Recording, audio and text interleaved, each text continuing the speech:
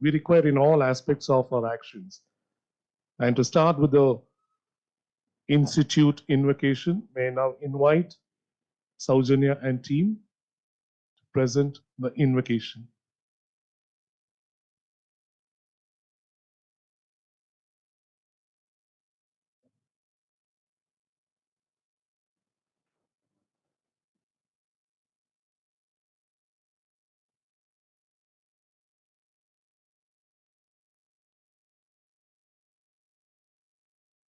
यं शैवाः समुपासते शिव इति ब्रह्मेति वेदान्तिनः यं शैवाः समुपासते शिव इति ब्रह्मेति वेदान्तिनः बौद्धाः बुद्ध इति प्रमाणपटवाः कर्तेति नैयायिकाः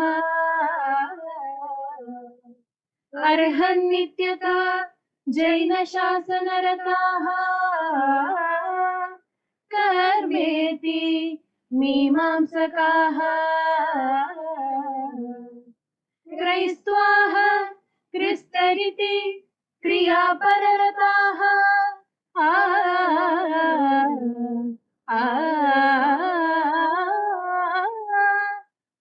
अल्लेति महम्मदाः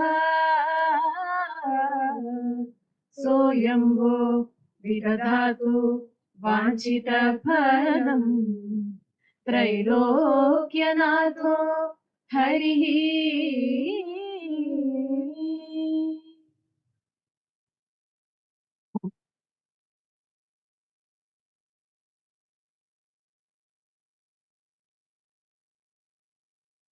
Thank you, choir, for creating a graceful spirit of serenity amongst us. The commencement of our gathering today is marked by a cherished tradition. This ritual, steeped in profound symbolism, which represents our ascent from ignorance to knowledge, from a chaos to clarity, and to mark the auspicious beginning of this conference, let us invite all our dignitaries on the dais to illuminate the hall through lighting of the lamp.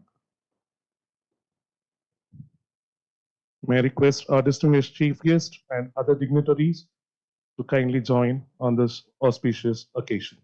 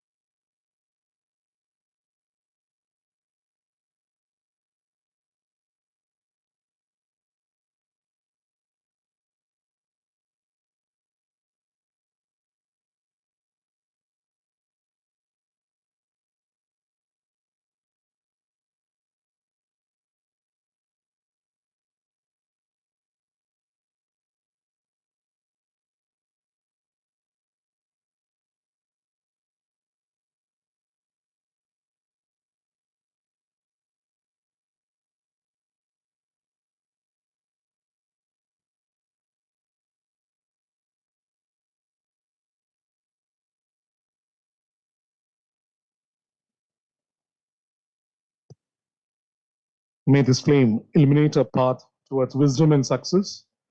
Thank you, esteemed guests and other dignitaries, for gracing this momentous occasion.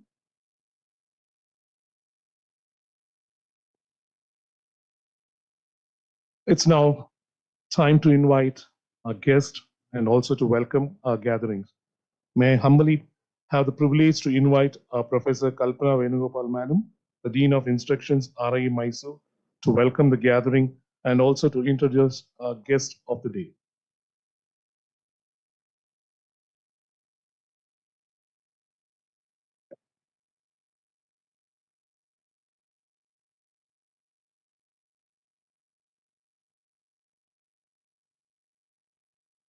Good morning, namaskar to each one of you here. This is a beautiful season in Mysore, and to have a conference at this time, both the weather outside and the weather inside is just optimal for a good academic deliberation such as this.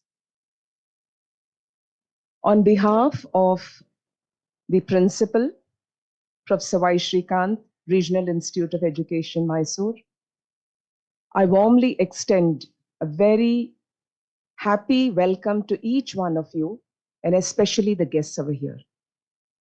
I'm also happy to tell you that the Director NCERT, Professor Dinesh Prasad Saklani ji, who's in Delhi presently, and the Principal, Professor Yagnyamurthy Shrikant, who's also the patron of this conference, is in Delhi presently. And I am happy that they are also joining this. On behalf of all of us at RI Mysore, I extend a respectful welcome to Professor Lingaraja Gandhiji, Vice Chancellor, Bangalore City University Central College Campus of B.R.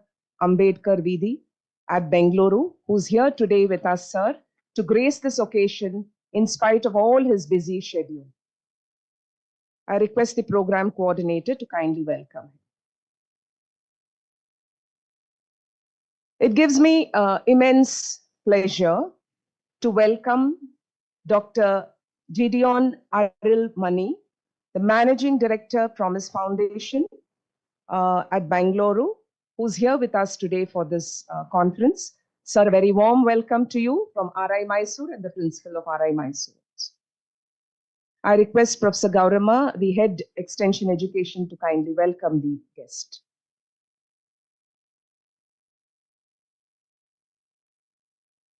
It's indeed a pleasure to have amongst us a very senior person like Professor N.K. Chadda.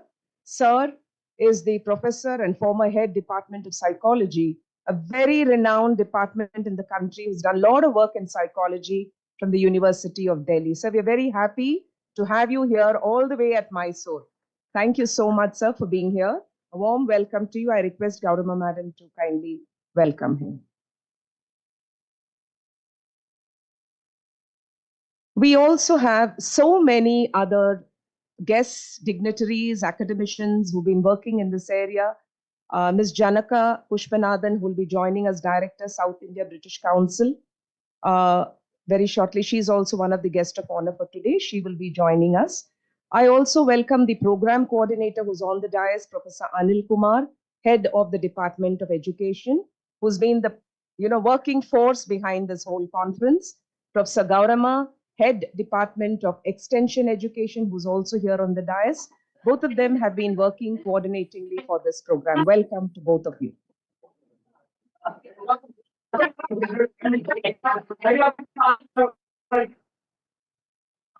We welcome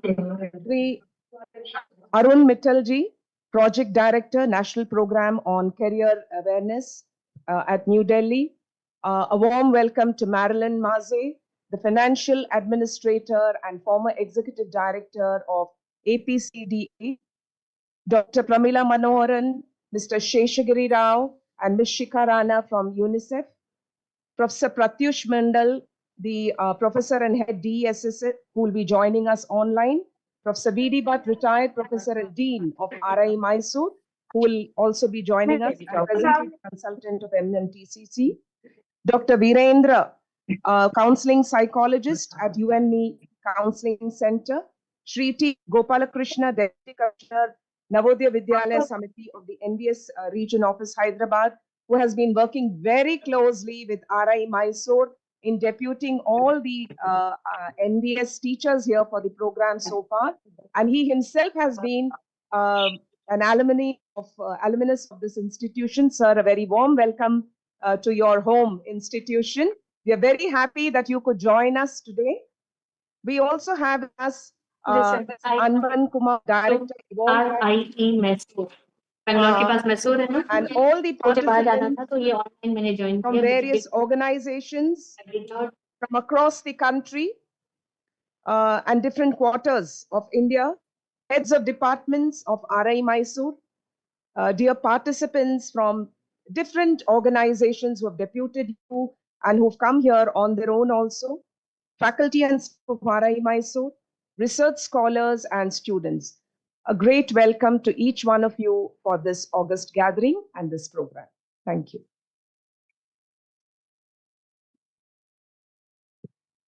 Thank you, ma'am. There's been a slight changes in the introduction of the guest that will be carried on later on. I apologize for that.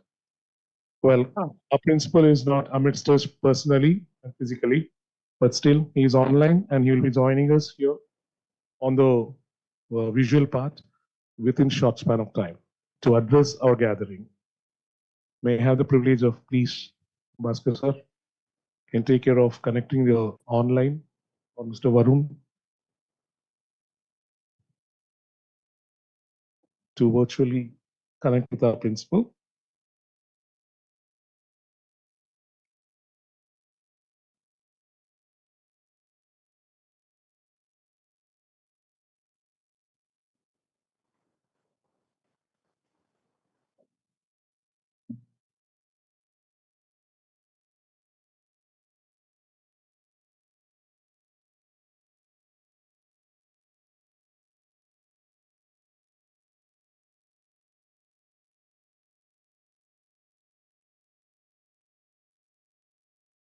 Right.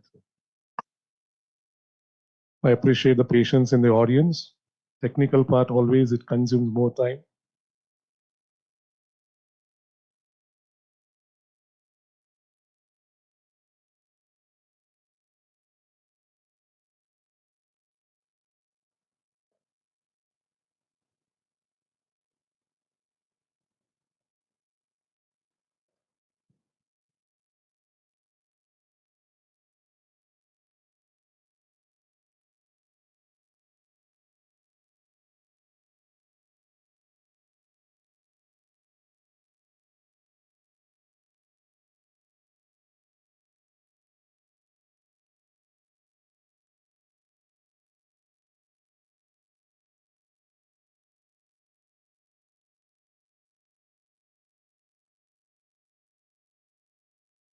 Okay, I think we'll have the address by the principal back later sometime.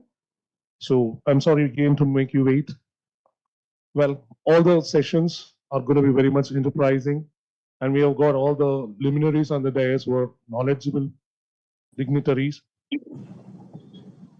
So I'm sorry, there's again a changes. Sir has just joined, and he'll be here to address our gathering on this occasion. Sir, is it audible for you, sir? Good morning, everyone. Can you hear me, please? Yes, sir. Very much so. Yeah, thank you. Respected Professor Lingaraj Gandhiji, the chief guest of this program, Dr. Arulmani, Dr. Chedda, Ms. Pushpanathan, participants, colleagues, and those who are present physically and virtually. Good morning to you and a warm welcome to you all from Delhi. Very unfortunately, I had to be here in Delhi for, starting a new institution. The Ministry of Education, the Ministry of Finance, Niti Aayog, etc. are having a meeting, and I'm being called here. So that's why I'm not there physically, and I feel very sorry for that. This is a very important conference. I believe that we as a team, have worked for this conference, and all my team members are there, and they've been effectively managing the activities over there. When it comes to this conference, we all know the importance of, career opportunities, especially for our children in the 21st century. And these children who are going to be there as adults during the middle of this century, they require a very different kind of approach when it comes to learning, teaching, assessment, and also the kind of nurturance they require is completely different. Because we know that technology has made interventions all across, including the school education. So when it comes to school education, normally people believe that... am I audible? Yes, sir. Clear, sir. It's okay.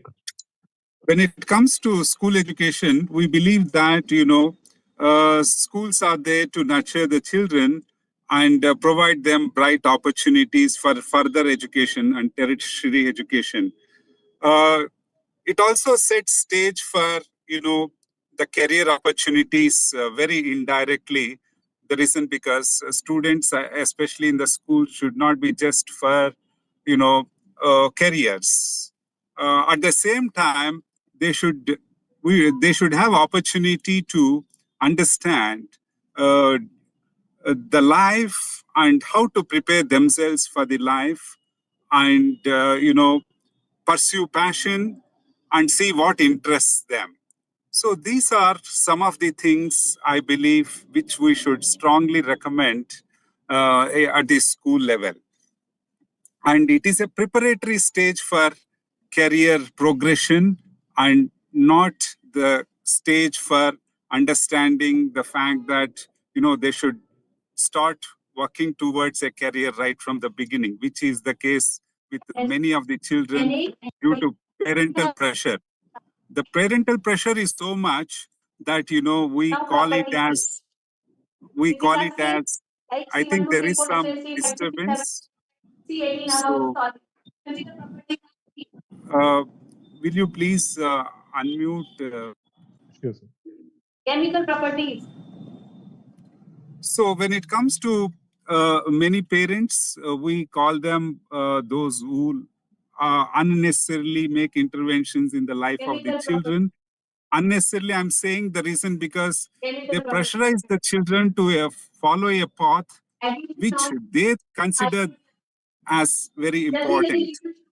So this kind of pressurizing leads to hijacking the children to pursue careers which they may not be interested in. Okay. May I request the people to unmute those who are like, there is some try to do noise. it. We'll take care of it, sir. Yeah, when it comes to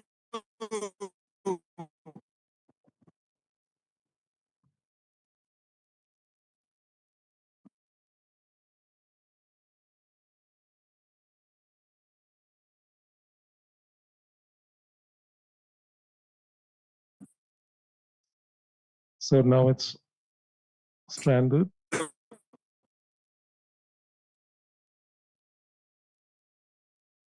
So there is some internal parental technical glitch. pressure, we know how much it is, especially with educated parents.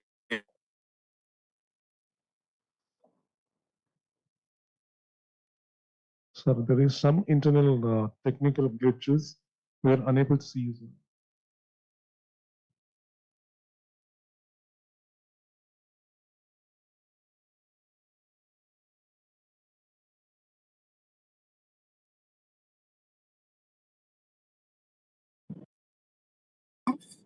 Can you hear me? Yes, sir. Yeah, thank you. I'm sorry, I'm traveling to the ministry and that's why this disruption. So I was talking about how parents, unduly influence their children, and this is unwanted, the reason because it fails to protect the interests of the children, which is very important and which should be considered as the top priority, especially in the careers of the children. And careers are constantly and significantly changing with the advancement of technology. And we should also see to it that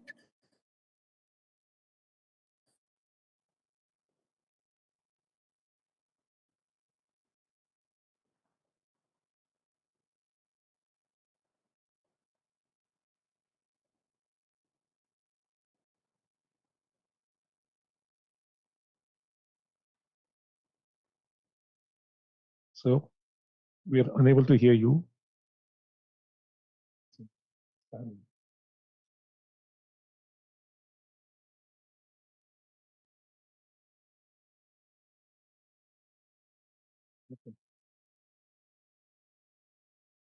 Okay, sir. I'm sorry. And also at the same time, I appreciate your patience again. So I think Sir may join a little later as we can proceed with a further day's event. Now moving across, it's our privilege that we have amidst us the luminary from the Directorate of NCERT so of Delhi. Sir has joined. 2 minutes I'm really sorry that this disruption is troubling everyone. So I do not want to take a long time. I just want to conclude. Before I conclude, I would like to only say that this is an opportunity for all of us to meet, interact, and exchange our views, and also work for certain recommendations and suggestions which will be taken up seriously both at a state and national level. And that way, this conference should lead to some fruitful outcomes which should be practically useful, and not only to the practitioners but also to the policymakers. I especially thank Professor Lingaraj Gandhi, the Vice Chancellor of Central University, Bangalore, and also other guests who are present here. And I also really applaud my team consisting of Professor Anil, Professor Kalpana Venugopal, Professor Gauramma, and all others who have been relentlessly working towards the successful organization of this conference. Thank you very much, and I wish you all the best. Thank you. Thank you, sir. Sir had been given a highlights on many number of things and recommended for the upgrowth of all the children. I wish that we all will stand and follow that what Sir had updated us. Anyways, as I said, I apologize for the changes in between. Well, amidst us, we have the luminary from Delhi who is the director of NCERT, who is none other but our Professor Dinesh Prasad Saklani. May I invite Professor Anil Kumar sir to introduce for our guest of the day.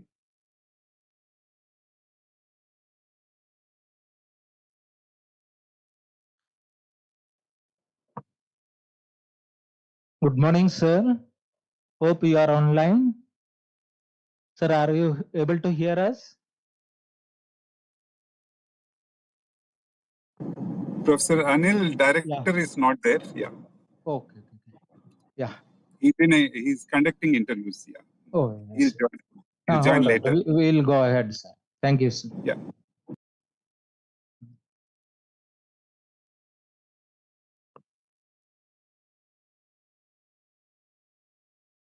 So thank you. We'll be joining.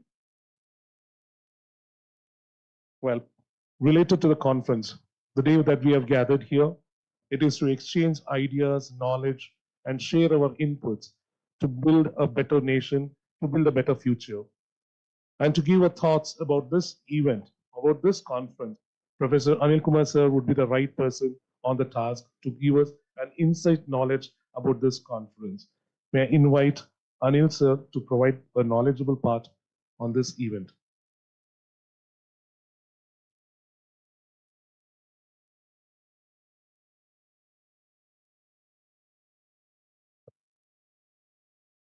A warm good morning to everyone present in this call. Honorable Vice Chancellor of Bangalore City University, Professor Lingaraj Gandhi ji, sir. Professor Yagnamurthy Srikanth, our Principal Director, NCERT, the guests, Dr. Gideon Arulmani, Professor N.K. Chadda, Ms. Janaga Pushpanadam, Sri Arul Mittal, Dr. Sri Virender, Sri Gopalakrishna ji, Dr. Marilyn Mays, who will be joining online. I hope she is there. Dr. Pramila Mohan, Madam, are you there? Okay, they would be Yes, joining. I'm there. Yeah, please. And Dean of Instruction, Professor Kalpana Venugopal, and in charge principal of today, Professor I.P. Gauramaji, Head Department of Extension, and also our special invitees from UNICEF India office, and also other dignitaries present here, Hotel Anban Kumar, Professor V.D. Bhatt, other delegates, participants, students, and our staff, and also my colleagues of this institute. At the outset, let me also extend a warm welcome to all our guests and invited speakers on the dais as well as off the dais, and delegates, participants, scholars, students, and all present in this particular hall. As Professor Kalpana Venugopal has told, Mysore is a calm city, cold city. The weather is also pleasant. People are also like that.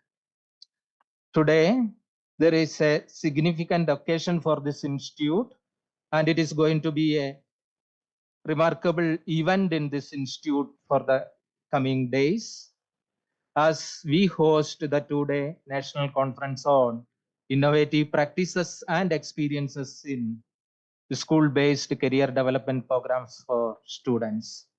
Perhaps such a conference is a unique one, and I would be able to extend further that it would be the first time happening in India, particularly for school students. We had many career development programs, particular for those who are in the career. All right, and last year I could see that the STG University Haryana had conducted, but all of them were for the people who are already occupied various positions in their life. But this is one we are organizing for preparing our future children for their career as well as for their life. So that is how I tell that it is a significant event which is happening in this hall of an RIE NCERT. You could see that this conference is further unique because we were able to gather many eminent personalities, both nationally and internationally renowned, under the umbrella of NCERT, RIE. Thanks, Sumit sir, you have joined just now. All right, please take a seat. This platform again, join various career theorists, policymakers, practitioners, researchers, and people from the government as well as non-governmental organizations. They will be focusing on how do we manage to the crucial problem of career selection and preparing our institutions to make them for the labor market, or how do we send them as career ready when they come out from the schools and institutions. Let us also discuss about what is career development. As you all know that this particular aspect has been neglected for a long time. Both educationalists as well as the psychologists in our country and even abroad also is not different elsewhere also. You can see that our national policy on education has stressed that the education is for holistic development. And that is the cardinal principle NEP focuses on. So beyond physical, emotional, cognitive, social, moral, and value development, career or vocational development forms an essential aspect of our human development. Career development encompasses distinct developmental tasks including career maturity, which an individual will demonstrate at various stages of his life, whether he is a child or a adolescent or a young or an adult or even an old age. This is what we need to focus on. Our career guidance and counseling is now not only for the children, but even the people who are about to retire or who are nearing retirement also. In India, career development and career maturity have been focused by providing inputs of career guidance and counseling programs in schools, which has been the major focus of various school counselors. But we do have a dearth of various counselors in this nation. We do not have a regular counselors, school counselors post in most of our states, except the Delhi administration schools. Wherever it is there, it is an ad hoc arrangement. You know that when we make ad hoc arrangement, what happens also. Thanks to RMSA interventions, which has been further continued in Samagra Shiksha, a certain attempts have been there, but again, they hire the people.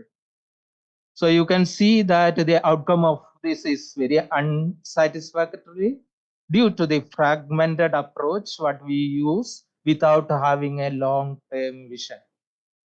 Further, as I said that the barrier is the shortage of professionally trained counselors. The National Council of Educational Research and Training has been making various efforts. We would further put it to state like that pioneering efforts in the country by introducing a diploma in educational vocational guidance during the year 1960s. It has continued its efforts for a longer time, and now also it is continuing, and the diploma now is called Diploma Course in Guidance and Counseling, in short DCGC. We also find some similar attempts by government organization, NCERT, and many other state councils of educational research, but more we will also see that other NGOs are also a good partner in making this event as or providing the guidance to the needy children. When we trace back the history of guidance movement, you will see that it has started the early years of 20th century, thanks to the pioneers like Frank Parson, Ginsberg, Aniro, Holland, Krumbolz, and Donald D. Super for their foundations, theoretical foundations, laying for the better of each individual's career development and career maturity. Super's words remains relevant till today. What he has told us in quotes, without the knowledge of development and vocational maturity or career maturity, there can be no such things as genuine career education or career guidance. This shows the importance of professional training and preparing individuals to train our further children. Dear colleagues, this problem is not only India, as I told, it is a global scenario also. As we know that the landscape of education and job or the labor market is changing. Even OECD, Organization of Economical Cooperation and Development, they mentioned in 2020's PISA, I think, Program of International Students Assessment, many of you will be knowing. When they analyzed the result, they could see only, because they are all from well-organized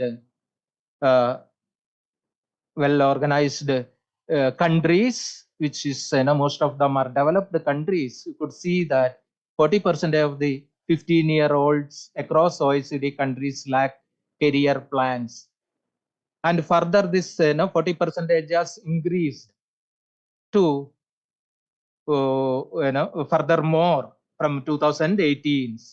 So it is again affecting their long-term employment outcomes also.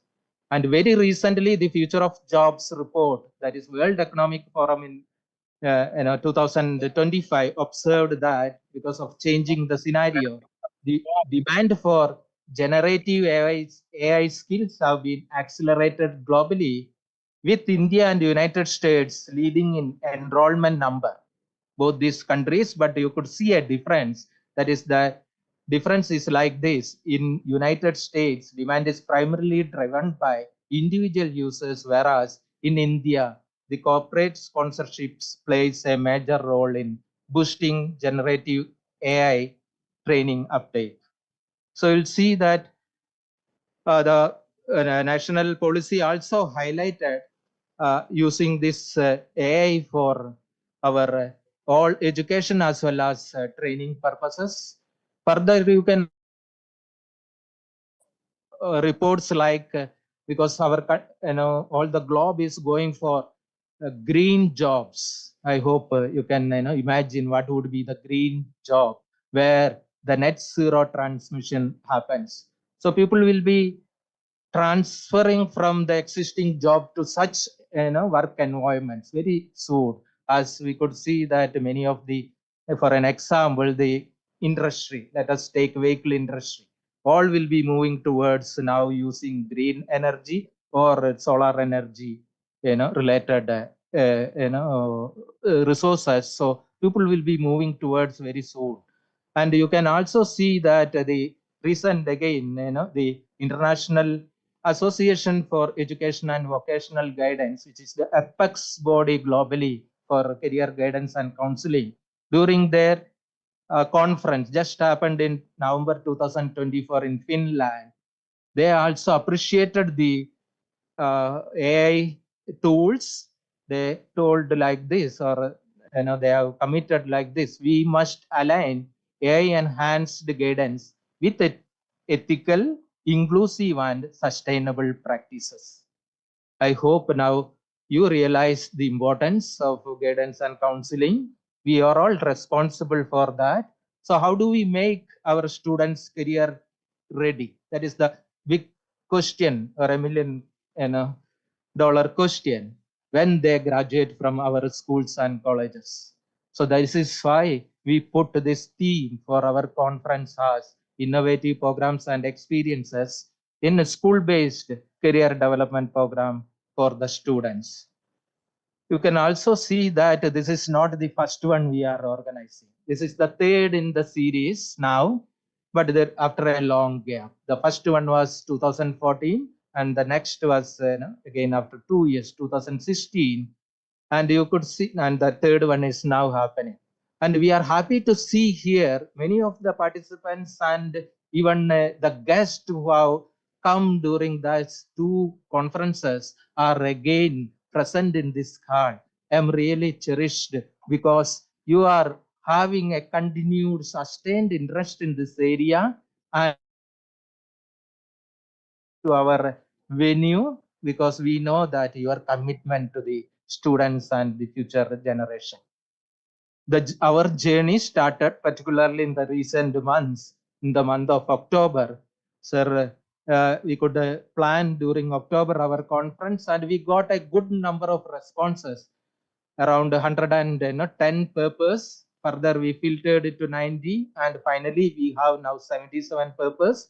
Out of that, 67 will be oral and 10 for paper presentation. Oral will be sometimes, some of the papers around 20 are online also. Thanks to the screening committee chairpersons, Dr. Kalpana Venugopal and IP Gauramakutai upholds to those two people who did an amazing and vigilant job of screening the papers. As you all know that there is a threat to the academic honesty now due to the emergence of AI. I think we need to be more cautious while selecting papers for any conferences and also for its publications. Friends, the journey has now reached to the final destination. I hope this 2 days conference will be inspiring all of you through various intensive deliberations, yielding practical and valuable strategies for the career development of students. Let me conclude. I extend my gratitude to Honorable Director NCERT and beloved Principal Vice Regent sir for extending their support, and also all my colleagues for their dedication, and our esteem. I would take a special privilege in acknowledging their contribution. You could see our what should I say, WhatsApp messages for 3 months. I can say that you can write a small book. All right, that many communications with our guest, and I'm really happy that you made it possible to sit in this hall and address our students. I also thank our Vice Chancellor also. I think, sir, from the busy schedule, he could make it possible. And sir, I am extremely sorry that our host, Vice Regant sir, is not in station. But anyway, he could do it online. And other members who are from our international agencies, like we consider them as well-wishers.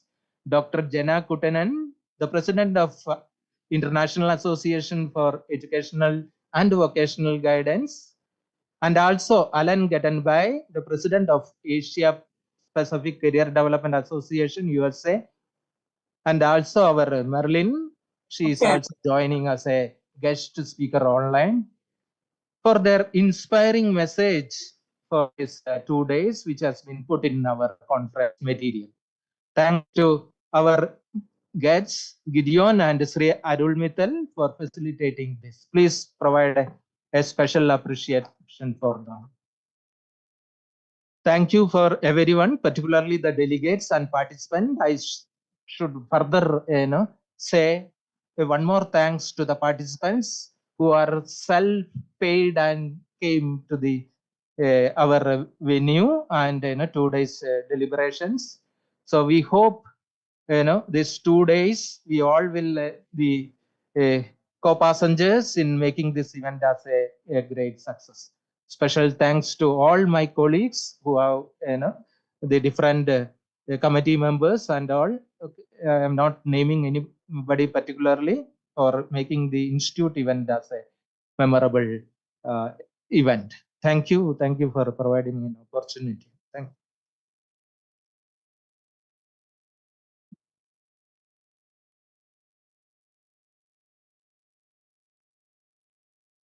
Thank you, sir.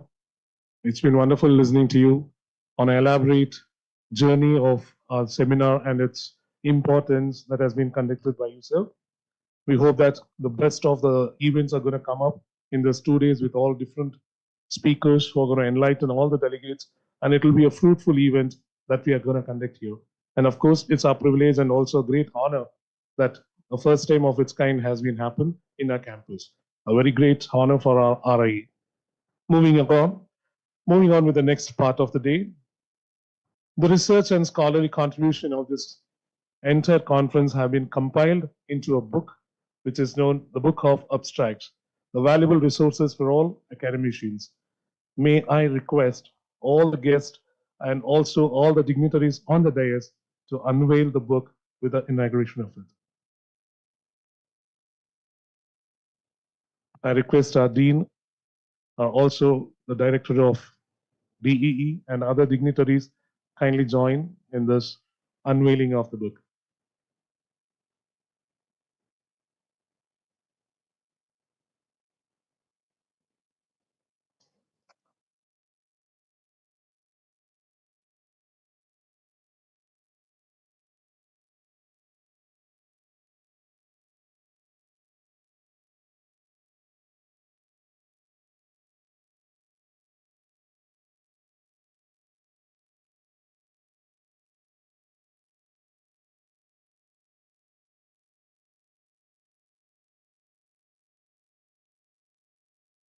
Thank you, sir. Thank you, all the dignitaries. I'm once again giving a sweet trouble to our Dr. Anil Kumar, sir, to introduce our guest of the day to all of us gathered here.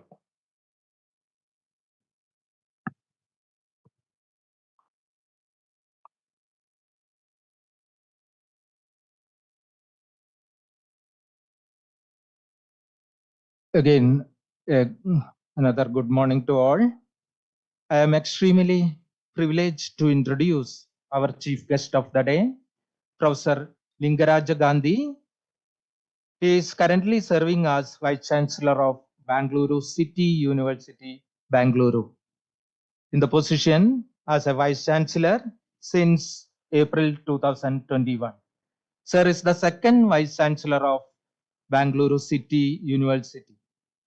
With a robust academic background, he earned his PhD in English from University of Mysuru, where he has also completed MA and BA in English, Journalism, Public Administration.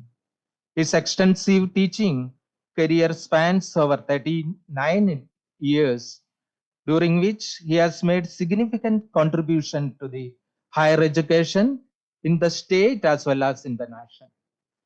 Throughout his career, Professor Gandhi sir has held various administrative positions, including Registrar of both Karnataka State Open University and University of Mysore.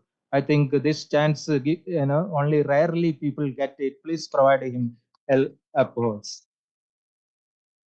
He has also served as the first registrar evaluation at Bangalore Central University, the old name of the new Bangalore City University, where he introduced the governance in examination management and automated the entire examination management system. His leadership as Registrar of University of Mysore has facilitated the NAC re-accreditation process and the development of training programs for faculty and staff, that is academic staff college director. He has been holding the post for a longer period. Professor Gandhi's research interest encompasses post-colonial literature, Commonwealth literature, and English language teaching. He has authored and reviewed around 81 national and international articles and course materials focusing on Indian writing in English, exploring themes and prominent authors in the field. He has also authored 5 books in allied subjects such as journalism, society, culture, and higher education. He has participated in about 319 conferences, seminars, and workshops, and various paper presentations also.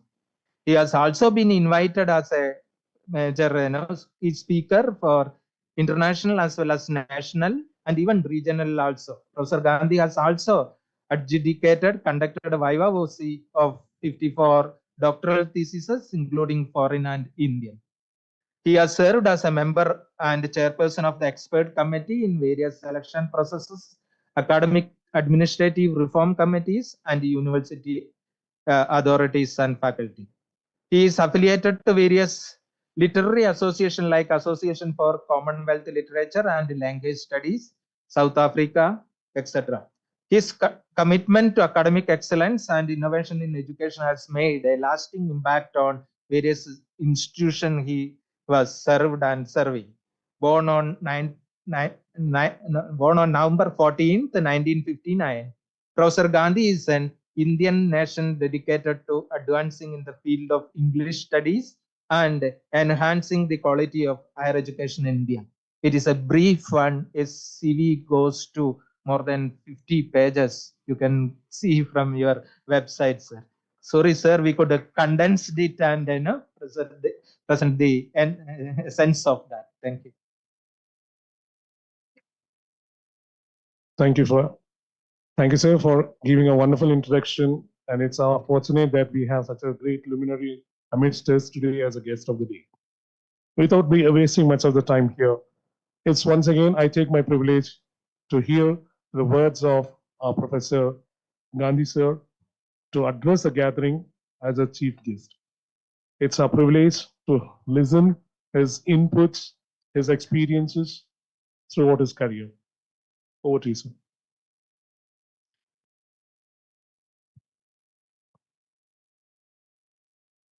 ಎಲ್ಲರಿಗೂ ನಮಸ್ಕಾರ. Namaskar, good morning to one and all. Respected guests on the dais, Professor Chedda, respected Principal Professor Y. Jain, Srikanth, who joined online, the Vice Principal, Professor Kalpana Venugopal. Other organizers include Dr. Anil Kumar and Dr. Gaurama. And another important guest, Sri Gilden. And there are guests of honor also joined online. Janaka Pushpanathan of British Council, and we have very long association with British Council from Bangalore City University, and director of NCERT is also online. All the resource persons, participants, the students, researchers, and invitees. At the very outset, let me take this opportunity to congratulate one of the most important institutions, a reputed institution, RIE, the respected principal and his team for this wonderful initiative in organizing the conference of this magnitude on a very significant theme, innovative practices and experiences based in school-based career development programs for students. The theme of the conference is of global importance, not just national or regional importance. Dr. Anil Kumar, in his elaborate introduction to the purpose, the intent of the conference and the theme, has detailed so eloquently the import of it, the significance of this theme. Rethinking education, revisiting education, revamping education, and rediscovering education today in the globalized world, where the world is interconnected, the multi-connected. In such a globalized context, education, especially the school education, had to be rediscovered, revisited. And this is high time that NCERT, RIE, Mysore, thought about it. Nearly 6 months preparation, very elaborate preparation, inviting papers on the major theme and the sub-theme with respect to school education, career development, career guidance, which we were not talking about in the school education system. I'm into higher education system for 4 decades. It is my 43rd year, both as an academic, researcher, and administrator. Career guidance and placement, employability, vocational education, value-added education, skill education. These have been the focuses for at least 3 decades now, since 1990 especially, 1986 onwards. With LPG era, liberalization, privatization, and globalization, which began 3 decades ago in the early 90s, late 80s. But here, after years, we are talking about the career building, career guidance, career counseling, professional development for the students of school children. What necessitated us to dwell on this subject as a community, academic community, engaged in school education, which is very, very significant. And we cannot wish away the career development, our career guidance. At the same time, we all know that this is not the age to think about career. Career in school.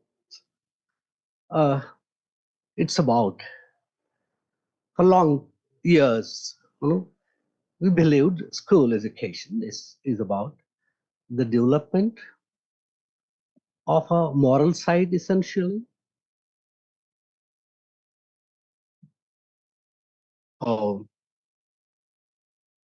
We all, including you, the participant there, we grew up studying curriculum, textbooks, syllabus,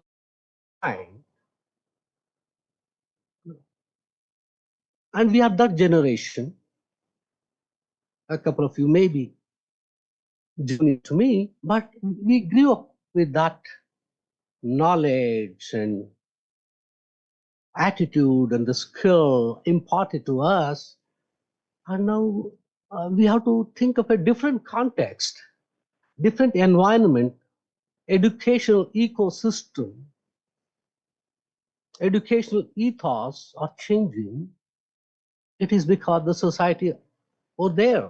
It is not just the society here, the global society, to the global community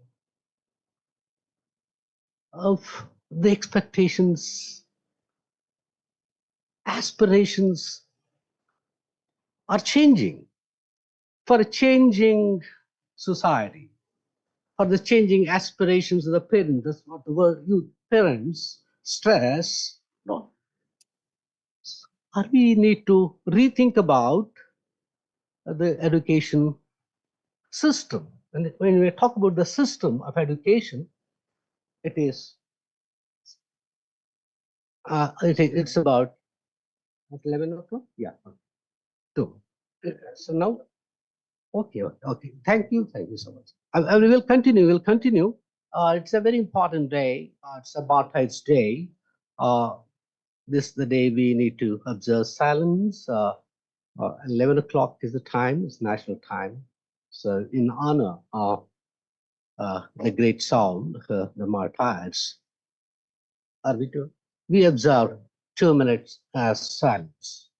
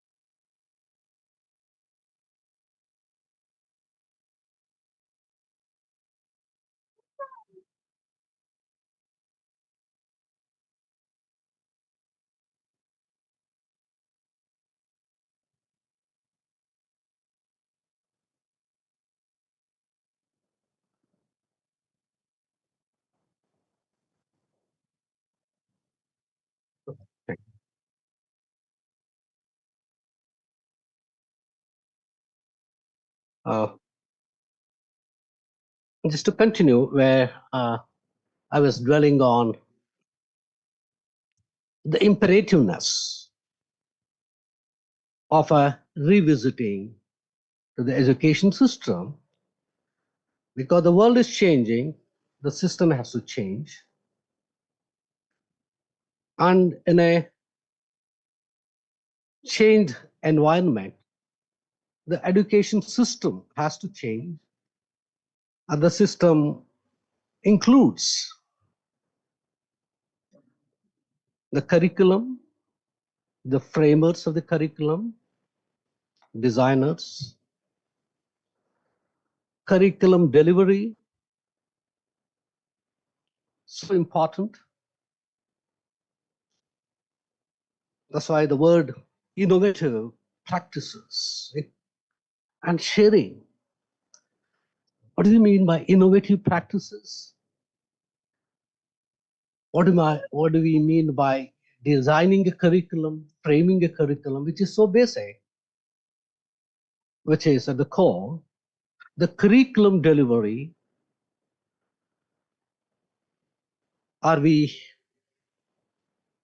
This is also for self-discovery as a teaching community.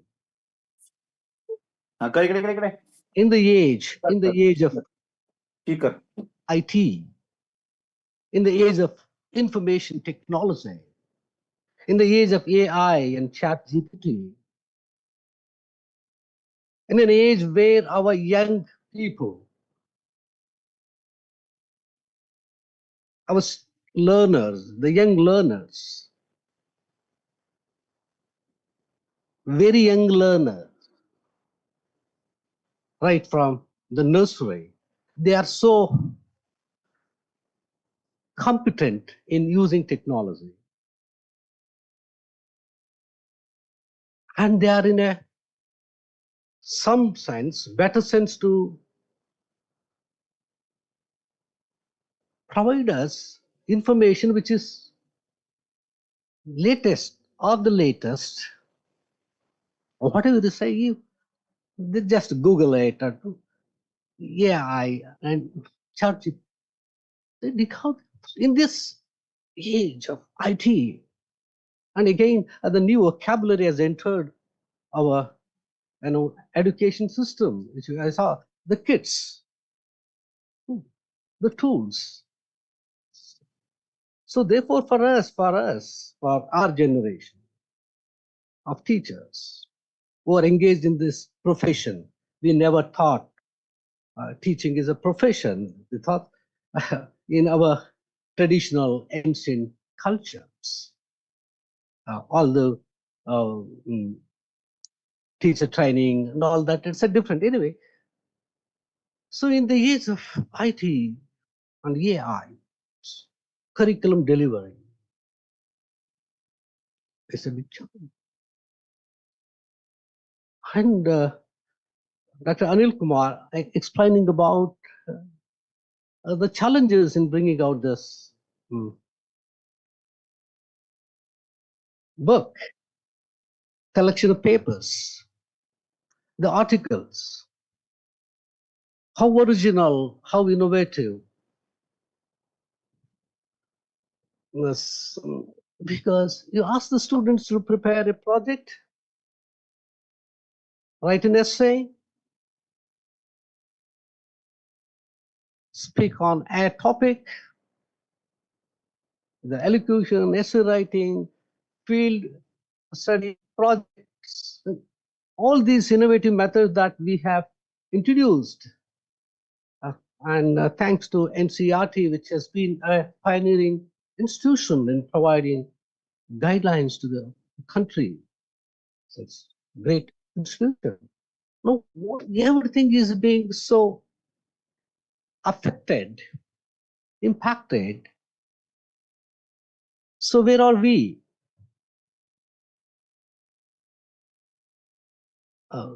So therefore, as a community, for open thinking. So finally, yes, innovative practices important. Career is important.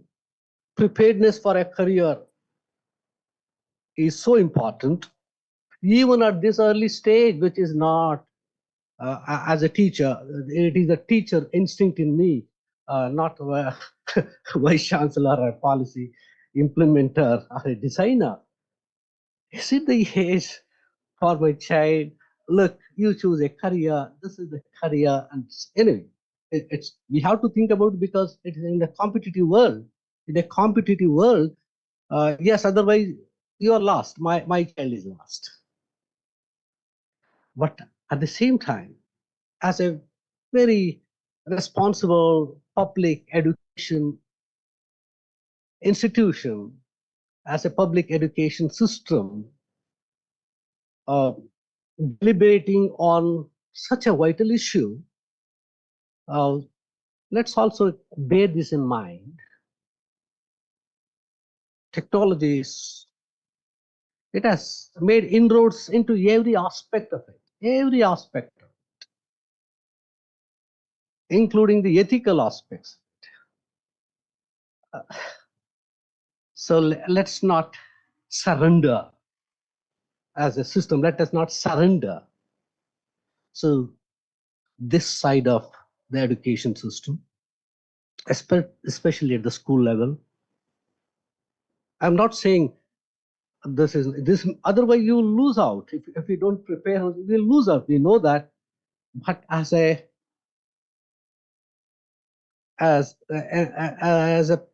people of this ancient country, imbibing, inheriting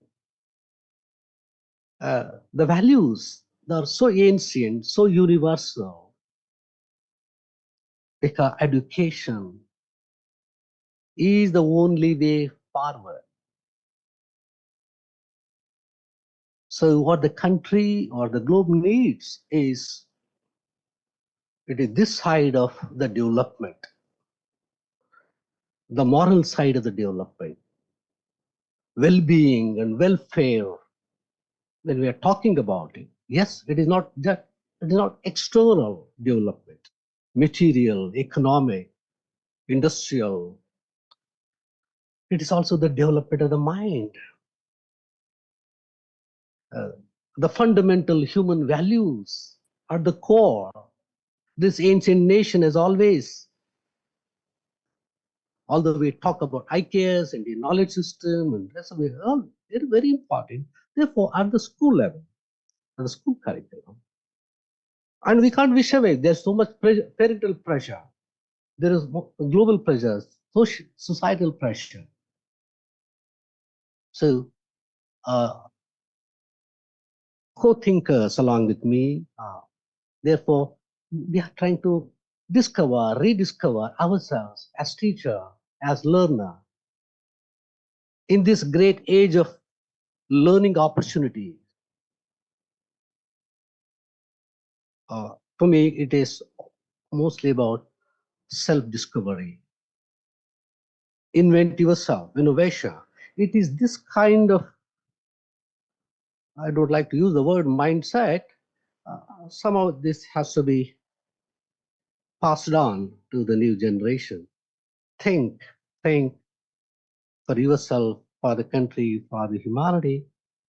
Choose whatever profession, whatever career that you choose. And the job roles are so different today, and I'm obsolete in talking about the new jobs and how much to prepare them for what kind of job. And jobs are changing, and because the industry is changing, the needs are changing. So it is about it's about the different preparedness that I'm talking about. I'm implying about it. So NEP 2020, in fact, I'm one of the leading universities in India to implement NEP 2020 in my university, Bangalore City University. I shared this experience for 3 years across the country, even internationally, as part of NEP, where we were forced to collaborate with industries, with service organizations, NGOs, national, international institutions.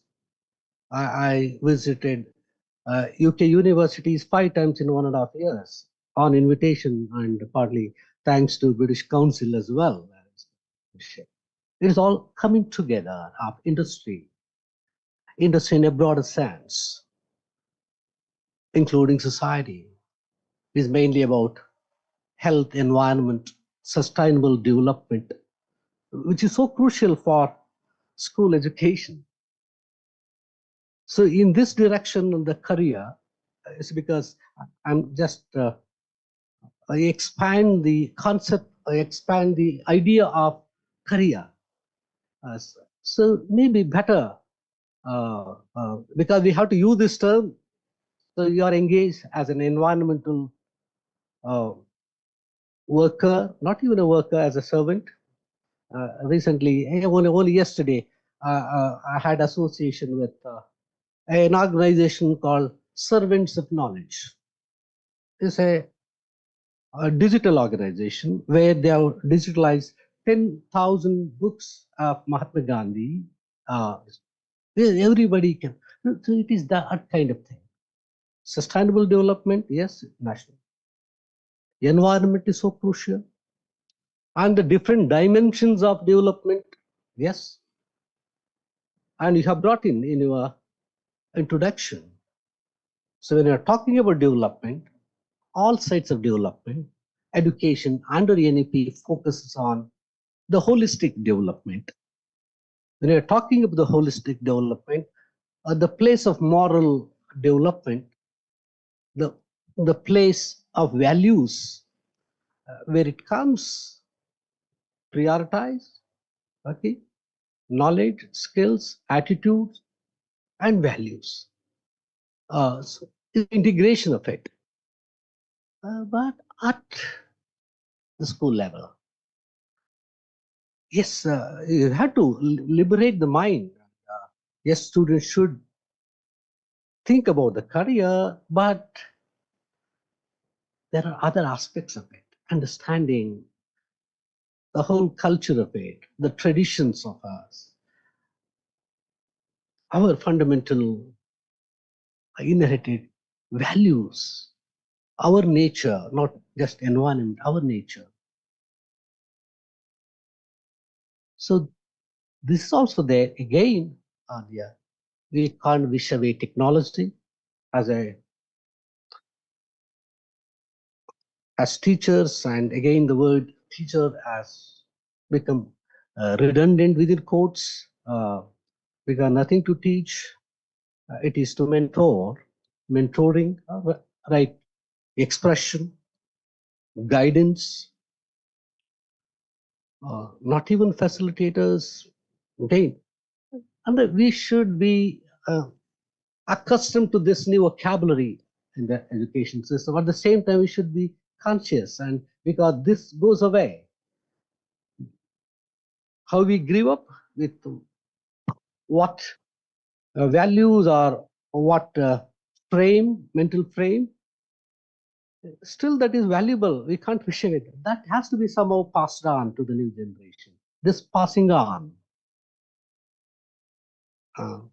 So therefore, as teachers, we reinvent, rediscover, reflect, retrospect, introspect. And at the same time, we can't wish away what's happening around technology. These words. I'm sure these papers written by the people with minds and hearts, not just the practitioners. Again, this word practitioners, again, these were not, they were not used in the education system. Well, there have been a lot of investment in it, within quote, investment in it, thinking in it. So in the age of information technology, where a lot of information available, again, classifying, identifying, connecting information is such a challenge. Therefore, all the new age courses like data analytics, data science, which I've also introduced recently in my university, AI and robotics and business analytics, and for all that, what is there to teach? Everything AI does. So therefore, there is also a rethink what best we could do. AI for AI, how to use AI, how discreetly, because the teacher has this sense of discrimination, in the positive way, sense of judgment, a sense itself. That sense should not be lost. Again, there are theorists, there are scholars like Professor Chedda, who are into psychology and very professionally, they have dwelt on it. I'm an outsider to this. I'm speaking from my experience. It may not be that great, as I'm 43 experience, both national and international. I worked abroad, taught in other universities for a couple of years. But when I remember my school, which is in a village, only 40 kilometers from here, there was no slate luxury for me. Chalk piece was a luxury. I used to use in the sand. I used to scratch, and the sort of hard rock is used, and slate somehow we got. And that was the situation for that generation. It is not exceptional. That was the generation. Yes. So what? No electricity, no schools, walk 5 miles one way to, at the age of 11, to go to 5th standard. No, that used to be. And therefore, I always rethink how I could be. There are so many who couldn't become. And not that I have risen to the heights. It's possible. It is that as we have to identify. It is that quest, that urge, whether it could be imparted, imbibed, should. So it is this which becomes so important. So this wonderful coming together of policy designers, policy makers, teachers, practitioners, and also startups and innovators. And there is a lot of entrepreneurship is involved in the system here. A lot of entrepreneurship. It is enterprise. Education has become enterprise, a very big enterprise. And much part of the education, school education, is imparted not through the public education system, it is through enterprise. It is through private. And in a country where we had Vidya Danam, education is a not for profit system, and it is becoming an enterprise. It is for a profit system. And we can't wish away that. But at the same time, you cannot ignore its own values. So in an enterprising world, where much of it is transacted through collaborations, partnership with the private, again, the word private, because for education cannot be public-private. Again, I also understand that. It is good education. It is more than the quality education is the relevant education. It is an education of values which are so vital. May I take two minutes to conclude, madam? I just want to know. Do you have my time? I am asking Mr. Anil Kumar. Do you have some time, 2 minutes to conclude? Because, yeah. So because there is sort of cross-examining. Okay. So as teachers, it is this side which is so vital, and this coming together of all of us for a noble cause, for a great cause of education of our children, or the future of the society, not just Indian society, of a global society, is so important. And this initiative is being taken by the most reputed institution, RAE. I really commend, appreciate the efforts and all those involved. So to get responses, very, very great job. There has been very consistent, sincere, genuine effort. You know, now publishing has become so, within quote, so scandalous sometimes, dangerous sometimes, because we don't know whom we are quoting, whom we are citing, with knowledge, without knowledge. What is original has become so. In a sense, I'm not saying it's I don't like to use the word dangerous, but we have to be so cautious all the time. So therefore, truth should not become a casualty in this at the same time. So we have done that because it's the public is a document. It's a public document, accountable, verifiable, and it is not only should be accountable, it should be credible. We have taken that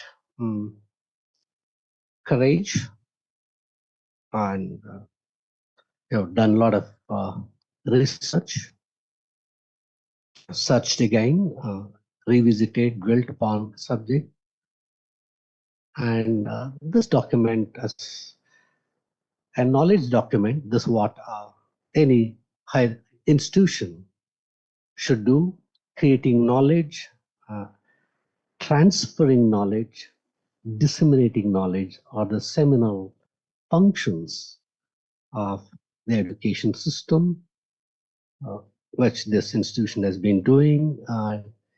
You all have joined hands in it. Really great in this age where very, very easy to search, surf, and it is not about that. It is about connecting. It's about relating, integrating, and it is about dwelling on subject, which this is valuable inputs. It records what's going on around, where we are, where we have to move ahead. It's not just about the criticism, it's about critical thinking, critically valid. We can't wish away what's happening. We can't be blind at the same time. And we should not shy away from saying what should be told. And this is what finally a teacher about, to tell the truth. Tell your mind, tell your heart. The intent is very clear. It is development. It's about well-being. It's about welfare of the humanity and the country. So it is to these core values education should serve. And okay, and this career guidance, career opportunities, career counseling. Again, the counseling is so important. Career, not in a narrow sense, a service. lot of avenues, opportunities to serve our environment, health sector, industrial sector, and technology is certainly for me a great bloom, great blessing. So vital. We need to again invent, reinvent, reform, but the society, the well-being of the society are the mind. So our education system should serve to this end, and we are the right community. We are the right community to do this. I think with these words, I would like to, before I conclude, let me just recall it may not be a statement of great, for a long time I cherished this. A great American thinker of the last century, William E. Ward, talking about the 4 kinds of teachers. Just not that it's very great, but for me, I thought we need to sometimes, cliches are so important. We need to repeat, reinvent. He said, there are 4 kinds of teachers: a mediocre teacher, and mediocrity has its own value. Mediocre teacher tells this happened, that happened. A good teacher explains why it happened, whom it happened. A superior teacher demonstrates, and this is what we do for everything: data, click, show, data, statistics, examples. But a great teacher inspires. What are the attributes of a great teacher? It is for each one of us to discover knowledge. Is it a great attribute of a great teacher?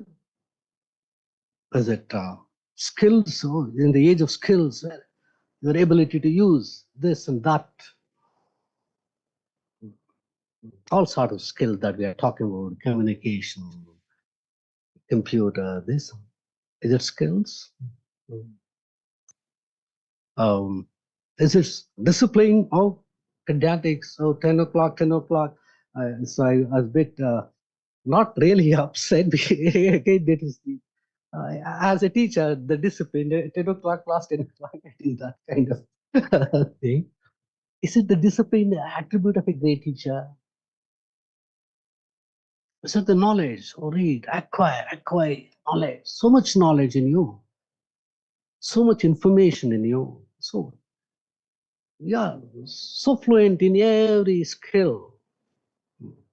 Life skill, soft skill, this and that. So disciplined. So scholarly. Our teachers were known for discipline and neatness, orderliness. Whether a classroom should be like that, punctuality. Or the appearance.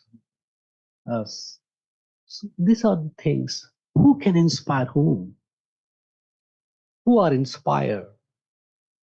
The achievers who are in very great position, whom do they remember? Whom do they cherish? The teacher who is so compassionate, kind, sympathetic, empathetic,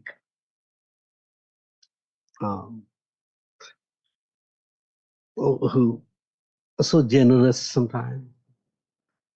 Is he going to be the inspirer? Or the one who is so critical about everything, not so rational? And therefore, it's about, I began with the expression discovery, rethink, rediscovery.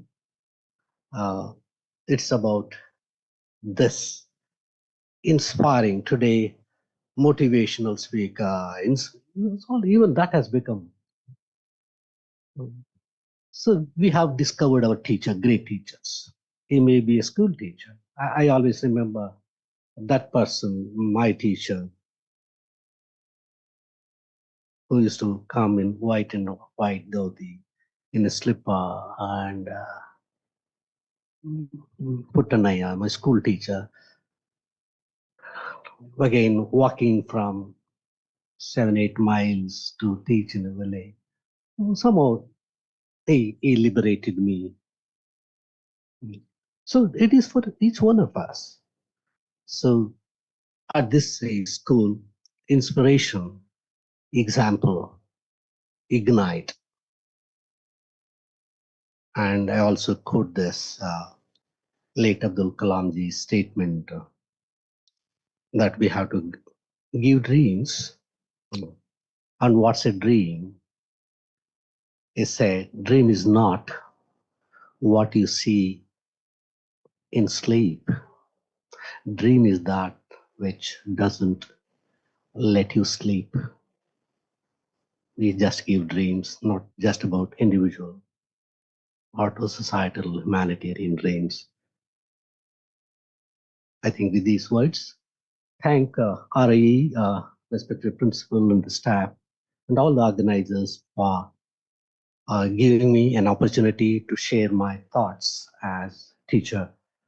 Thank you so much for listening. Thank you, sir. The words of enlightening, motivating, and anecdotes of the life experience, I think we all will cherish. We'll all keep our mindset that we need to introspect, we need to retrospect our own being as being a teachers. The role of our teachers are very much crucial in a nation where we are the builders of the society. And first, we need to inspire our children. So giving your own examples like how the students have become so much slaved towards AI, forgetting about their own innovations. Few years back, many of us do and did have a very sharp memories. Technology has started spoiling us. Technologies are making us lazy. We are unable to remember at least 6 digits of our mobile phones sometimes. I don't think anybody would refuse to accept it. But let me not just make you away with other things.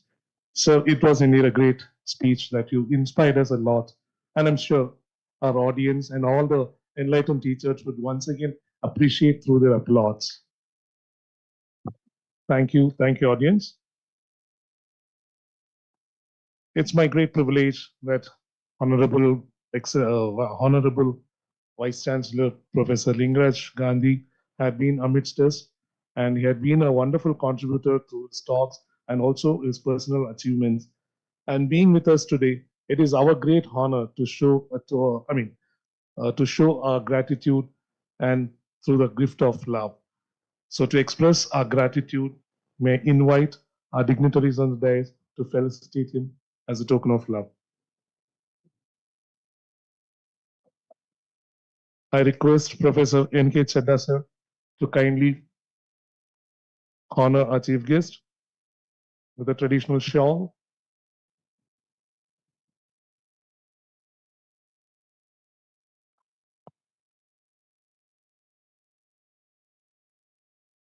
Thank you, sir. A small token of love from college. Thank you, sir. I request the audience to kindly give us grateful applause because we are coming to an end of this inaugural session within short span of time. Thank you, dignitaries on the dais.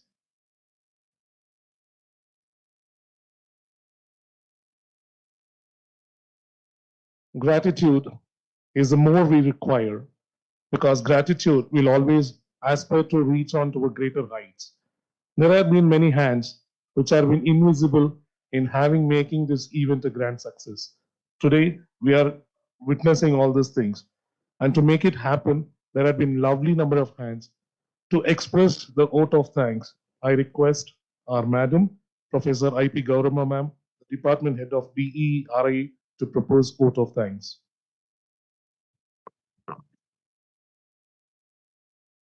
Thank you, Suchindra. A warm good morning to everyone. Ellarigu Namaskara. I am echoing the words of our chief guest, Honorable Vice Chancellor of Bangalore City University, Professor Lingaraja Gandhi, respected dignitaries, distinguished resource persons, esteemed dean, heads of the department, respected faculty members, dedicated participants, and dear students. Gratitude is a virtue that enriches the soul and strengthens the bond and elevates our collective spirit. As we draw the curtains on this remarkable two-day academic deliberation, it is with immense joy and deep appreciation that I extend my heartfelt thanks to all those who have contributed to making this conference a success. At the very outset, I express my profound gratitude to our esteemed chief guest, Vice Chancellor of Bangalore City University, Professor Lingaraja Gandhi. Sir, your gracious presence and inspiring inaugural address have provided the perfect direction for our deliberations for the 2 days. Your words have not only set the stage for insightful discussion, but have also ignited a spirit of academic inquiry among all of us.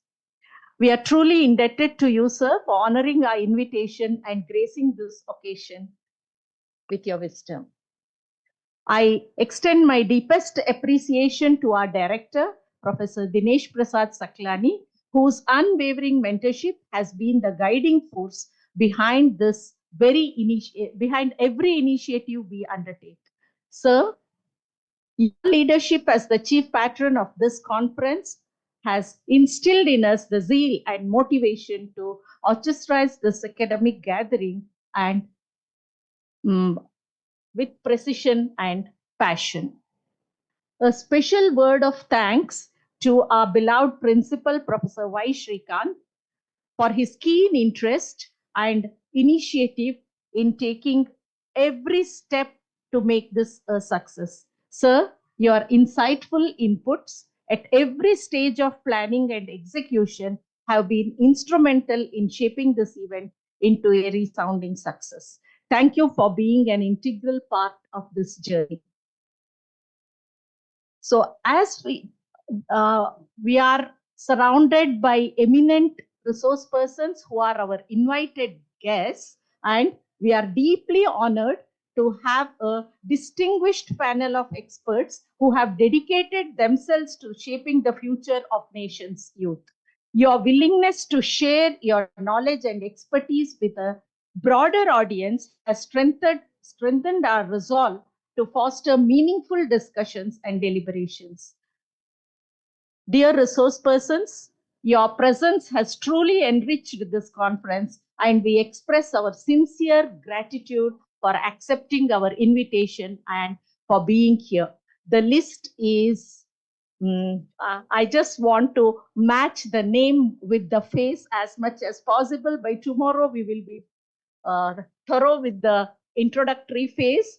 So, Dr. Arulmani of Promise Foundation, Professor N.K. Chadha of University of Delhi, Shri Arun Mittal, National Program on Career Awareness, Dr. Marilyn Mays, Asia Pacific Career Development Association, Dr. Pramila Manoharan, Education Specialist UNICEF, Mrs. Janak Pushpanathan, British Council, Professor Pratyush Mandal, NCERT, Dr. Virender, Counseling Psychologist, Hyderabad, Shri T. Gopal Krishna, DC, JNV Regional Office, Hyderabad, and also our special invitees, Shri Sheshagiri, UNICEF Field Officer, Miss Shika Rana, Miss Anu Thampi of British Council, Miss Anban Kumar, Evolve Lives Foundation, and Professor V.D. Bhatt of NCERT. So our heartfelt thanks to you, ma'am, Professor Kalpana Venugopal, Dean of Instruction, for being a constant source of inspiration. Ma'am, your generous contribution of time and wisdom has played a crucial role in the smooth conduct of this program.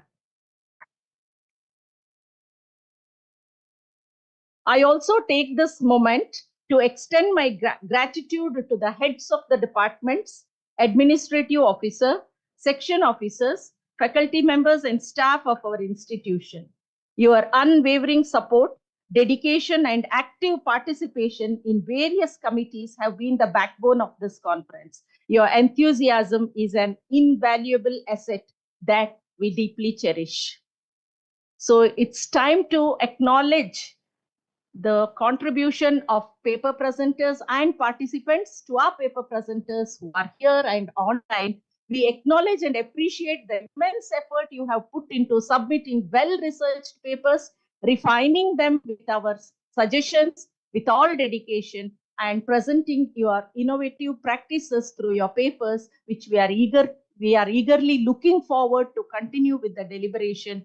All that you have done with great enthusiasm within the time given to you. So whether in person or online, your contribution have been the very essence of this conference.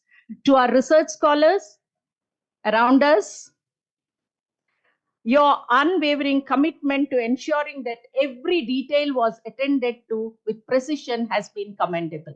Your support behind the screen has been invaluable in making this event seamless. A heartfelt thanks to our dear students, especially the volunteers, whose tireless effort, dedication, and willingness to step up whenever needed have been truly commendable.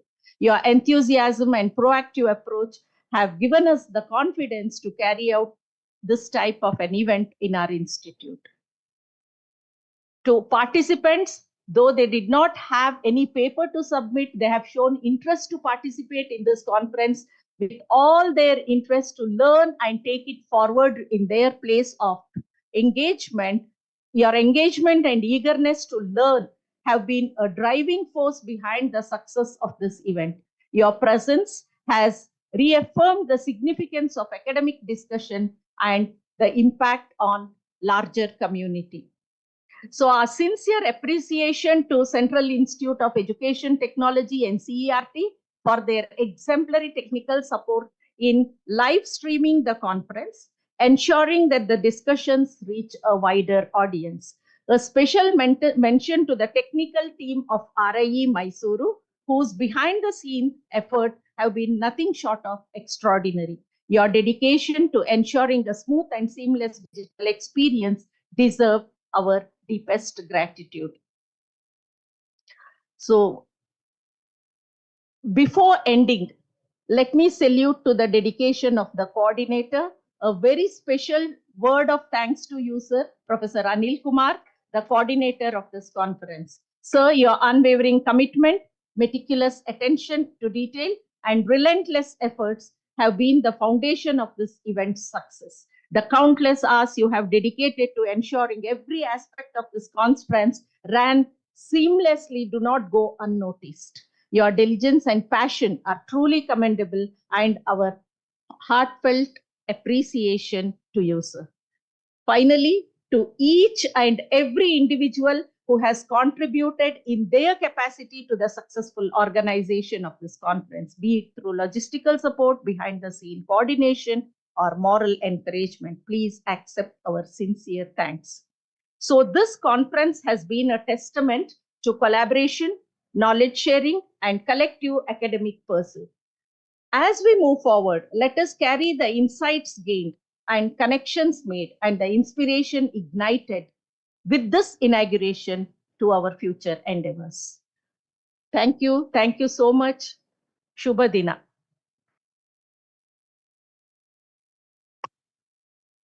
Thank you, ma'am.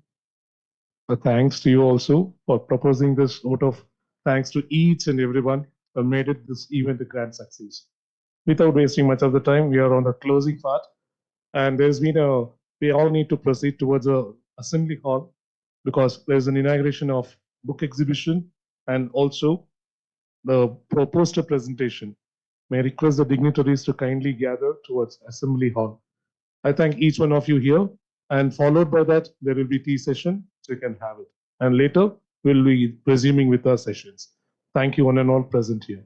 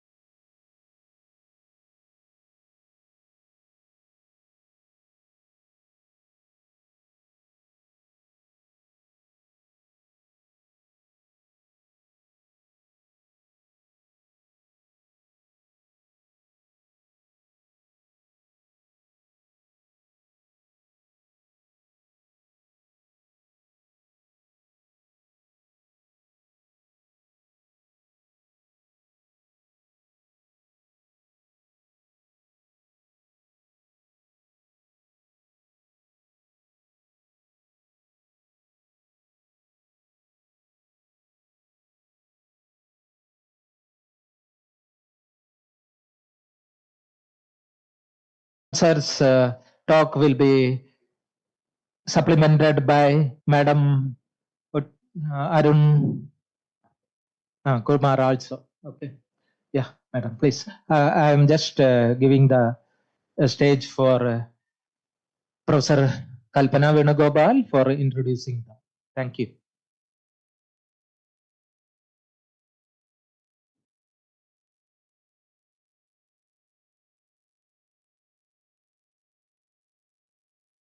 Good morning once again, and we begin the business right away after all the preliminary formalities that had to be done in the morning. And we have with us Dr. N.K. Chadda, who is the chairperson for this particular session. And we also have Dr. Gideon Arulmani, who will be the speaker, accompanied by Mrs. Otili Anban Kumar. To begin with, I'd just like to introduce the chairperson.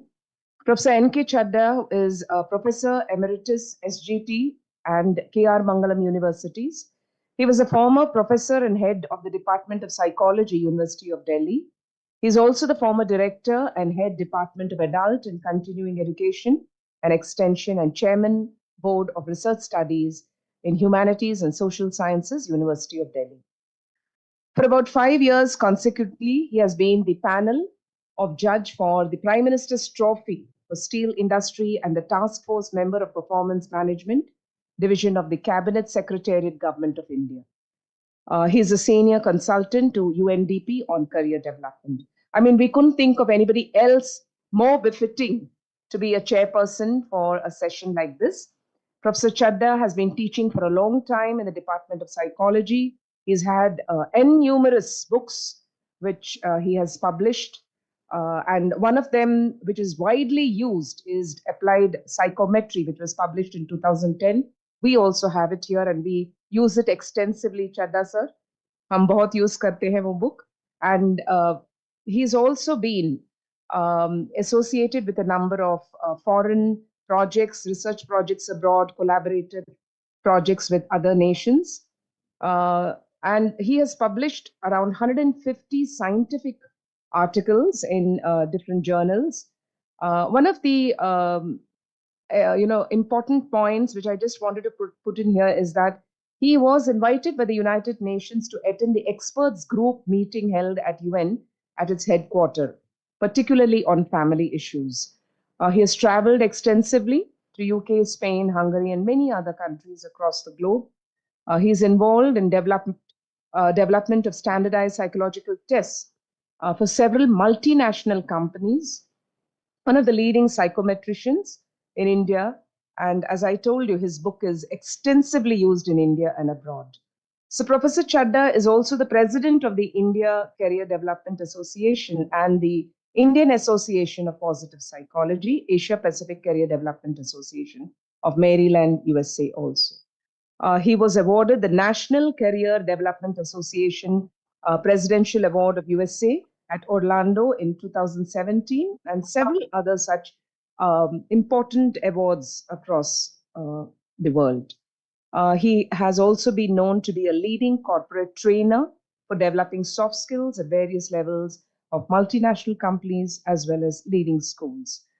Recently, he has taken the responsibility of being the president of the ICCA at USA.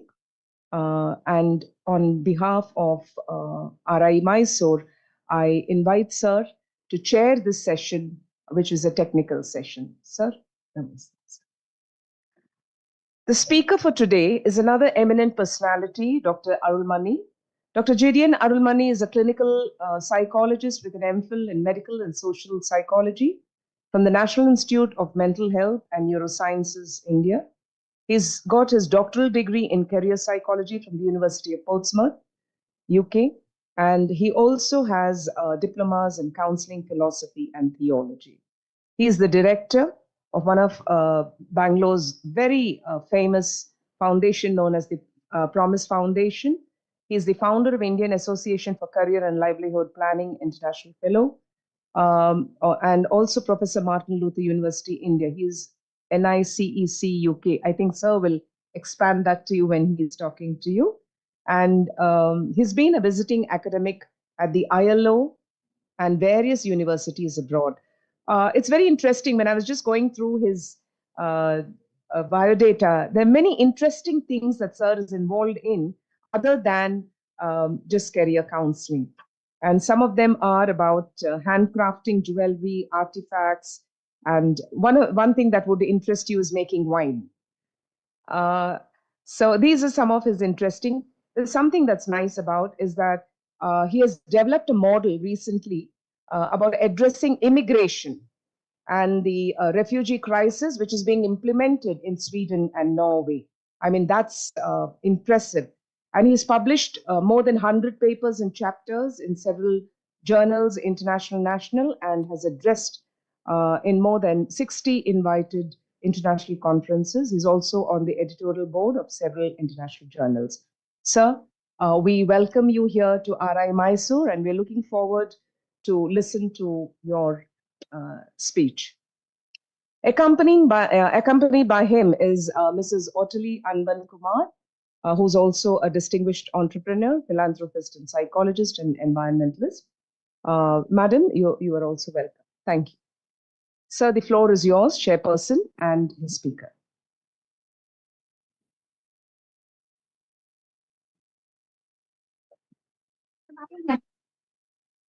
Good afternoon to all the participants and the friends on the dais. Without wasting any time, I think everyone else has, including me, eager to listen to our friend Gideon, and I will invite him. How much time you are giving? How much time you are giving? 25 minutes. Gideon, it's a 20. Maybe Gideon 20 minutes and then 5 minutes special. I think they are this. Maybe half an hour he can take. Gideon, half an hour. Fine. Okay.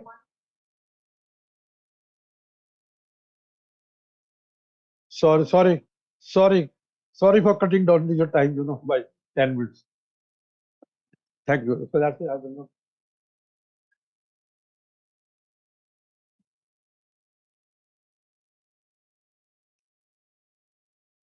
Thanks. So good afternoon to all of you. It's wonderful to stand before you. And right at the beginning, I want to say a very big thank you to the RIE for having me here with you today.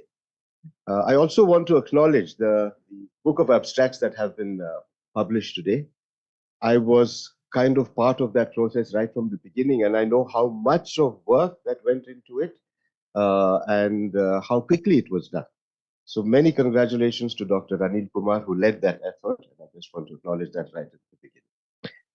But the way I'd like to approach this today, I hope we'll have enough time, is, see, usually these lectures are one way. Stand here and you speak, and half the audience starts sleeping after 5 minutes.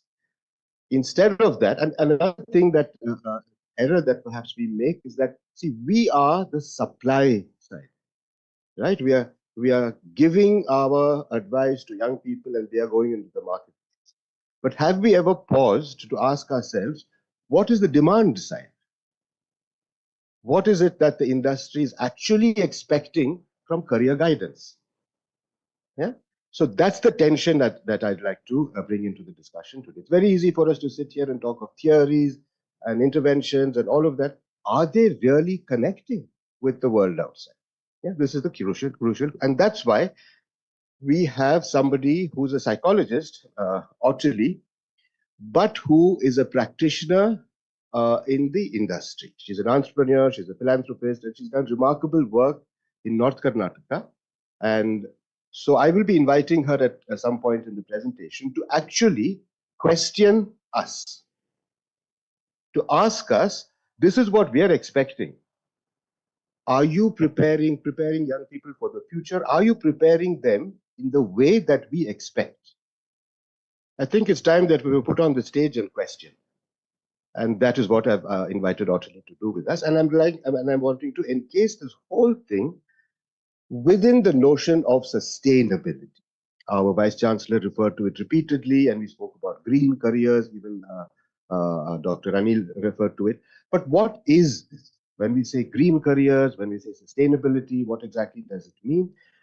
If the future is going to be determined by how well we are able to implement sustainability, then it must become a part of careers guidance.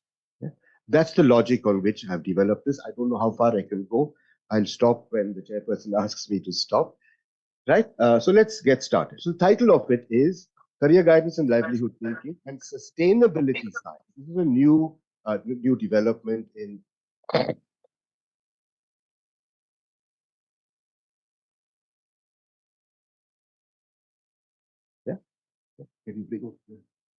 sustainability science. Now, shaping the contours of the future world of work. The final point I have to set the stage for this is something that happens with career guidance is we become victims of changes caused by somebody else. When are we going to be able to stand up and say, look, we don't accept this. We don't accept that we have to prepare our young people with this crazy kind of development that's going on. We will tell you. We will shape the contours of the future world of work. Yeah? These are the challenges. Otherwise, we are just firefighting, running from one fire to another, not really shaping. We are being shaped. Yeah? That's why Ottilie and I would like to discuss this with you today. Right? Now, occupation emerged, that's the flint, 40,000 years ago, and today the same material that a flint is made up of has become the microchip, the silica. Now, when you look at the history of occupation is a very foundational aspect of human civilization. We are all engaged in some form of occupation, isn't it? Right? So occupation is very central to us, but when you look at the evolution of it, we find that the practice of occupation, the way occupation is practiced, has differentiated into livelihood kind of applications and into livelihood, and I'll come to it just now, and careerist orientation. With the first industrial revolution, we had the notion of career that was born. So occupation is practiced in two ways, yeah, as livelihoods or as careers. And you can see the difference in the pictures. Now, if we take the practice of livelihood, livelihood orientations are ancient. They're as old as the history of mankind, and our Vice Chancellor was not very strong about it, but the message was very clear. Are we cutting off our roots when we are rushing headlong into the demands made to us by the first industrial revolution, the second and the third and the fourth and the fifth and the sixth? Yeah? Are we just responding, or are we saying we have roots and we want to go back to them? Yeah? So livelihoods are ancient, they're a way of life. And livelihood is not just a means of survival, it goes deeper and it's rooted in a way of living. Yeah, look at those pictures. On the other hand, about 200 years ago, career was born. Now, the way a career is practiced is it calls for fitting into predefined institutional structures.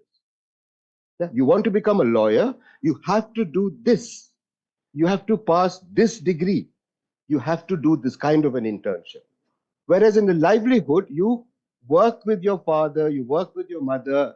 There isn't a stiff and a strict institutionalization of it. Competition characterizes career. Yeah, career.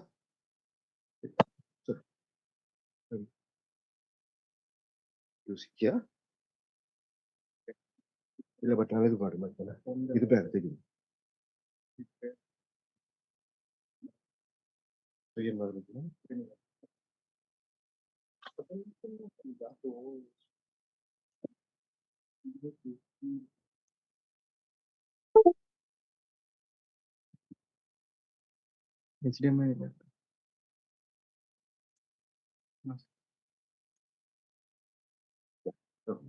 Sorry about it. Yeah. Now, the difference between livelihood and career.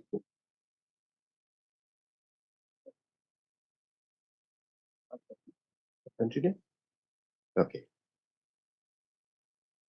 Right.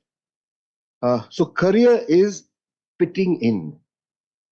Career implies competition, NEET, joint entrance test. From grade 8, you have quota, for example, the suicide capital of the country, perhaps of the world, because we are driving children to compete. Because we want them to have this so-called thing called a career. And career, by definition, is for personal gain. For me to get to the top, for me to get to the top of the ladder. Whereas with livelihood, it's exactly the opposite. Yeah, that's where I'm bringing you to now. Now, when you put livelihood and career together, the question I'm asking us here, what principles of career guidance can be drawn from the dynamic tensions between livelihood and career? So there's livelihood and there's career. Is there a learning that can occur between these two kinds of practices? Yeah. Now, here I'd like to go back to something we've forgotten. Yeah. If you look at this picture, what does this picture remind you of? Anyone? COVID. COVID came, we suffered, and we forgotten. So my question to us is now, we don't need to wash hands anymore. We can hug each other. We can go wherever we want. But what is it that we have learned from the pandemic? And that's the link I'm trying to make to us. Yeah? I call these the pandemic epiphany. Because for 2 years, we were sitting at home with nothing to do. We thought about it, you know. And these were some of the things that during the lockdowns, people had an opportunity to introspect about the way they work and live their lives. Millions of people reassessed. Maybe many of us in this room thought about, why am I working? Yes. These are some of the questions that people, how much time do I want to spend in an office? What about my family? Is this the right career for me? Yeah. For many, the pandemic was a time to redefine what work meant. Yeah. Now, and some of the themes that came up during that time were not very nice words. People were saying that they feel trapped. People were saying that they feel exploited. People were saying that work is exhausting, work is stressful, work is abusive, unrewarding, toxic. These are the words that, even when you think about it, really, are you happy at work?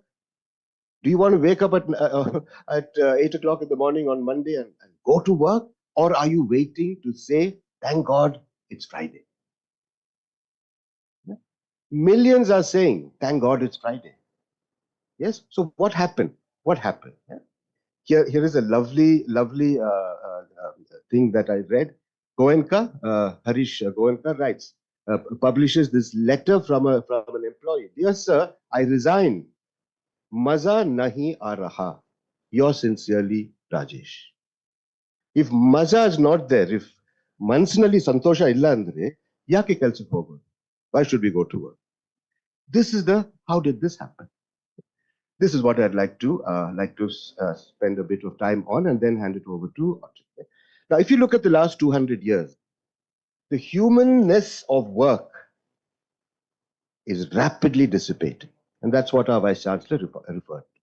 A pattern of commodification and devalorization of human effort over the last 200 years is what we have seen. The human role in work rapidly, first, second, now the fourth industrial revolution, with the robots, what is it that we have left to do?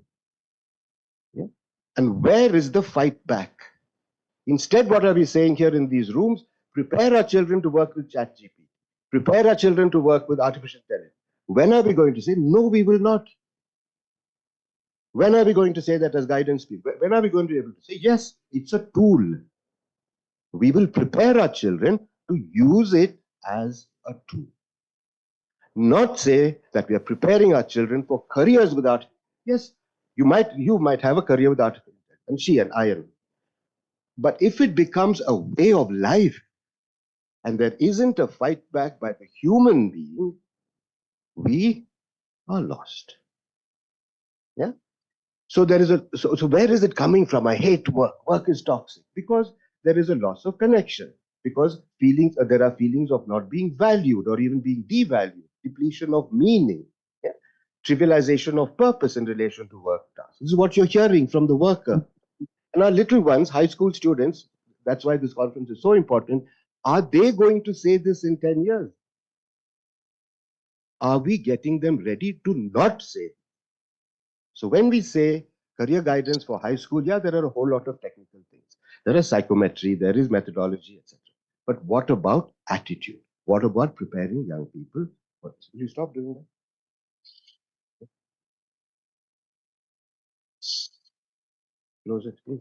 So, outcomes. You see, I mean, this is a picture that I made. Human beings have become barcodes. Yeah, and we speak of human resource. Human is not a resource. Human is at the heart of it. Just like you have land, labor, etc., human being has become a resource.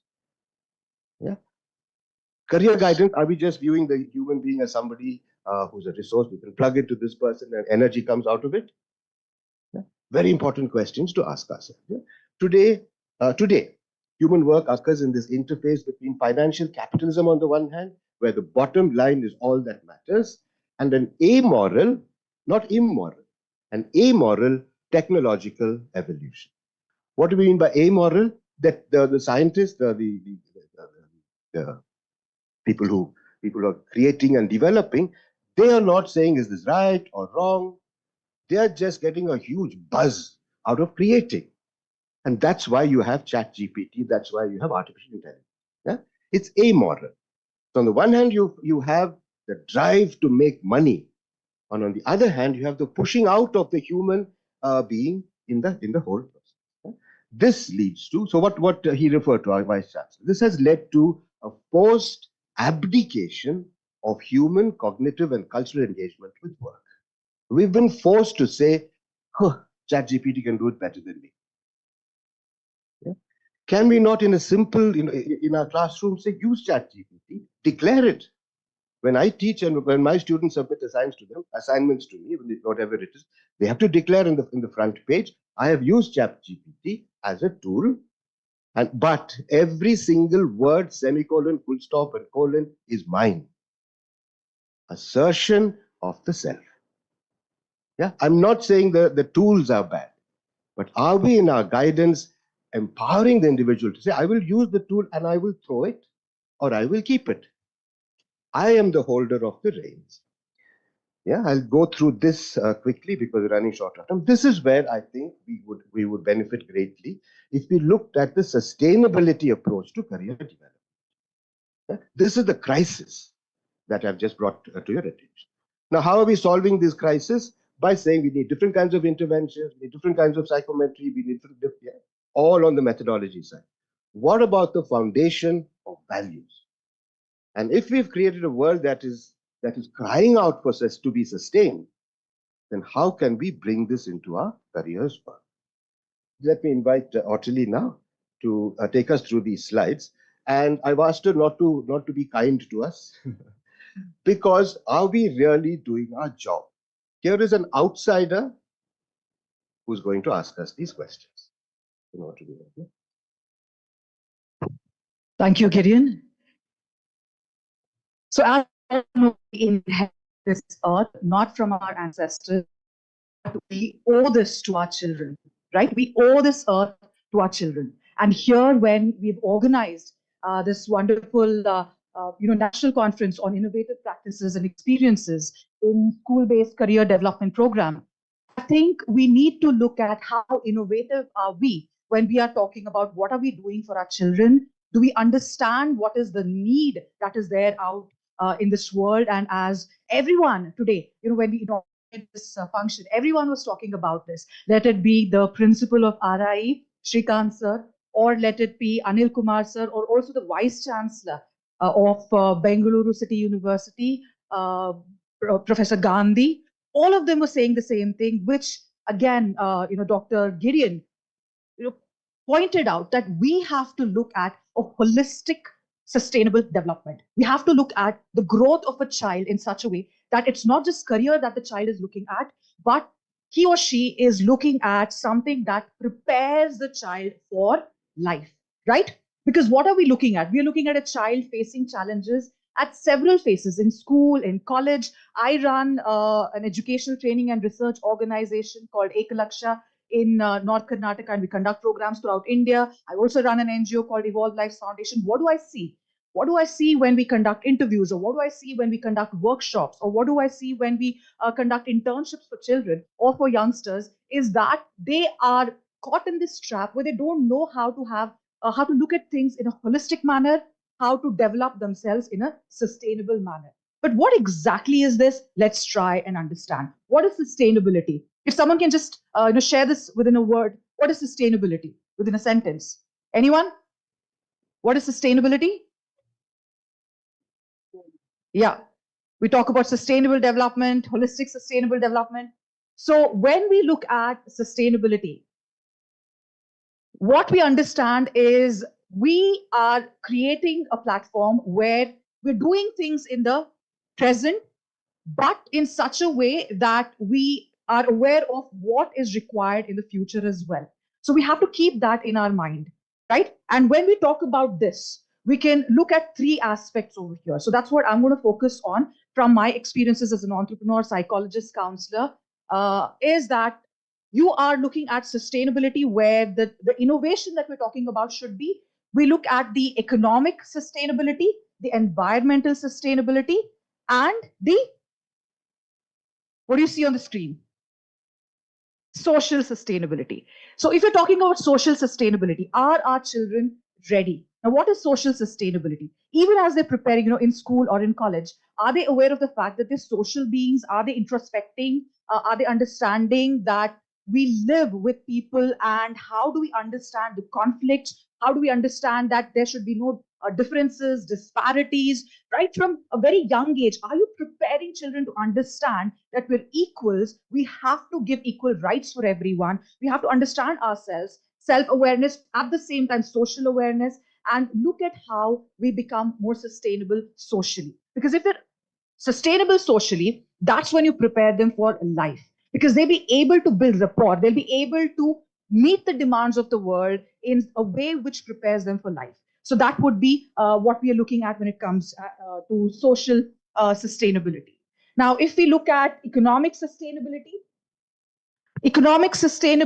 would be, yes. So before I go to economic sustainability, what do we see there? What do we see on the screen? Sorry? Yeah. So after economic, social sustainability, another aspect that we need to look at would be the economic sustainability. So if we look at economic sustainability, are we, as we are helping our children understand about what the world requires, are we teaching them that in an economy, if you want to start something of your own, or if you are being employed somewhere or in school itself, do you understand that you can have a circular economy where you learn the use of reducing, reusing, recycling, right? Are you creating an environment where you know that things, if you want to develop something, can it be repaired or can it be recycled, right? Or are you in the economy, are you looking at building something which is a green building? Now, for example, I was on the Smart City Board. I could see that urban planners, engineers, and others, they were not capable of actually having that view where you understand that there is an economic sustainability, there's a social sustainability, right? And then there is also an environmental sustainability. They were just looking at right now, we have to do this, this is the demand.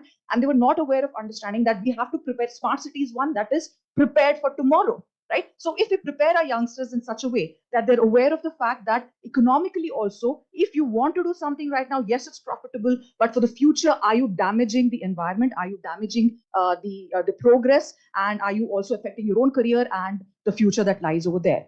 So the third aspect when it comes to sustainability would be the environmental sustainability. So when it comes to environmental sustainability, I think this is, yes. So in environmental sustainability, again, are our children understanding that we live in an environment where if we understand that it's not just environmental engineers who need to learn about this, but everybody in any field, let it be a doctor, let it be an engineer, let it be a teacher, do you understand the importance of what you owe to the environment, and it becomes a part of their personality? And how does it help them? In their own careers, it helps them in analytical thinking, critical thinking, problem solving, because they observe what the environment is offering to them right now. And based on this offering, how are they balancing it out, and how are they also working on the sustainability part of it. So what you're doing to the children is, with the education that you're providing, you are making them understand that you're preparing them for life in a holistic manner. You're not just looking at, okay, these are the exams I'm preparing for, these are the careers, or work-life balance. If you talk about social, sustainability, work-life balance, everybody's talking about 72 hours, 90 hours. Do we need weekends? Let's not even have weekends. And as Gideon was saying, we're talking about, thank God it's Friday. Are we really excited to go to work, right? So many experiences. And also youngsters, you can see that they're going through a lot of depression, anxiety, panic. Yeah, they're not really excited about what they're doing. Now, why is this happening? Because the sustainability part of it, where are they socially sustainable, and they understand that this work-life balance, or understanding how do they meet these things for the future that is quite demanding, and they have a holistic approach towards it. So this is what we're looking at today. Since we don't have a lot of time, we have just touched upon it, and we have covered a couple of points. And based on our experiences and also the psychology of sustainability, what it says is that in giving, we receive the most, right? When we give, we receive the most. And what we see over here is we want to receive. Usually, in the competitive world, we want this, we want the best job, we want to have the best cars, we want best, we want to have power, fame, we want to be well known, we want. We want to just keep receiving. But then, if you want mental well-being, if you're talking about mental wellness, if you're talking about a very happy, prosperous life, personally and professionally, what you should be aiming for with what you're receiving is what you're giving. And that's what we're looking at when we're talking about career development and innovation here, is develop this attitude, this mindset among children, that as you receive, you are so powerful that you can give so much that whenever you face anything, you are able to handle it, not just today, not tomorrow, but forever. And you're creating a very holistically developed environment. And so based on these aspects, I ask you these questions as we meet our children, as we interact with them, as we prepare syllabuses, as we hold workshops, or as we write books for our children. Are we looking at this, right? We have to question ourselves. Are we just making them people who want to just receive, or are they looking at holistic, sustainable development? Are they developing the bigger picture, right? When you have a bigger picture, that's when you become a real global leader, personally and professionally. So I hand it over back to Gideon to take it forward. Thank you. Thank you. I hope you're getting what we are trying to say when we beat sustainable. Because at the end of it, when there is receiving and giving, and career is about receiving and giving, then you will have well-being. But if it's only about receiving or it's only about giving, you have toxic, unhealthy, I don't want to go to work, that kind of a mindset coming. Just a few more minutes and then I will conclude. Yeah. Now I'm trying to introduce within the framework of sustainability, I'm trying to introduce this word, this phrase, which I'm referring to as livelihood thinking. Yeah, because it's about attitude. It's about instilling these attitudes into the minds of children as part of career development. Right? What is livelihood thinking? Yeah. Yeah? And I'd like to draw on this from a study that I did during the COVID years, where I looked at 54 workers in 3 different countries, people who were highly successful careerists. They were in Ernst & Young, they were in all the top level jobs, but they left. And we interviewed them. I'd just like to report two of those interviews, and it can, inspire. Yeah? One theme that came up that's part of livelihood thinking is the collectivist perspective, whereas career comes to us from America and England. Career was not born in India. Yes, which means it's individual. Career means push and go front. Push, and we were never brought up like that. For us, the other is me, and me, I am the other. That is who we are. And as the Vice Chancellor said, we've left that, and we're sending them to quota. And as career counselors, are we asking that question? Look at what happened here. An accountant who quit a high-profile city career and returned to his ancestral village. You know, one of the things that I found across hundreds of interviews that I did is, when COVID hit, what did you do? I went back home. I went to my ancestral village. This is a theme across Africa. I did a study. I was involved in a study there of 17 different countries, Europe.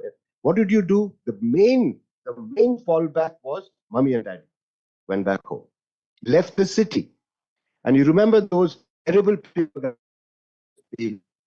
and our own domestic migrants walking on the roads back home. You remember? So this accountant, Ernst & Young, very high. And what did he say? I'm doing more or less the same thing I did in my career, adding numbers.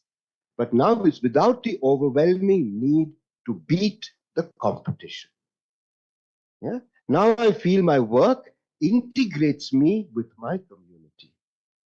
So when we do our internships, for example, when we send our children for work experience, is it just the work experience? Or are they able to see that work, as Ottilie pointed out, is a give and receive process? So when we design internships, when we do it in our office, you can talk to my colleagues in the exhibition room. When we plan an internship work experience for a school, it doesn't matter whether you figured out how that machine works. Did you make friends? Did you learn about the family of that person with whom you did your internship? That is an internship. That is the foundation that we want. Yeah. So integrates me with my community. That was one of the second one, and then I think I'll be almost at the end. Yeah. So when we do career guidance, are we looking at competition versus collaboration? Teaching children about competition versus collaboration, independence versus interdependence, duty to the group versus personal rights. We go on and on about personal rights. But what about my friend's rights? What about my duty to my group? Yeah? Ideas like this, we've tried to integrate into our livelihood thinking, sustainable oriented framework. Yeah? Rediscovering manual work. Who said this? Who spoke about manual work? Who spoke about education through the hand? Yes. Are we talking about it even? Yeah, we're talking about the robot's hand. What about your hand, sir? Very kindly, a man introduced me as someone who loves to do craft. Yeah. If I don't work with my hands, you'll see it's all blood here, ink. I have to work with my hands. I sell my jewelry. Yeah. And it teaches me so much. It cools me down at the end of the day. What happened to manual work? Yeah. Do our children even make their beds? Yeah. Yeah. Oh, look at this. So wonderful. A computer scientist who shifted to a much more manual engagement with work. Said all very exciting at first, pushing buttons to get machines to do things. That was her work. But over time, I felt I was not using any actual skills. The algorithm was doing it. I've left all that now. Some friends and I have gotten together to start a haberdashery. That means a shop where you sell things that have to do with stitching, buttons, thread, embroidered material. So she has a shop, left button pushing, and she says, I'm happily sewing and selling buttons now, not tapping them. What a great message for us. Yeah? Small is beautiful, somebody said. She's earning enough to live a comfortable life because she makes her own buttons, she stitches it in a wonderful way, and so on. Yeah? So now when you say rediscovering manual work, when you go back pre-industrial, yeah? It's the artisan before the industrial revolution, working by hand, who wove cloth, construct furniture, built pyramids, temples, and ships by hand. Yeah?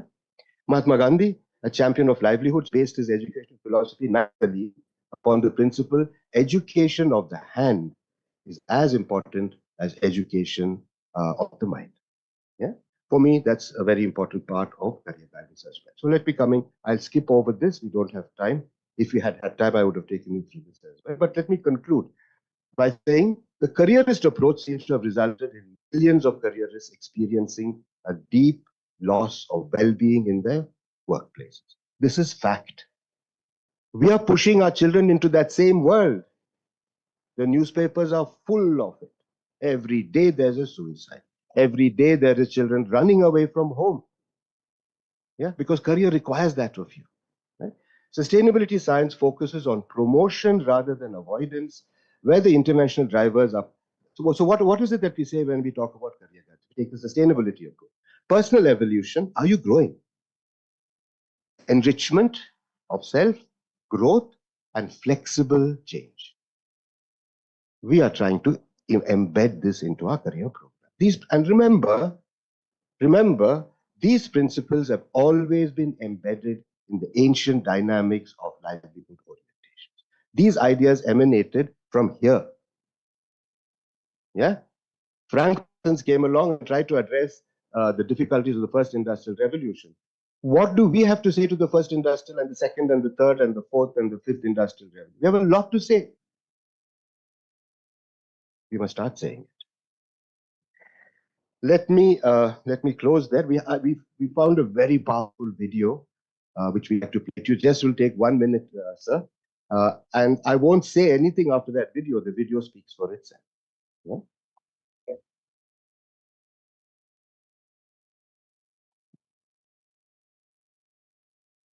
Some call me nature.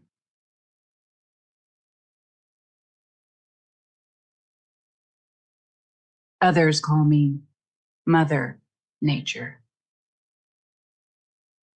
I've been here for over 4.5 billion years, 22,500 times longer than you.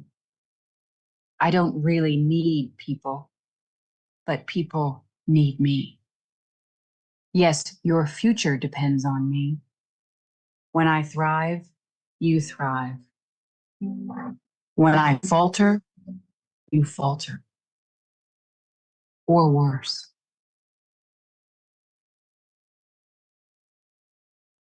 But I've been here for eons. I have fed species greater than you, and I have starved species greater than you.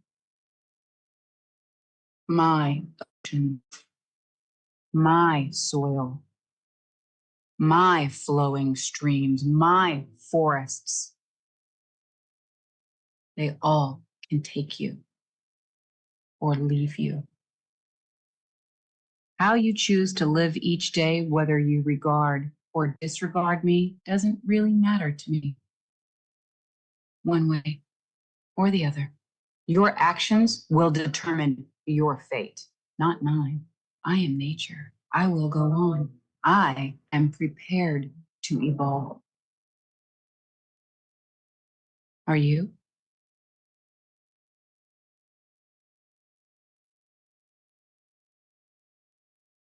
Thank you.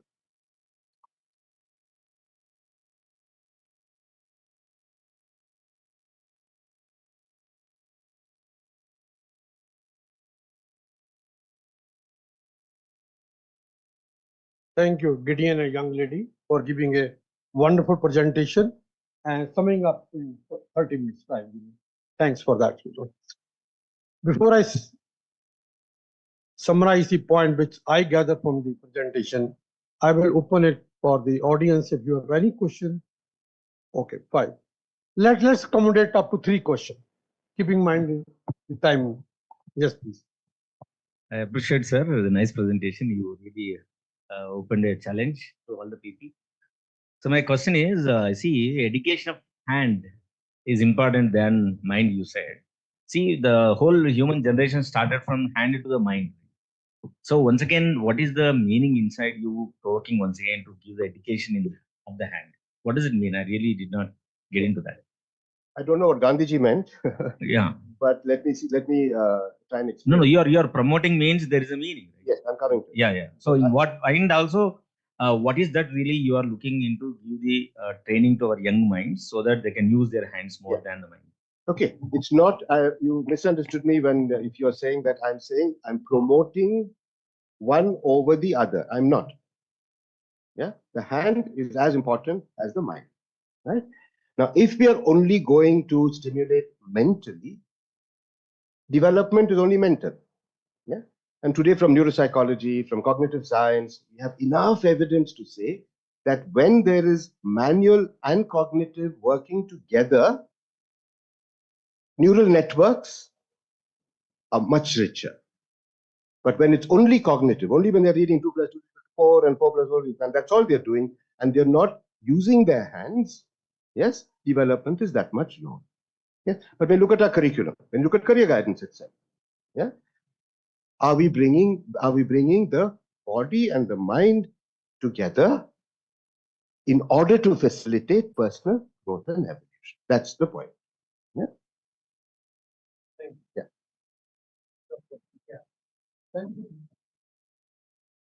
Yeah, thank you,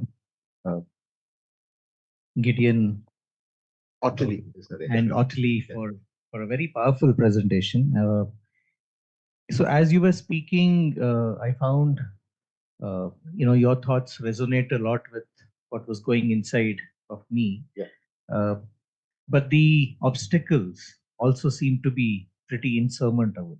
Yeah. In the sense that we have parents pushing their children madly into, AI, ML, all these courses that are happening, the so-called, the new courses that are coming. Then we have the tuition shops that are, taking in the moolah by selling some dreams and so on. At the school level, we also have teachers who are more or less not even aware of all these developments because they're so wedded to their textbooks, the examinations and the pressures and so on.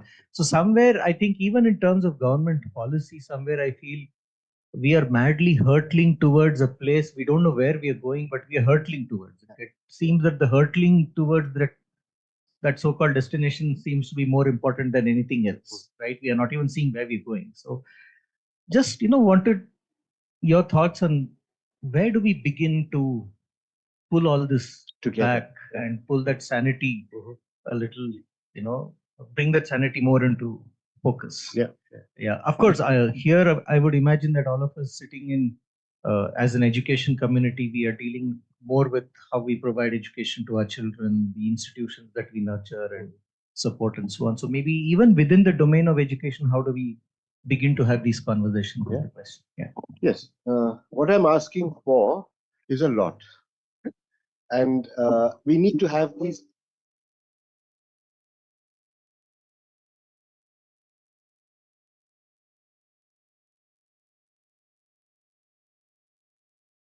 This is the first time I am bringing sustainability and career guidance together. And today, to respond to you, Seshagiri, and we need an ideal towards which we are wanting to work. This is that ideal. Now, the playing out of it, we are trying to practice this in our form of career guidance, which we do through our method. You can learn more about it in the hall over there. How do we start pulling all this together? Something I've learned repeatedly over the years is don't ask the government or the system to say, do this, do this, do this, do this. They don't have the time, they don't have the inclination, they don't have the educational foundations. Because like all of us, we've grown up in the same kind of environment. Instead, can we take an existing aspect of a curriculum? Can we take an existing aspect of the system and reinterpret? So let me give you an example. Yeah. There are different delivery models for career guidance. There is the center-based model, there's the community-based model, and so on. The most powerful model that I have found, the cheapest model that I have found for delivering career service is the curriculum model, right? So in this model, we did it in Tamil Nadu, and I think it's a great success over there. What we are trying to get is that the teacher, through a very simple half-a-day workshop, physics teacher, chemistry teacher, biology teacher, whichever teacher, integrates careers messages like this into the teaching of physics. So for example, if the teacher is teaching sound, yeah, children are listening to it, half here, half there. But if the teacher says to the child, you're learning about sound, do you think you can make a career out of it? Yeah, blank. And if the teacher has a list and says you can become a sound engineer, you can become an air traffic controller, and a list, we have seen children just wake up. Chemistry, I remember even now. This guy was the naughtiest, most mischievous, super bright young 10th class child. Chemistry. Oh Lord, he would run off. He'll say, I have to do this and go off to the bathroom and not come back for the whole chemistry class. That chemistry teacher took some of our ideas and said, do you know chemistry is about sweets? It's about making chocolates. Yeah. He got him in his tracks. And then we connected him to Nutrien, the chocolate making company, for his internship. He was blown away by it. Came back with his own chocolates, made with his name and everything on it. And he then became a chemist, became a confectioner. You see? So that's a starting point. Can we integrate these messages into the system rather than saying, system, you change? It will take, many months before it does. Last question. Be short. Yeah, go ahead.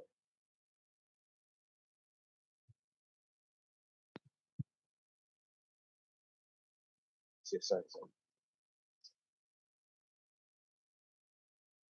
Thank you, sir, for the wonderful, creative presentation. A simple question. Is it okay to understand career guidance is to help children to view life holistically? That's only my question. My answer is yes. Thank you. See, it's not really also good. That's it.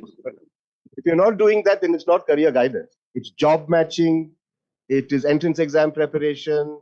That's another form of career. Yeah. Thank you.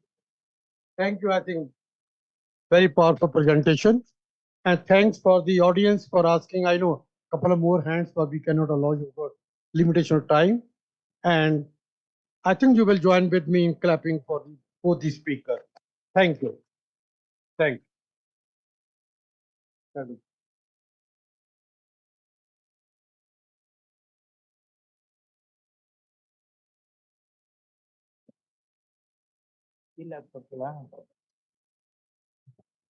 Chairperson first. Yeah, a wonderful session, sir. We are extremely happy to listen that. I hope you are all educated. If I want to tell about Arulmali sir, I should put it like that. That is Indian career scientist. All right, because we have to be proud of our own Indian people who are working internationally and contributing to the field. And let me add some more. During the first session, I could not add also. When we talk about the different career theories internationally, and he is the one person got an opportunity to interact personally with the Krumbolds. I hope I am correct only. Yeah, he was his PhD supervisor. All right, a wonderful personality is among us. Today we are very fortunate, sir. You are doing a wonderful work nationally and internationally. We are fortunate to have you here. And something more I thought, and you think about his simplicity also. Both the chairpersons also. To Chandra sir. Chandra sir also like international figure contributed much for psychometry. I'm just adding what earlier people have talked about. So wonderful people we got for this session and for all the 2 days. They are going to be here also. Now a small token of felicitation is there. First with the speaker and chairperson. Both one will do. No. Let. Yeah.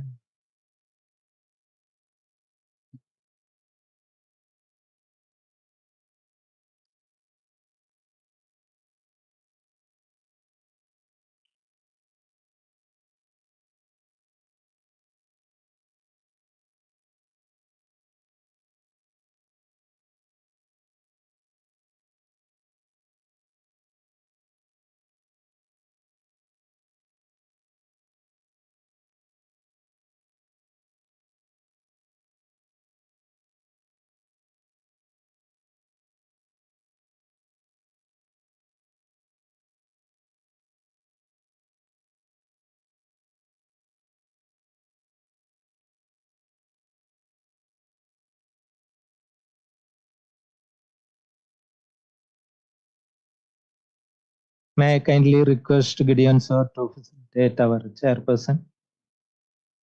You're done. Okay. You're given directly. It's okay then. All right. Thank you. Now I request Chada sir to be present here, and other speakers can take their seat. Additionally, we will be having chairperson as Dr. Virender C. May I request our people to introduce? Yeah.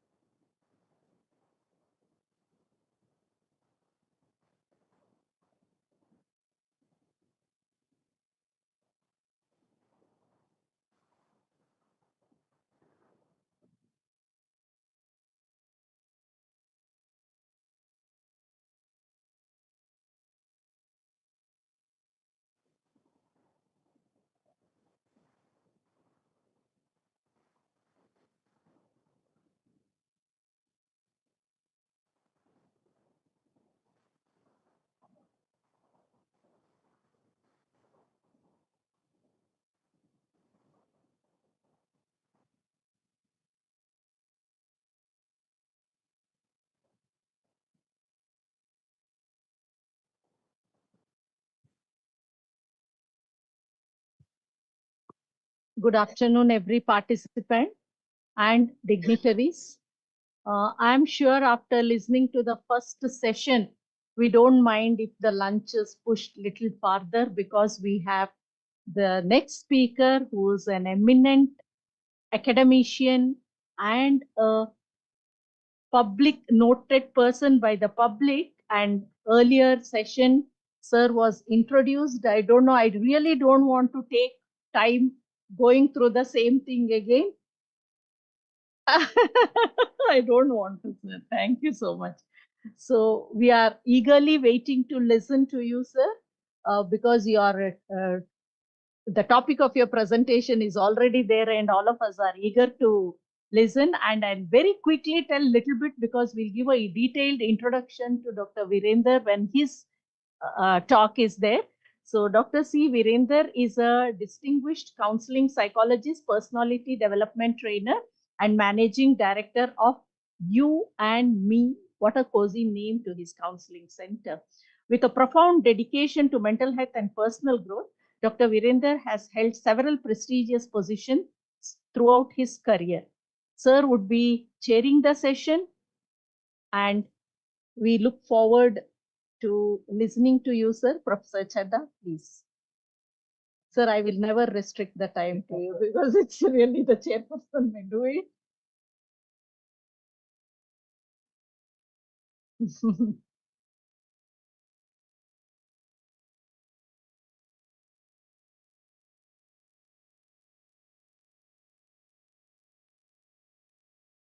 Thanks to the chairperson for allowing me to speak in this national conference and the organizers for giving me order to come to attend the conference. Why I'm saying this thing? One fine morning, I got the message from Anilji, and in the message there were no request. It was order. I need you to be there. Why I'm saying? Because I love taking order. Whenever we take order, from whom we take the order? Tell me. We take the order to the people. We feel very close to them. If there's a request, I would have sent the screenshot of my calendar. Anilji, there hardly there is any time to come. But he kind enough that he agreed, okay, you come for one day, you can leave one day earlier because I have one UNDP meeting on Saturday, so I need to leave. But after listening to this speaker during the inauguration, and then my friend Gideon and Ottilie, I start thinking where I stand. Do I need to give the PowerPoint presentation or not? There's so much to be talked about. So many issues to be raised. So many experiences to be shared working in this domain of career coaching. Often you will find me saying career coaching and not career counseling. We need to understand.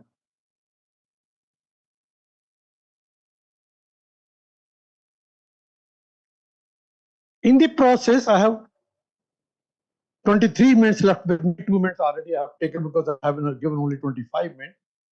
I will try to snatch the 5 more minutes from the chairperson if he allow me. I will run through my PowerPoints.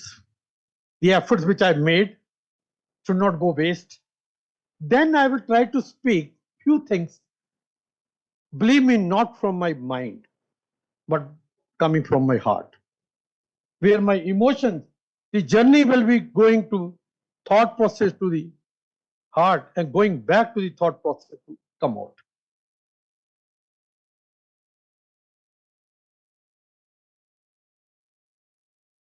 So the topic which I kept with, again, mutual understanding with the Anilji told me, integrating career guidance, vocational skills, cultural relevance in the Indian education system.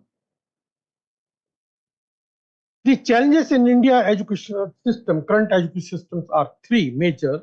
Number 1, limited career guidance, traditional outdated curriculum. I hope you will agree with me. Lack of vocational skills. When I said limited career guidance, many students lack access to comprehensive career guidance explorations. I will provide the data what I'm saying. It's not in the air what I'm saying. Actually, there's a empirical evidence behind it. Access to comprehensive career guidance and exploration leading to uninformed choices and limited opportunities. Often, I handle at the higher education because I work entire my career at the university level, where Delhi University, where I worked for 40 years roughly, is a different kind of structure. No other university have in this country. In Delhi University, there are 82 colleges, and they are known as the constituent colleges of Delhi University. Means they are part and parcel of Delhi University.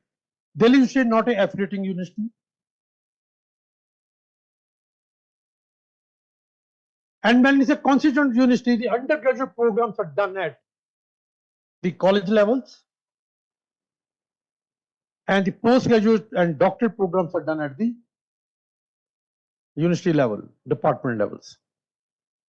Every year, at the start of the session, I asked till today, I asked the student one question, first question. What you plan for your life? You join psychology, say for example, or chemistry, MSc chemistry, or botany, whatever. What are your plans in life? Believe me, there were 80 to 90% of the students are not aware what they are supposed to do. They're lost. At master's level, I'm talking, and we are talking about school level now. They're not aware of. I've done MA. No, I've done graduation. I'm doing MA, and maybe go for what for? Would you like to become a teacher? Sir, मैंने तो सोचा ही नहीं इसके बारे में अभी. They don't know what are the career options which are available. What are the opportunities are there? Are the careers are going to be staying as it is, or they are going to be modified over the period of time? And when I said traditional outdated curriculum, this is my experience. Being member of the NAC committee, going to most of the university, this is one thing. We asked, when you revised the syllabus last time? 20 years back, 25 years back. One of the parameters are there in evaluation, how often the syllabus has been revised. I am not naming the university, but so-called known to be good universities, having great standing. And third component, the challenge is lack of vocational skills, insufficient emphasis on practical and technical skill. It's not provided.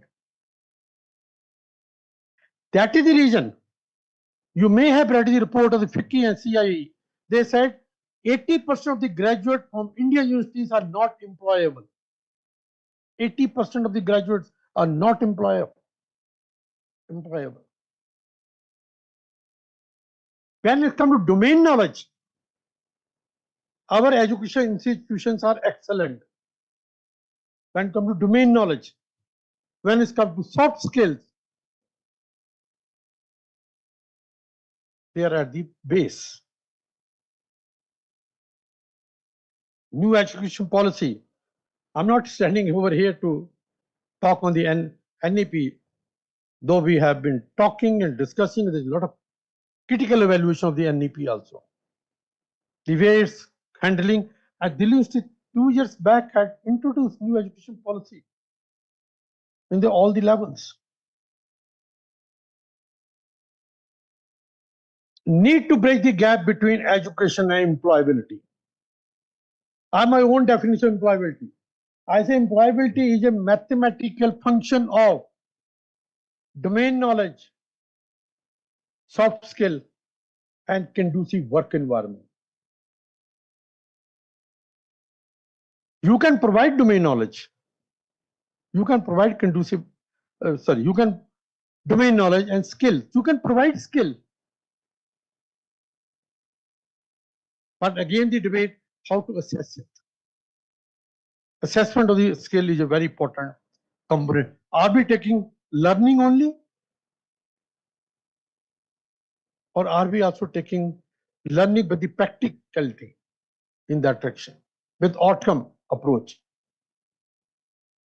Career guidance, culture relevance, and then the vocational skills. To the cultural settings, that's the need of the hour, which we're skipping. We learned, most of us have learned, I learned most of the things in my life sitting on the lap of my grandfather. And many of us, and today, grandfather and grandfather laps are not available to us. We have moved. At the same issue, when I was called by you and I talked over here, and there's a return over there, and we are going away. I just thought, what percentage of Indian schools do you think have formal career counselors? What percentage? As per the NCS, and they say there's a debate on this data also. Say India requires one counselor for every 250 students, but the current ratio is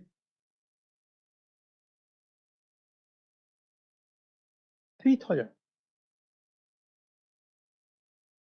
So it's another domain, but formal, there is no degrees available, no certificates available. Today you may be aware, I'm sure, there are n number of career coaches are available. Are they trained? Are they competent? What is their background? What kind of training they have taken?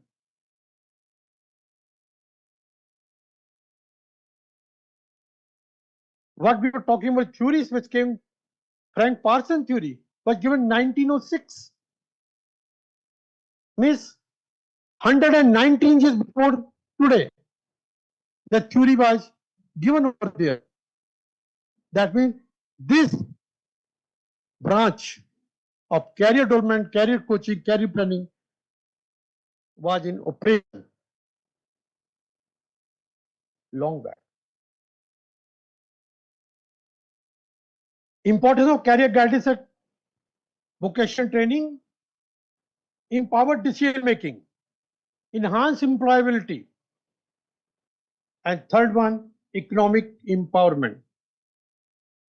One TV was also talking about the sustainability, one of the components.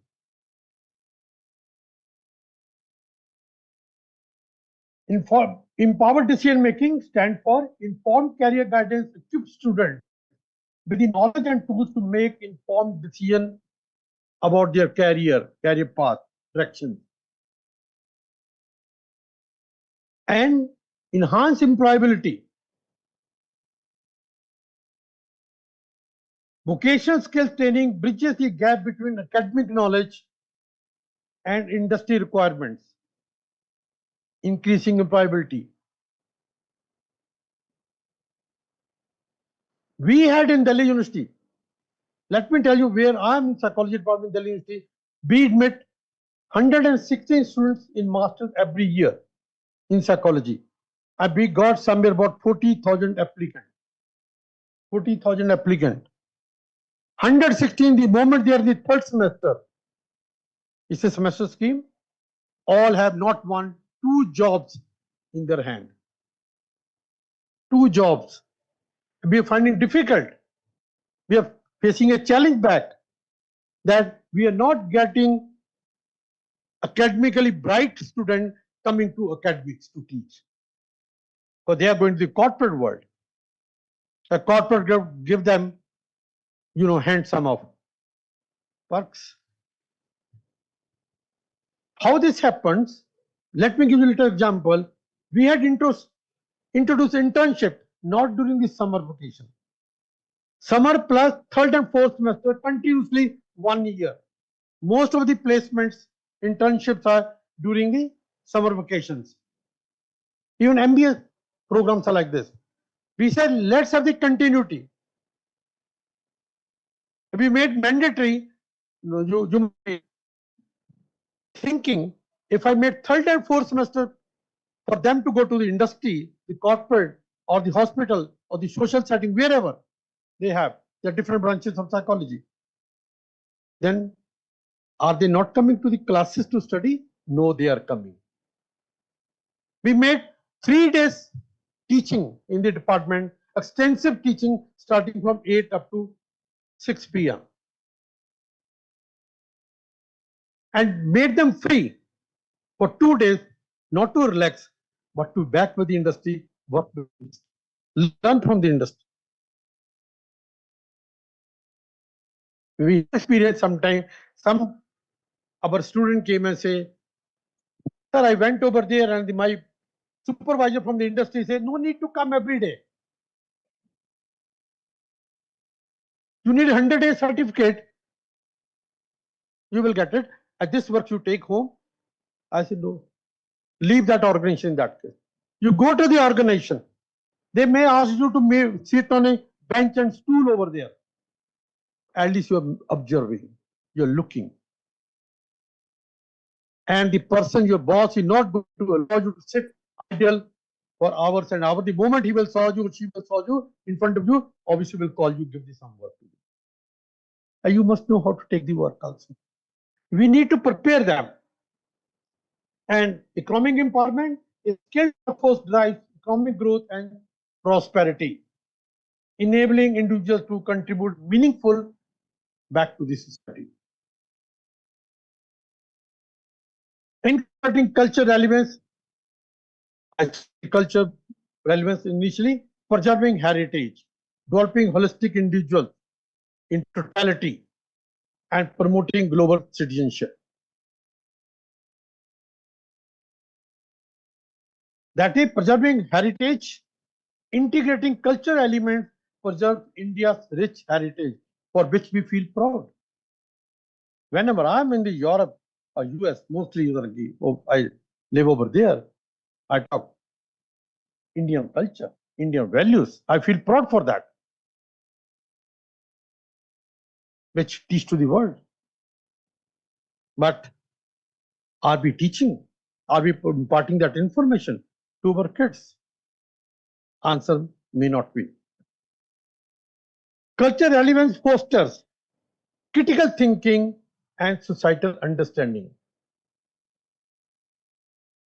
And exposure to diverse culture promotes tolerance and empathy. Other very important component, even morning Vice Chancellor were talking, from Bangalore University. Some facts and questions. Over 40% of the Indian students report high stress when choosing career. It's not I'm saying, it's a 22 report of the CBSE saying. 40%. 70% Indian students face pressure while making career decisions. Not in India. It's in the, I live in US now. From 1960, I migrated over there. I get cases over there where parents, the American parents, they also put a price. They predetermined.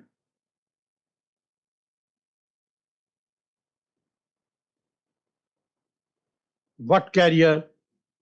Recently, I had a case in US. Very interesting case. If generally over there, that's the difference between our culture and the Western culture. That there, the child, he or she himself will approach you, will contact you, will call you, make an appointment. But for our culture, it's not the child, it's the father or the grandfather will contact you. And he or she, grandmother or grandfather, whatsoever, will invariably will accompany the child. I remember one of my Baba Sudhar from CDA, she's a fellow of the National Career Development Association. She had a problem. She said, why this father is coming every time along with the child? Why not he allowing the child? He don't trust on me. He not allowing the child to have a discussion with him for career making. I say, this was my question. Is this family Indian family or American family? He said, Indian one. I said, then hold on. Huh? Hold.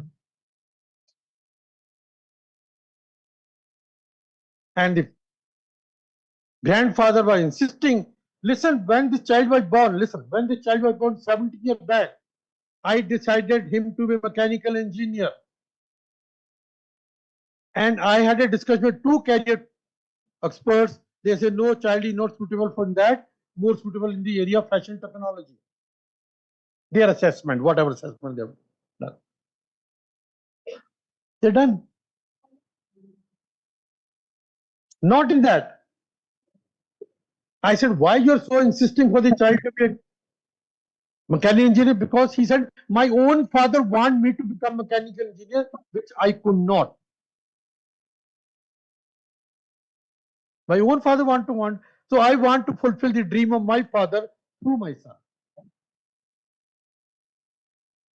And this kind of connectivity is very, very common in our Indian family system. Much more. But I have given the example from the Western. And when talk by the child say, I know my interest is not in mechanical engineering, but still I will join because this way I will made my family proud of me. I'll make father proud of me, but grandfather happy. So see the linkage. So question, role do emotions play in career decision making and what unconventional career options exist?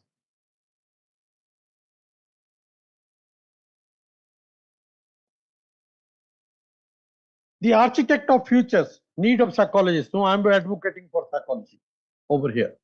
Maybe coming from that discipline. But I find there's a meaning behind it. Psychologists match individuals to fulfilling careers using science and empathy,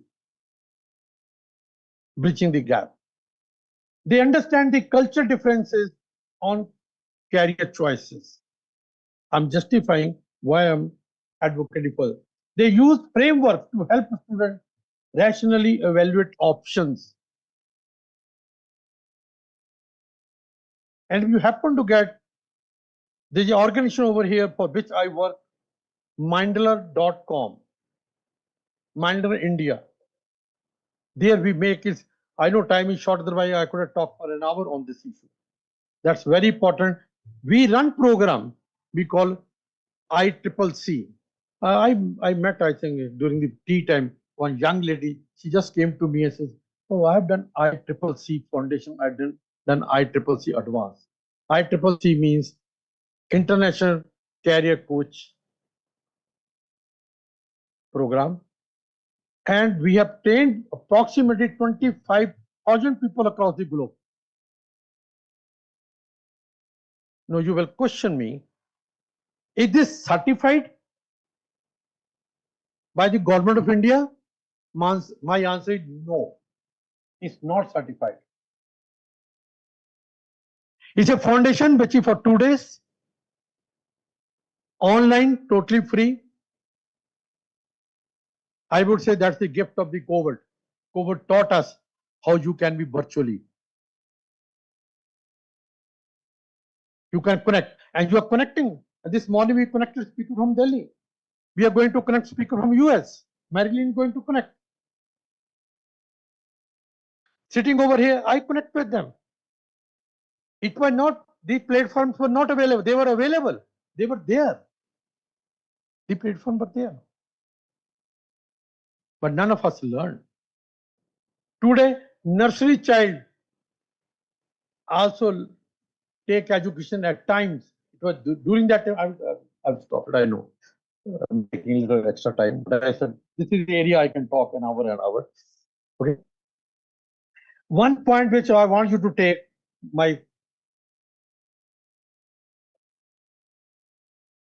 the psychologist toolbox.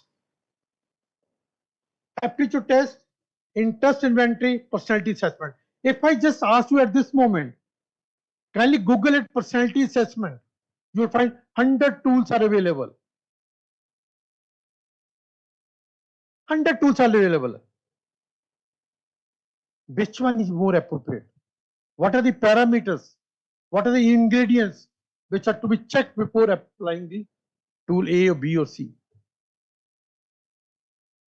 There are 5 major ingredients: standardization process, item properties, item is questions property. In psychometry language, we call them items, which are 4 property major: item difficulty, item discrimination, item reliability, item validity. Then instrument reliability, instrument validity, and norm. These are 5 ingredients which you need to check and match with the population on which you are doing this. A lot of people are doing assessment, picking up the tool, download the tool from the Google. Client is coming and done this. But that's not the way. That's the tool to be culturally specific, built up, operation definition, which is applicable in our own cultural setting. The Western definitions don't work over here.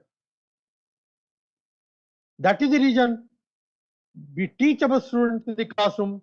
When they go to the work setting, they find a mismatch. It's not applicable. Look from that perspective. And my focus always stay, which continue to stay on assessment, developing your own tools. And creating career. One question, I will take 1 minute, sir. I will take 1 more minute before question. Okay. Say for matching, say, the other element which we added. Say my assessment shows the child is not suitable for career A, more suitable for career B, C, D. Say for example. And he or parents, as I said, the example of a grandfather, father insists, I want my child to be going to a mechanical. Then answer is, as on today, the required personality, aptitude, orientation, interest is not matching. But that does not mean tomorrow it can't. Tomorrow it can. You need developmental program for that. You need training for that. Train them, a match can go. You are suggesting as a assessor, these are the best career, but choice will be left on the, obviously it's their child. It's not, and sometimes some of you must have experienced, I also experienced, this child is there with me for 17 years, I know better than much. You met only 3 sessions, 4 sessions with the child, only 3 sessions. Dr. What you are saying? I say, so I'm not saying, this is a report stating, let's sit and discuss on this. Let's pick up each element. Discuss. Take this material home, think over it, we will meet again. This is not the end of the journey. We will meet again. And invariably, I'm telling you, believe me, they return back. Saying, what you said, that makes a sense. That's the right career path. Coaching, sorry, can I take 1 more minute? A lot of it, I involved so many years in this. There's so much to it. Coaching, why in US, they're not saying career counseling, they say career coaching. Coaching will allow people from different disciplines to take this as a byproduct career. Otherwise, the shops which are open here and there, each third shop you find is a career expert available without knowing what it stands for. And affecting our own discipline, basically. I will stop it. Thank you, sir. Thank you for giving me extra time a little bit. But the question I will ask.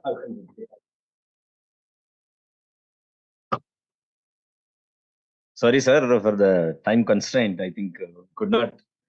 We so we could not really taste the depth of your presentation totally. Hope now the stage is open to the audience. We can take 2 questions. The time is up. Yeah, please, sir.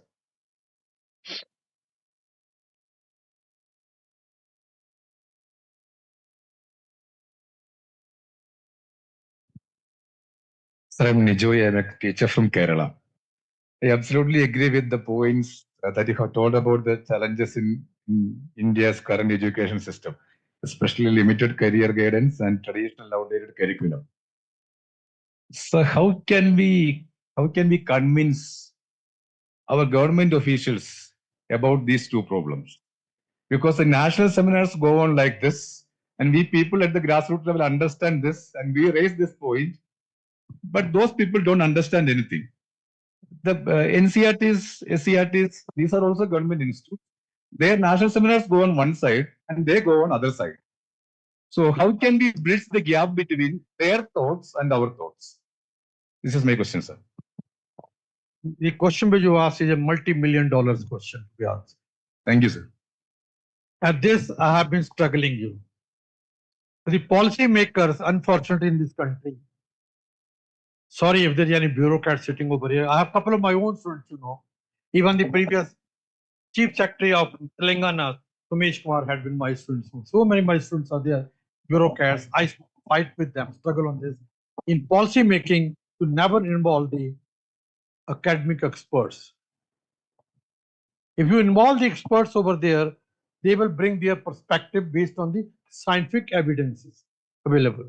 Okay, but policy done by the bureaucrats, they sit in the air-conditioned room, and tomorrow the document will come. And recently, you must be knowing that there is a document which is floating by the UGC, University Grant Commission, about the appointment of CALTI member, appointment of vice chancellor.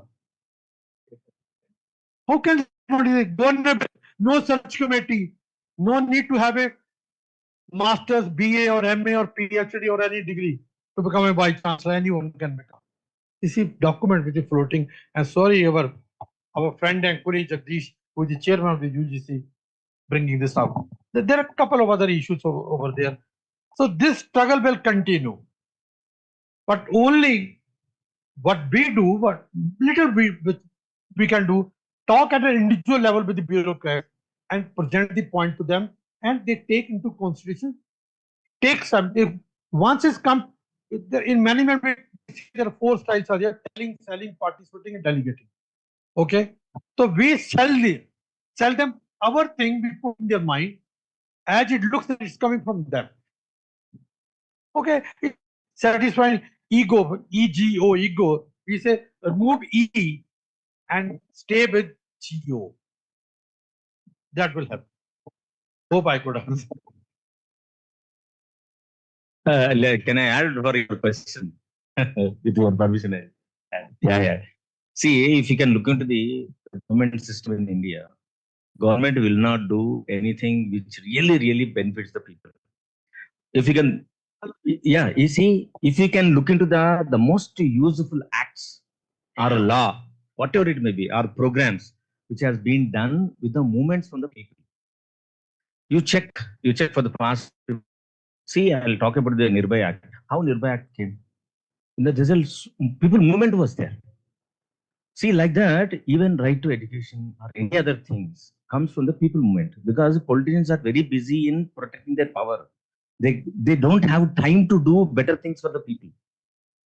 So once if we can make out this idea, spread across the people like you and me, parents and children, in every state, when they start challenging and questioning, then the government think, oh, it means this is important, we may get the votes, let us do it. This is how the people who are in the heads and the policymaker, they think like that. So it is our responsibility to reach this voice near to them. It is our responsibility, because our children are get affected if we are not doing it. So keep on hitting them till they open the doors. Okay. Thank you, sir. Thank you, sir. Sorry, you said you want to ask a question. Please give it. It's not a question. It's really a response to what you have said. Whether it responds or not, we don't know. Yeah, but something that we have tried, and I've tried this in 2 other countries as well, is not to ask Don't say give us counselors. We will never meet those statistics. Never. Yeah. Stop asking. That's what I've done. Beating on the door. I've done it for 35 years. Door never opened. Yeah. So instead, what we've done is try to integrate career syllabus into the B.Ed, into social work, into nursing. Yeah. In Nepal, I led a project for the ILO, which was just on this curricularization of career guidance. That's the concept. Yeah. So then your teacher is automatically coming out with some knowledge of careers. Yeah. Social workers automatically coming. Yeah. So see, when we go and ask, give, they'd say no. Yeah, we've done that. We've done that for many more years than I. Instead, this is one thing that I've tried and it's worked much, not so well, but.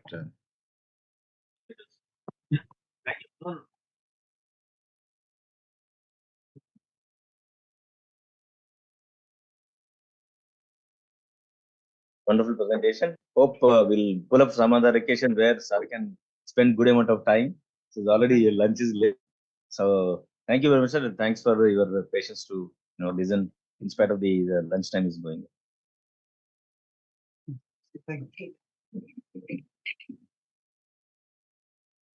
Yeah, thank you, Chanda sir and Virendra sir. I have the privilege to take as much freedom from both of them as the order or whatever sir put it at the beginning. We know that because they like the academic education and without even sometimes formal, they are ready to come. Virendra sir is my close association from the first national seminar, and he's also a sports person. Sports psychology person particularly. Yeah. And you could see, sir, very rarely such organizations are there, but he does a lot of wonderful work. Now it is the time for felicitation. May I ask Saraswati to but Virendra sir will felicitate Chadda sir.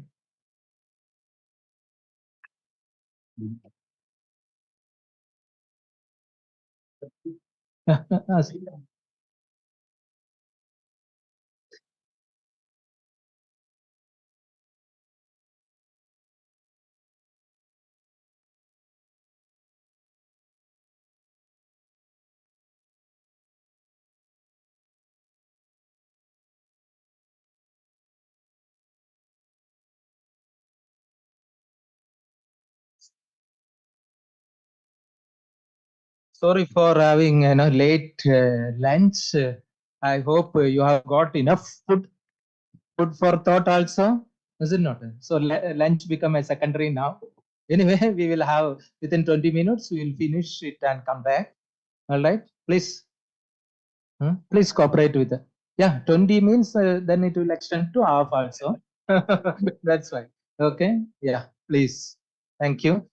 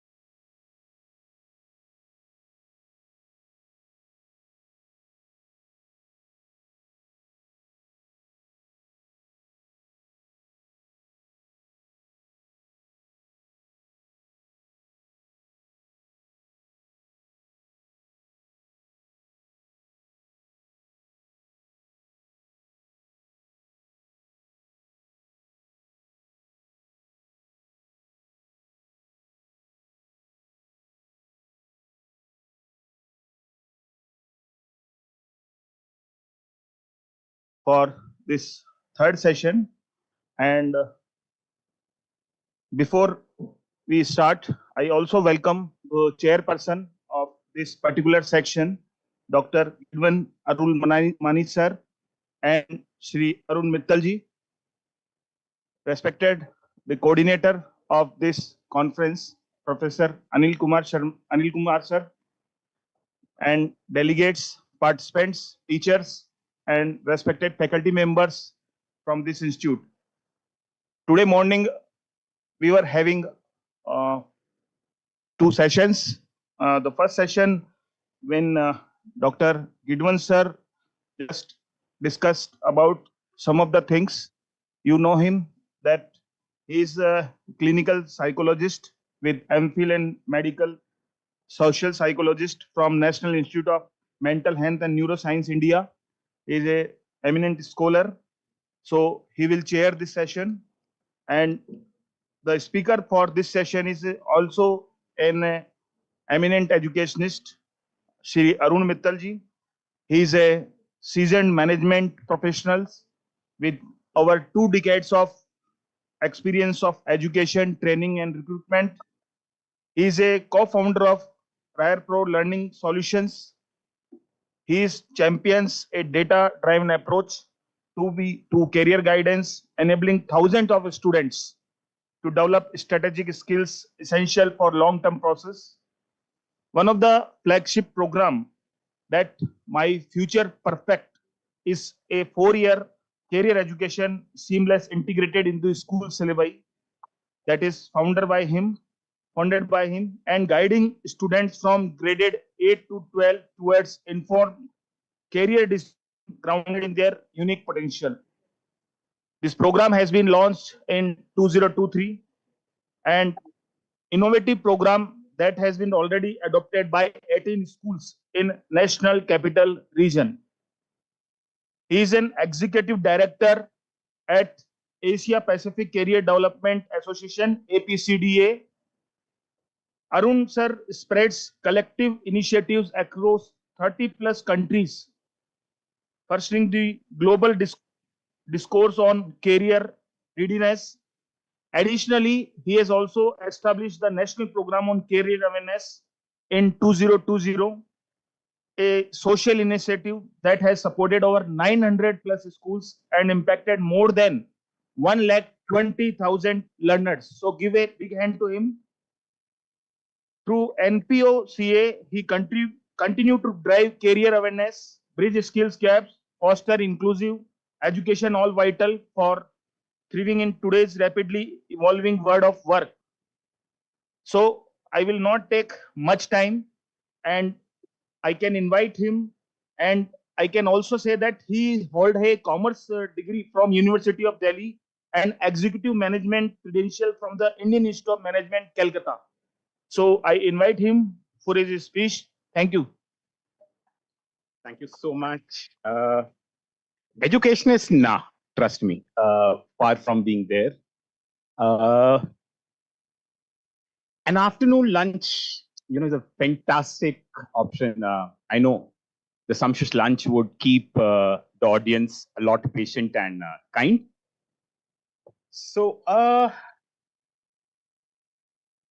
thanks, Dr. Chadda, Gideon, for talking about the whys and the hows around career counseling, right? It's always difficult to come in late and then repeat what people have already spoken of. It was nice listening to Dr. Gandhi talking about core values, not necessarily focusing just on careers, right? Or, he spoke about fixed mindset or the growth mindset, right? Or Gideon and talking about sustainability in careers. It's not a luxury, Gideon. When we are talking about sustainability today, it is an existential crisis. When we're talking about climate, you don't have a choice. My dad had. I thought I'll survive. But the fact is, it's not for my children. I'll have to do it for myself. I live in Delhi. I probably don't need to say much on that, right? I am not, I'm a chanced career professional. And probably that helps me look at career guidance a little more dispassionately than many of you who have been in this space do. Today, I stand here and I'll talk about an experiment. And to be honest, when we started NPOCA in March 2020, and that is when the COVID had set in, right? I was pretty sure that it will not last 3 months. But then I'm standing here, we still run it. It's an absolutely free program. A gentleman wanted to know how can government be provoked or talked into to work on career guidance. Governments look at successful models. And when we spoke, when we coined the National Program on Career Awareness, trust me, I was hoping someday the government will come and say, hey, Arun, you're not entitled to use national. And I'll very happily say, chalo, aage badho leke. Right? I do 2 jobs. As Professor Parikh said, I co-founded Riyadh. It wasn't something that I wanted to. Entrepreneurship per se was an accidental choice that I made. And I also work as an executive director at Asia Pacific Career Development Association. I largely went and joined APCDA to understand where is India faltering, if it is, on career. And to my surprise, the problem is not unique to India, guys. If any of you think that the problem of career guidance is Indian, Asian, reality. The only challenge is we are the world's largest country by population. 2009, the government started to talk about India at 75. We wanted to leverage on our demographic dividend. And the sheer numbers makes it difficult. There's no similar model exists or anywhere in the world, so we cannot ape. I see this because I started to work on vocational education in 2009, much before NSDC was formed. Forget about the National Skill Entrepreneurship Ministry, right? We have often looked at successful models. We looked at the UK model. Fortunately, I was working with City and Guilds, and City and Guilds had done a reasonable work in that side, right? But before I get into the thick of my session, right, I would take the liberty and seek your permission to be a little playful, and that will also allow me to contextualize a part of my discussion. I'll spend around 20 odd minutes and try and wrap up before that. All of you have matchboxes in front of your tables, right? If you are wondering what to do with it, please create a structure similar to this. You would probably need 8 sticks. If you were if you were primary school students, I would have actually given you a little less than a minute to do. But then being adults, I know a lot of our creativity and stuff goes away. So how much time would you need to make this fish change or go in the opposite direction by relocating 2 matchsticks? Relocate 3 matchsticks to change the direction to the opposite one. Or my colleague was kind enough of saying, "ऐसा fish swim करता है, आपको दूसरा direction में fish को swim कराना है."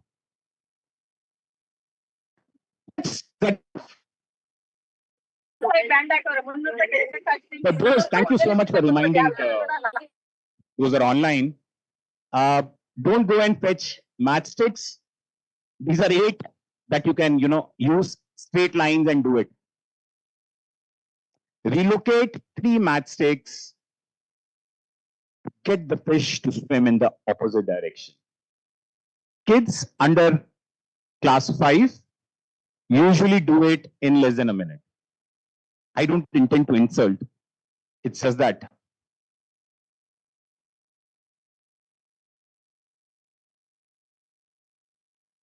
Are we done? Lovely.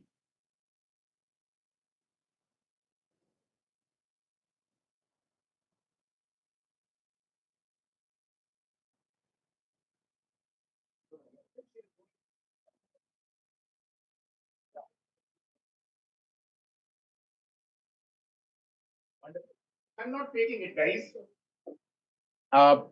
Thanks. So I'm not faking it. Others can. Oh, lovely. So it has, you are an exception. It has to do with the age. The younger lot did it first. That's also a message. How many teachers in this room or people from schools? Thank you. So education helps, but then sometimes. Okay. Any takeaways, any thoughts for people who were able to do, not do?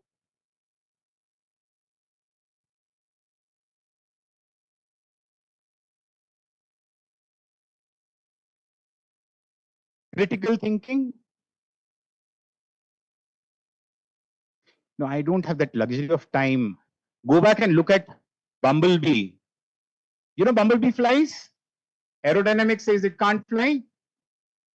And the only reason Bumblebee flies is वो science की student नहीं थी. Right? To me, there are two takeaways that I take from here. Most of the times when we look at common sense, it's not always just about common sense. And the biggest problem, career guidance, and I was sounding cynical during tea break, the obvious gets ignored most of the times.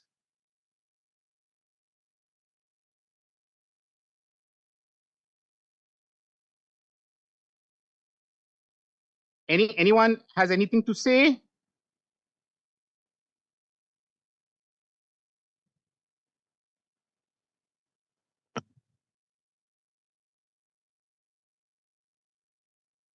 So it is like somewhere we get influenced, like you have shown that picture.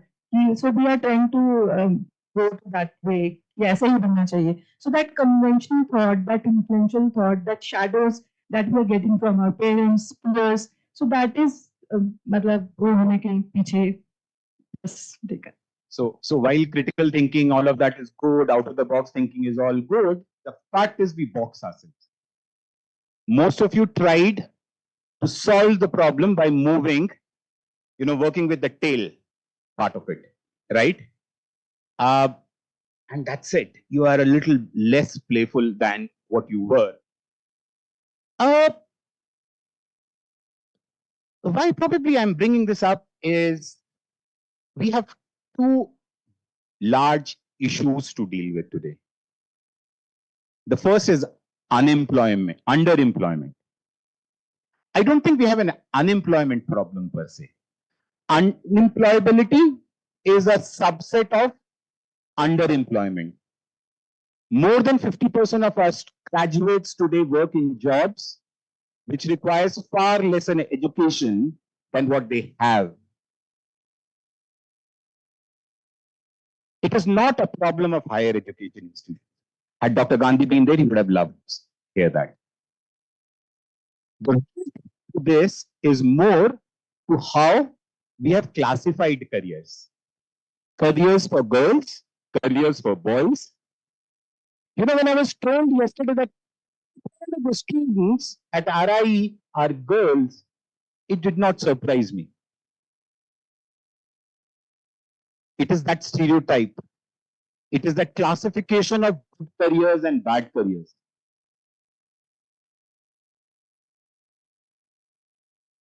If you do not come out of this whole concept of a good career and a bad career, then imagine, it is known to all of you that most of the careers that we are doing today will probably not even exist in the shape and size that it does today, right? You know, the other day I was listening to a gentleman from Prometric, and he says by 2030, 45% of the skill will change. So 45% of the skills that we need in 2030 would change. We are talking about a span of 5 years.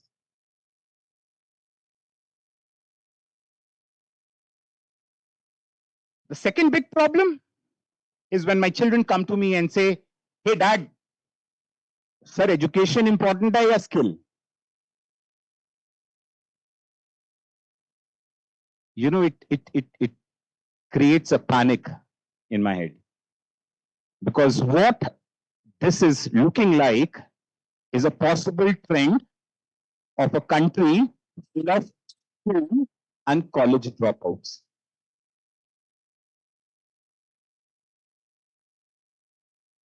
Imagine a situation.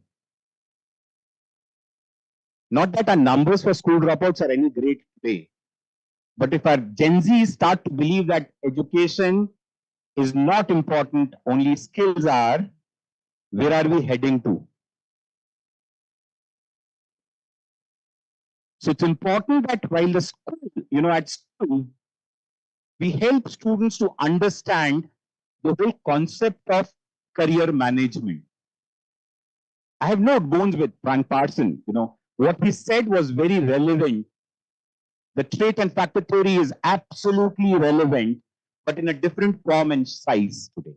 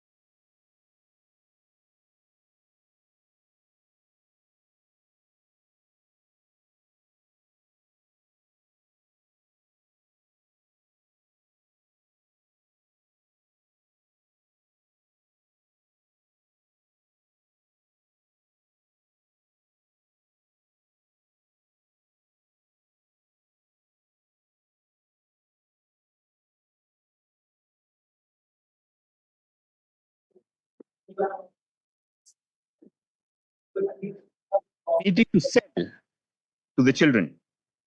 That's presentation's gone. With me? Internet's gone? Okay.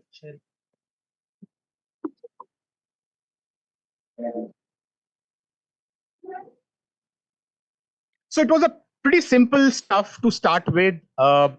Having worked for 15, 18 years, I had a lot of friends. Reached out to them. And what was amazing was 9 out of 10 would come with a confirmation. So I realized, besides people are happy to give, there are equal number of people who love to talk. We started with something like 100 odd people in the first session. And to my misery, 70% of them were either teachers or principals. They came in the second session and I would wonder, आपको क्या सीखने को मिलेगा इसमें से, right? Why aren't your students coming in? It started, I think the world conspired for help for it to work. We reached out to the Bombay Stock Exchange, BSc Institute rather, and said, can you teach financial literacy? And Amrish said, yes, we can. And he offered us a 10-hour financial literacy program. It's a skill, right? It's a life skill. Bombay Stock Exchange, beaming it to Porbandar to Jammu. There wasn't anything in Srinagar then. There was a school in Meghalaya. Next, somebody came and said, can you do a career day for us? And remember, this is all for free, virtual, and in English. So that was the only criteria that we had. COVID had that luxury. Nobody was asking offline, right? But then it's continued in the same fashion ever since. 3 months down the line, Bombay Stock Exchange came back and said, we do a finance Olympiad. Can you come and help us do it? I said, wow. They said, we can give you some money also. And all this while, we were funding it from our own pocket, right? The next year, the automotive skills came and said, see the idea of an automotive Olympiad. Sounded interesting. I did a copy paste, said content lekar aao. We'll do it. So between May 2020, when we did the first session, till date, you would have delivered over 400 hours of content. And this includes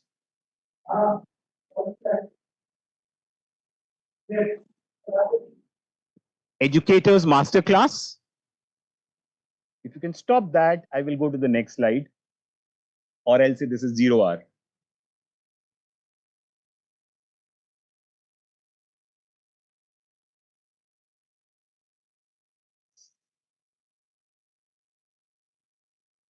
So ruk gaya, right? And so when you asked what do you do for to influence the government, I didn't even think of it. Though my experience with government has been extremely positive.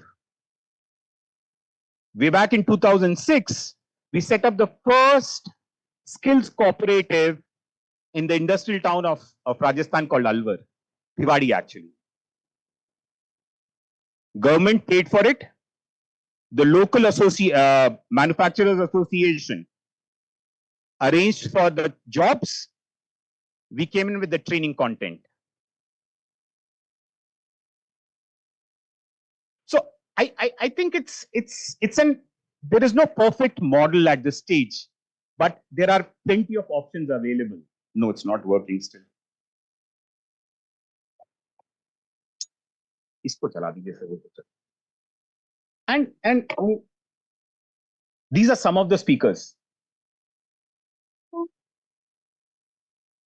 Brian did a 5 hours training program for counselors and principals, and he gifted them a 4.5 hours curriculum, ladies and gentlemen, rather. All for free. He delivered it. We recorded it. It's available on the YouTube channel.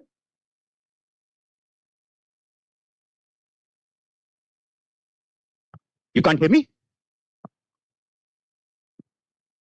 Okay. This is what we did. The number keeps fluctuating. Honestly, whether that number is 900 or 1400, I stopped counting because there was no intent to monetize it. What gives a lot of satisfaction is being there in 23 states of India. Some of the richest schools that you can think of, some of the most fanciest schools that you can think of, those charging upwards of 8 lakhs per annum would attend that session, and we had a number of free schools coming in. This was achieved with zero marketing. I remember the principal of DPS Jamnagar actually speaking to me on the phone, said, Arun, note down this number. This is the principal of A school, B school, C school. I said, while you are working so much, sir, why don't you just send them a message for the next session? They'll register and I'm home. While we continue to work in that space, it did not take us much time to realize that while what we're doing is good and we can brag about it, it lacked effectiveness. Students coming for a session or two won't necessarily add up much to it. And that's where we conceive the idea of REAR Pro. Some of you will not probably on these, right? First one, by and large, everyone should, that career planning is not an event. So if you think you are going to call a counselor or conduct a test and you are home, no, it's not going to happen. It came very clearly from Dr. Chadda, it came in from Dr. Gideon, it came in from Dr. Gandhi. And trust me, the people who have been in this space will vouch that it is a very dynamic field where a kid will need interventions at multiple skills. So when I speak to a student in class 10, I do tell them that, you know, come back after your first half-day leaves in class 11, and we might go to the drawing board completely again. Sorry. Assessments are tools more for counselors than for students. Because the nature is such that you have to, in a 45-minute interaction, tell a parent what his child could do. And I mean when I say a parent, because a kid knows by and large what he wants to pursue in class 11th and 12th. He might not know the careers, but he definitely knows the subject options. Third, West does not define what is going to be effective in East and West, or South, sorry. Dr. Chadda said that, and which essentially means for people in this room, you'll have to localize it. You'll have to look at global model. I don't know how many of you know that there is no large organization or a million organization in career guidance space across the globe. And I firmly believe if there would be a large organization, it will either come from India, Indonesia, or Singapore. Singapore largely because of the work that they do. In 2021, in the Student of Management, I wanted to experiment. I went into my mentor, Madeline, said, I want to do a market research and understand. Sure. And this is what came out.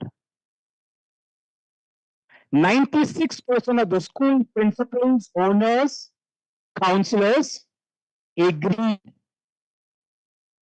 that career education needs to be integrated in the school's education. It is a different discussion. Percentage of them wanted in less than class 5 or upwards. The dominance of 9th, 10th, 11th, 12th obviously is higher because that's how traditionally we have been thinking. That's the journey I'm going to skip. I've already spoken about it. This is really what we do today. We piloted in 20 schools. One school is a free school. Yet they pay us. And there are the DPSAs and the KR Mangalams of this world. And schools in between.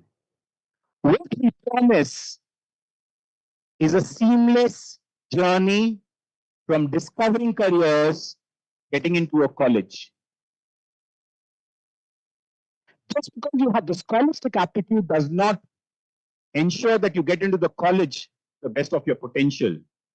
The most scholastic kid in your class with low resilience is unlikely to get into a IIT Bombay. if that's the place which is aspirational. He can, but then his ability to handle pressure, if it's low, we know what it can possibly lead to, right? And that's largely where we do. We are hopeful of scaling it this year. We would be probably looking at 100 odd schools. Professor Parekh said 18. Between then and now, we've crossed 25 in the last 2 months. The next experiment, for if there are people in the university space right now, I would really want to nomenclature the training and placement offices. Higher education institutions are not for placement. However, it is important that you start looking at career services for your students. And it needs to start from their first semester. It was very heartening to hear when Dr. Chadha was saying third and fourth semester is not just theory, you need to go and work, right? That's largely it. So here is an invitation for the schools who are looking at resources. It's available for free. We do 2 sessions almost every week. We will start in April. I understand South starts a little late, but that's how we start. We'll start in April and we go on till December.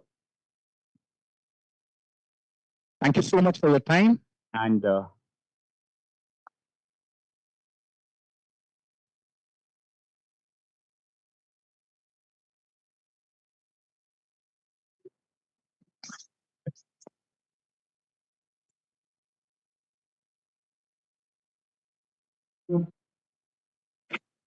Be short questions and short answers. Anyone? Yeah, please.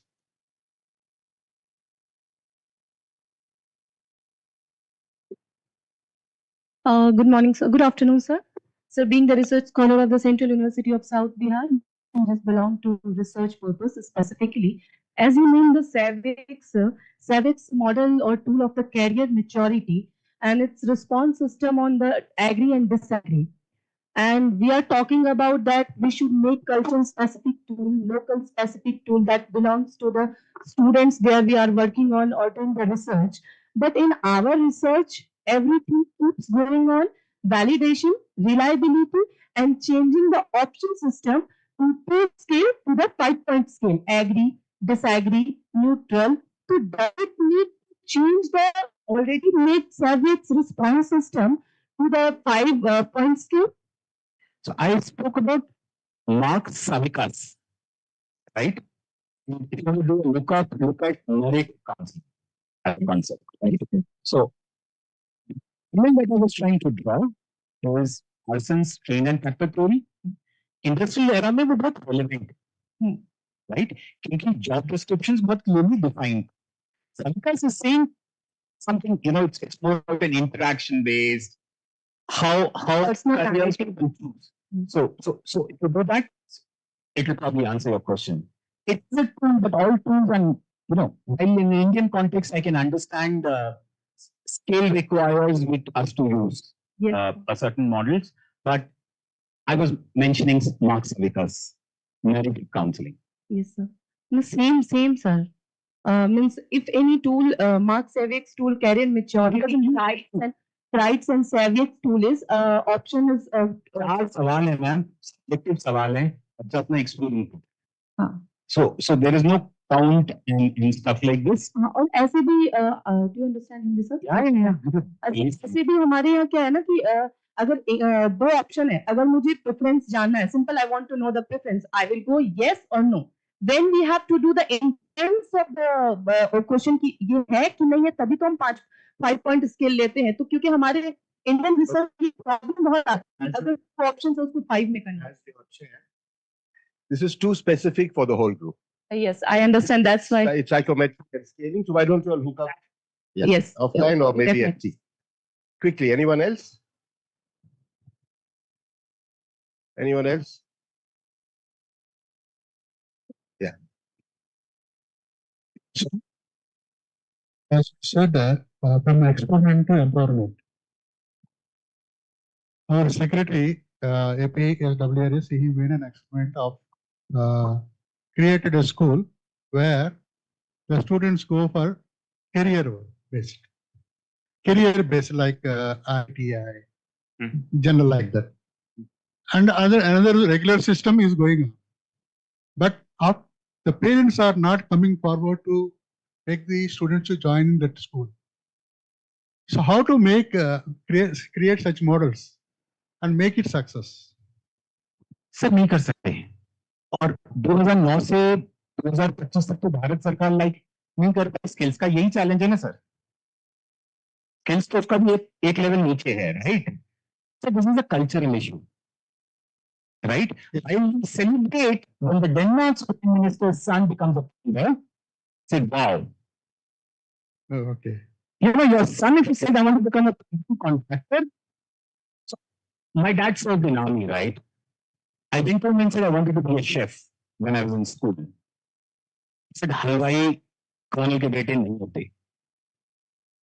But चाय का बेटा प्रधानमंत्री बन सकते हैं. People will I'm telling the other way. So the child comes with immense potential. Society is the challenge. It is us telling I tell my child what is a good career and a bad career. It is us come out of the slums in this college of girls. It's not just at a vocational level, sir. I can have separate discussion. A lot of work has been skills. Because the problem is professional and skill. And you mentioned that anybody can do anything. No, you see, sorry. I think we're going to one more. You can hook up outside. I think we have time for just one quick. We're running one more session. So one more. Anybody? I think that's one. In my school, I have started a career plan with skills in the middle class student, among the middle class student itself. Is it appropriate and effective? That is where it needs to be. I have a few brochures. I'll give you the entire curriculum. For people who are coming from schools, we have career handbooks available in digital format. Use them. That is the right time to do it, sir. 11th is late. 10th is when we all put our kids with scholastic achievements. Earlier, the better. It's not about talking about career, sir. You know, for class 9 students, it is good to at least go and talk about goal setting. So we do a goal setting with kids, right? Which is part of the curriculum. So it's more nuanced, but you're actually fun. Thank you so much for doing it in the middle school. That's the right place to do it. All right. Let me just take a minute to conclude, and then we will let you go. Some of the points that stuck out for me, I think, over and above what Arun spoke about in terms of the program itself, I think there is a very great need for open access material. Yeah, the fact that you did it free, maybe that's the reason you got such a high hit rate. Yeah? Because when you look at the market for career guidance, it is expensive. Most often you find that children in the government schools and in the rural areas do not have access to because it's costly. Yeah.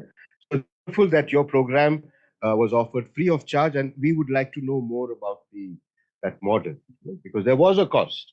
Yeah, when Brian came online, how many people would be able to come and offer their services free? But that's something I think is very, very important, particularly for a country like ours, where when we create something, how much can we give it away free, like they have done? I think that was a wonderful point for me, at least, to take away. The other very critical point, I think all of the questions were around that, which he tried to address, which is, before the choice is made, there is a social cognitive process underlying it.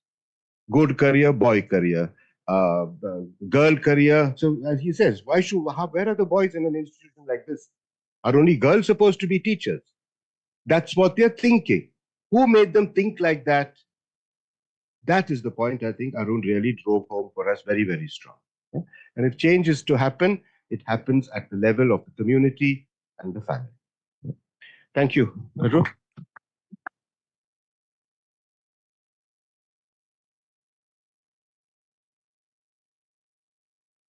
Yeah, in fact, it has been a wonderful session.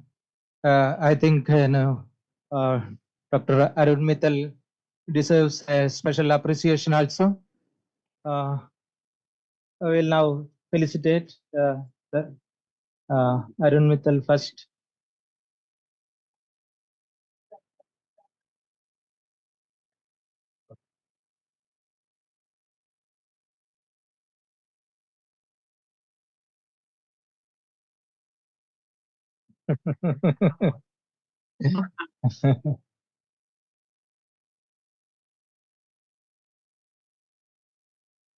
Yeah, now,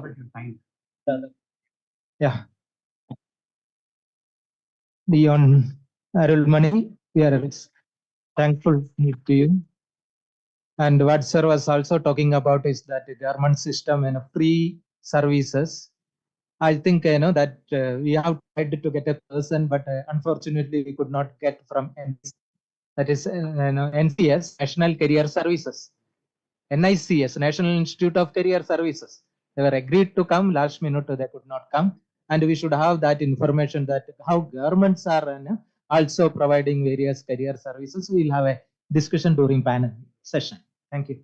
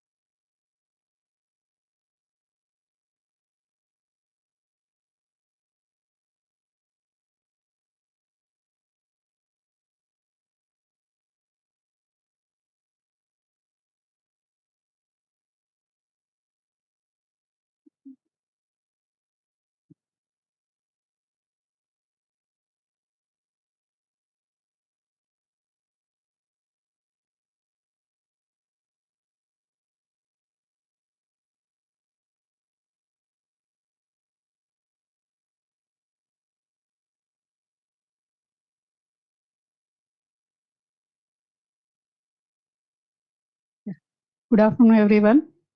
Now we have the another session, and we have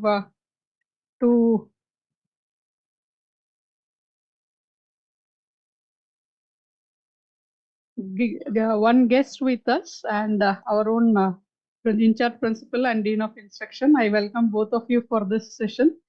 We have with us Janaka Pushpanathan madam. I request madam to raise the chair.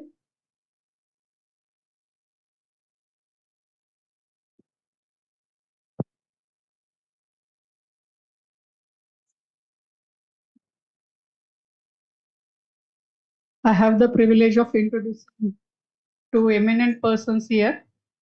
Madam Janaka Pushpanathan currently leads British Council's work in South India, and she has over 20 years of experience in the arts, education, and enterprise sectors. Prior to this, she has co-founded Education, Learning and Development.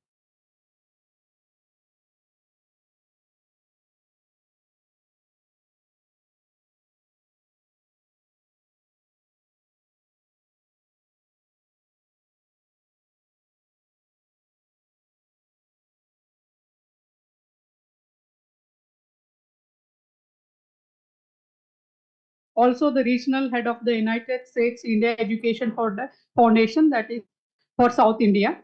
As the director of British Council in South India, Janaka leads the council's work and the 5 southern states. This includes partnerships with schools and higher education institutions, leading on government-to-government bilateral relations between UK and India, managing advocacy initiatives for English language teaching and training, working with partners to strengthen the creative economy for arts, crafts, festival and major programs in South India, and also promoting educational between UK and India through the British Council Teaching Center, Examination Services, and Library and Information Services. Madam has Masters of Science degree in Physics and Applied Mathematics from Madras Christian College, which is a 185-year-old institution that traces its history to the Scottish connections in the Madras Presidency now, which is called at Chennai. Madam is an alumnus of the IIM Bangalore and Project Zero at Harvard University. She is among the top 100 most influential in building UK-India relations, and she is part of the India Inc. 2019 list, which is the first ever all women's power list to celebrate immense contribution of women from all walks of life, driving the glorious future relationship between UK and India. That talks about our women power here, I suppose. Madam is passionate about equality, girls' education, and the environment, and is on the advisory board of women-led non-profits and early to mid-stage education startups. In addition to being on the board of trustees of the IIM Bangalore Alumni Association, she also sits on the 14-member high-level advisory committee of the Tamil Nadu government's skills and education sectors, which has been set up to enhance employability skills and livelihood opportunities for the millions of young people of the state. In her free time, which I am a little surprised also, but does Madam get free time? But still, Madam has a keen interest in relearning. That means she is already having the skills, but she wants to relearn something that is very, very important in the present era, because we all do not want to relearn. Learn, unlearn, and relearn are the skills that one needs to develop. So Madam is keen on relearning Indian classical music and is working on towards her goal to cite 50 tigers in the wild in India by year 2030. So we welcome Madam for this speech, and Madam, I'll just take another minute. We have with us our chairperson of the session, Professor Kalpana Venugopal. Madam is professor in the Department of Education, presently holding a key position as Dean of Instruction and in charge principal.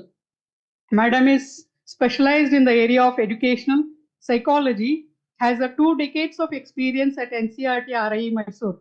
Earlier, Madam was heading a key position of head extension education and looking after the majority of the in-service and pre-service programs at RI Mysore. I also welcome you for this session, ma'am. Now I request Janaka Madam to take over this speech.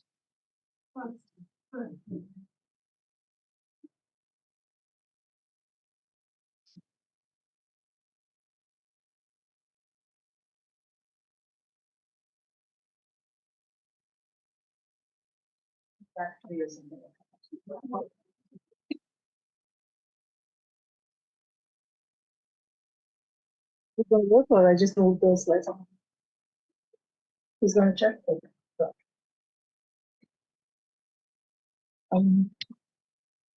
Thank you very much, RI Mysuru and the NCERT for first, I think, conducting such an event. And thank you for inviting me to represent the British Council. The British Council and the state of Karnataka have a really long and serious relationship. And the big takeaway from the initial introduction was we should just give 100 words to just introduce ourselves, because thank you. That was a very generous introduction. I hope I'll be able to live up to that. And thank you, Professor Sujata, for being the chair, and lovely to see a lot of young women in the audience and men as well. As Arun was saying, I think it's really important to have as many representations from all genders at this important conference. Thank you, Professor Srikanth, who's not here today, had to rush to Delhi, I heard. But thank you, Srikanth, and thank you for inviting me to this session. And I think a couple of days from, maybe 1 week from now, you guys will be there with us in the British Council in Delhi at our schools conference. So we really look forward to that as well.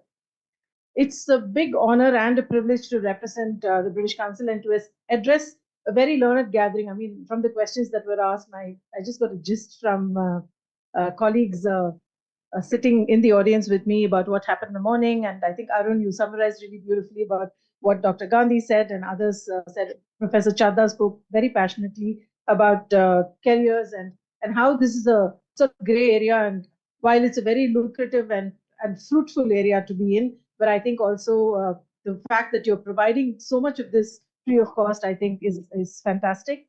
The British Council does its little part in this. We don't work exactly in the field of career guidance, but we do a lot with schools. And hopefully some of the stuff that I'm going to share with you will be useful for you to then sort of further contextualize it. And I know that the buzzword now is global local, global south, but I think a lot of it can be useful for many of your institutions, as well as also for your curriculum at RIE Mysore, hopefully. Yeah. This conference, when we heard about the conference topic, innovative practices and experiences in school-based career development programs for students, I heard somebody in the audience saying, we're talking a lot about higher education, but what about school education? I think my talk is going to be entirely focused on school education. But when we talk about careers, we really can't do justice to the topic without really talking about both school and higher education, because they are very interlinked. And sometimes because we tend to work in silos, the guidance doesn't sort of, span both areas. So a lot of it is about school education. In today's rapidly evolving landscape, we find ourselves navigating a very, very complex world. And I'm sure all of you have used this phrase, I think it's been used loosely, but also very seriously in several contexts. In the UN, like somebody else mentioned, VUCA, which is volatility, uncertainty, complexity, and ambiguity. And now it's become a buzzword in classrooms, in boardrooms, in decision-making rooms, and in academic circles as well. This is working. Oh, this is working. Okay.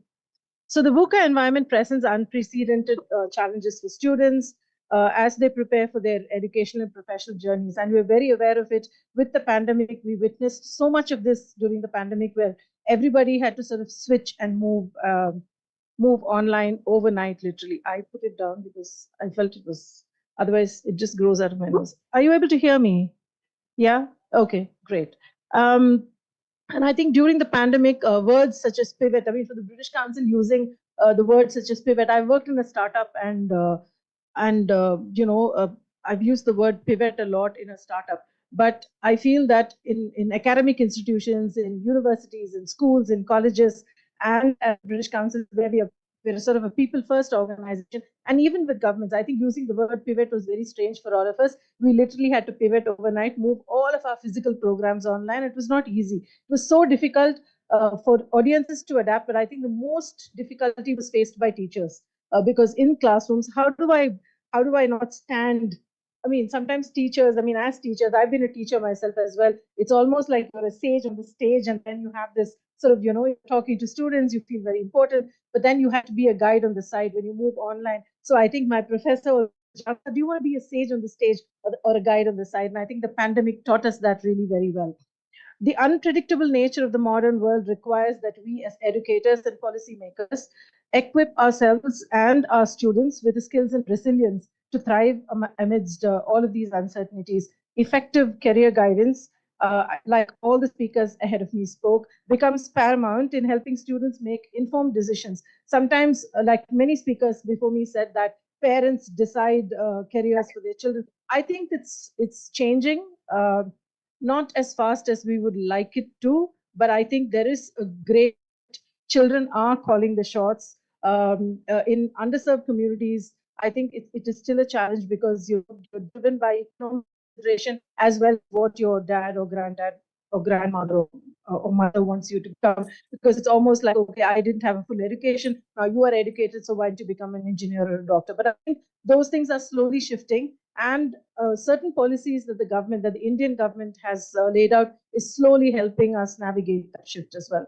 So the journey from education to employment is loaded, as we all know, with challenges and uncertainties. Students often grapple with questions about their future, seeking direction, clarity, etc. Effective career guidance serves as a compass, helping them navigate these challenges, also helps them make decisions which are informed, and also make decisions that are sort of true to their heart and what they want to pursue, and align with their aspirations, because finally at the end of the day, you've got to make money, it has to be viable, lucrative. So I think making all of these balanced choices is becoming a big challenge. I'm going to share, I know you've heard a lot of stuff that's happened in India, in the States, in your own city, and I know that we have some brilliant non-governmental organizations here who are, you, for example, you're doing some amazing work. So, but I'm going to start by sort of sharing a little bit a few examples from the UK. The slide is like if you get tired of looking at me, you can look at that, but the slides are just a little bit of a visual thing, but I think also to lend you a little bit of context, but I think for me, the most important thing is to be able to sort of share with you some of these examples, and then maybe during questions, we can hear some of your comments and reactions. The UK has long recognized the critical role of structured career guidance in shaping the future of young learners. And I think Gideon spoke about it and others spoke about it as well in terms of how important frameworks and tools are, how important frameworks are for us to be able to navigate a complex and challenging world. So central to this are the Gatsby benchmarks. I don't know how many of you have heard of this before, but it is something that was, I think, 2014, if I'm not mistaken, and from then on, the UK has done sort of a lot of work on the Gatsby frameworks as well and on the benchmarks as well. It's a framework that outlines 8 essential components of good career guidance. The first one being a stable careers program. Every school and college should have an embedded program. And here, I think colleges do slightly better, but I think schools, it is challenging. Private schools do well, but I think the public school system, it becomes a little difficult. But Karnataka is doing quite well. In fact, we work with your school system to be able to teach 21st century skills through English Premier League program called Premier League Premier Stars, which we'll talk about a little later. So I think, first of all, having a stable program that's kind of understood by everybody, and it's easy for students, teachers, and parents to navigate, because if one of these in the ecosystem fails, it becomes very difficult for us to sort of continue and progress it further. Learning from career market labor information. I mean, Arun was saying that he's a data-driven person, and I think it's great to be data-driven because data gives you actual information to be able to navigate some of these challenges. So I think students and parents should have access. Most often, educators and academics do have access to information, but sometimes students and parents don't have access to this information. And I think that's really one very critical component of being able to get some of this right in the classroom. If students and parents are not able to understand it, I think like in most public school systems, most of them are first generation learners, so it becomes a little difficult. So I think having awareness sessions, building that competency within the school framework, as well as within the parent-teacher framework, is really critical. Addressing the needs of each pupil. It's easy to say this standing here. We were just talking about it at lunch that, if you have the Central Board of Secondary Education schools, I mean, you're lucky to have 30 or 35 students in a classroom. But if you go to a large government institution, you have anywhere between 60 to 70 students in a classroom, and you just have one teacher. It's not even like a tag team of teachers. So then it becomes so difficult. It's so easy to say, do this, but it's one of the important things that we need to do to be able to address the career challenge. Every student is unique. Every student is different. So they have different career paths that they're thinking about. So you really can't have like one glove that fits everybody or one size fits everyone. So I think opportunities for advice, creating those platforms for safe communication, because children often don't want to tell you what they want to do because they think sometimes that, like you were saying, right, like becoming a chef. But today perhaps people will understand after all the big movies that have come out where chefs are usually successful. So I think society and environment also have to play a large role in decision making that shapes our career paths. So I think addressing the needs of each pupil is very important. Linking curriculum learning to careers, and I think that's one of the things that the Gatsby benchmark addresses very well, and we do that very well in the UK. So linking curriculum learning to careers, subject teachers to highlight the relevance of their subjects to future career paths, making the connection between academic learning and practical applications. So I think if it's part of your curriculum, part of what you have to teach, and you really are not looking for an extra or outside incentive to do it, it becomes automatically, it becomes normalized within the system to be able to talk about this. So for example, if I'm teaching a lesson on, let's say, science and space, then I can actually relate it to careers in space and science, and sort of encourage my pupils and learners to look at a possibility, not sort of thrust it or force fit, but at least say, oh, these are the options, and this is, the world is your classroom, and you can pick and choose from this. Then students get motivated to also find a hook in terms of learning that subject much better. Encounters with employees and employers, and I think a lot of schools are doing it. Again, when I say a lot of schools, the privileged schools, the private schools do it really very well. Public schools can do absolutely well. In fact, the higher education department in your state, Karnataka, has done this brilliant initiative called the Mentorship Program, which the minister launched. It's a great program where they invite, there's a portal. If you are an expert in any subject, you just sign on the portal, pick up a college, go and sort of, spend half an hour talking to the students. You can do it both physically and online. Karnataka schools could do that too. Not just Karnataka schools, but schools across India could do that too, where you actually have a voluntaryship program, a mentorship program, and that doesn't sort of, it goes beyond borders and boundaries. You could get anybody, like you got all those brilliant people to talk to the children and parents. So experiences of workplaces, first-hand experience of the workplace can help students explore career opportunities and expand their networks. I remember way back when I studied, and that's really way back, somebody who was, one of our classmates, his dad was a pilot, and he came to speak about flying an aircraft, and it was absolutely wonderful. So we do have such role models in our own system. So why can't we make use of those and get them to do like an open day or a parent day inside your school? Encounters with further and higher education. So I think there was one gentleman who said this is all about school education, but if you do not bridge the gap between school, further and higher education, because you can't really assume that every child who studies in school is going to end up graduating and actually choosing the path of higher education, because it's not just dropping out, but making conscious choices. Now with the UGC announcing that micro-credentials are something that one might want to do in order to improve your employability prospects, I think it's so important for us to make the link between school, further, and higher education. Understand the full range of learning opportunities and employment opportunities, including both academic as well as vocational routes. Then finally, the eighth benchmark on the Gatsby is personal guidance. Every student should have opportunities, ideally, for guidance interviews with a career advisor. And again, training of these career advisors. You can always sort of source from your community. A lot of corporates do outreach programs. So I know, for instance,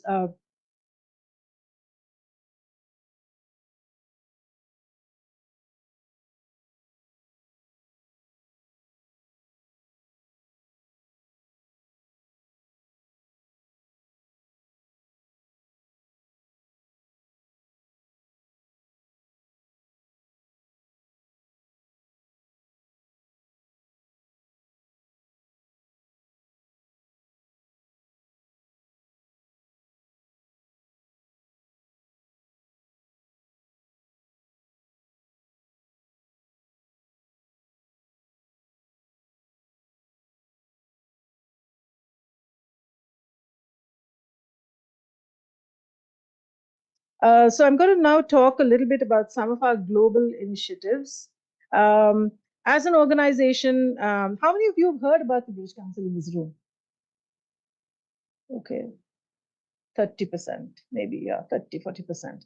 Okay, so for the others who don't know what we do, I mean, I'm hoping that through this presentation, I'll tell you a little bit about what we do, but happy to sort of, chat later to tell you more or, get in touch or whatever.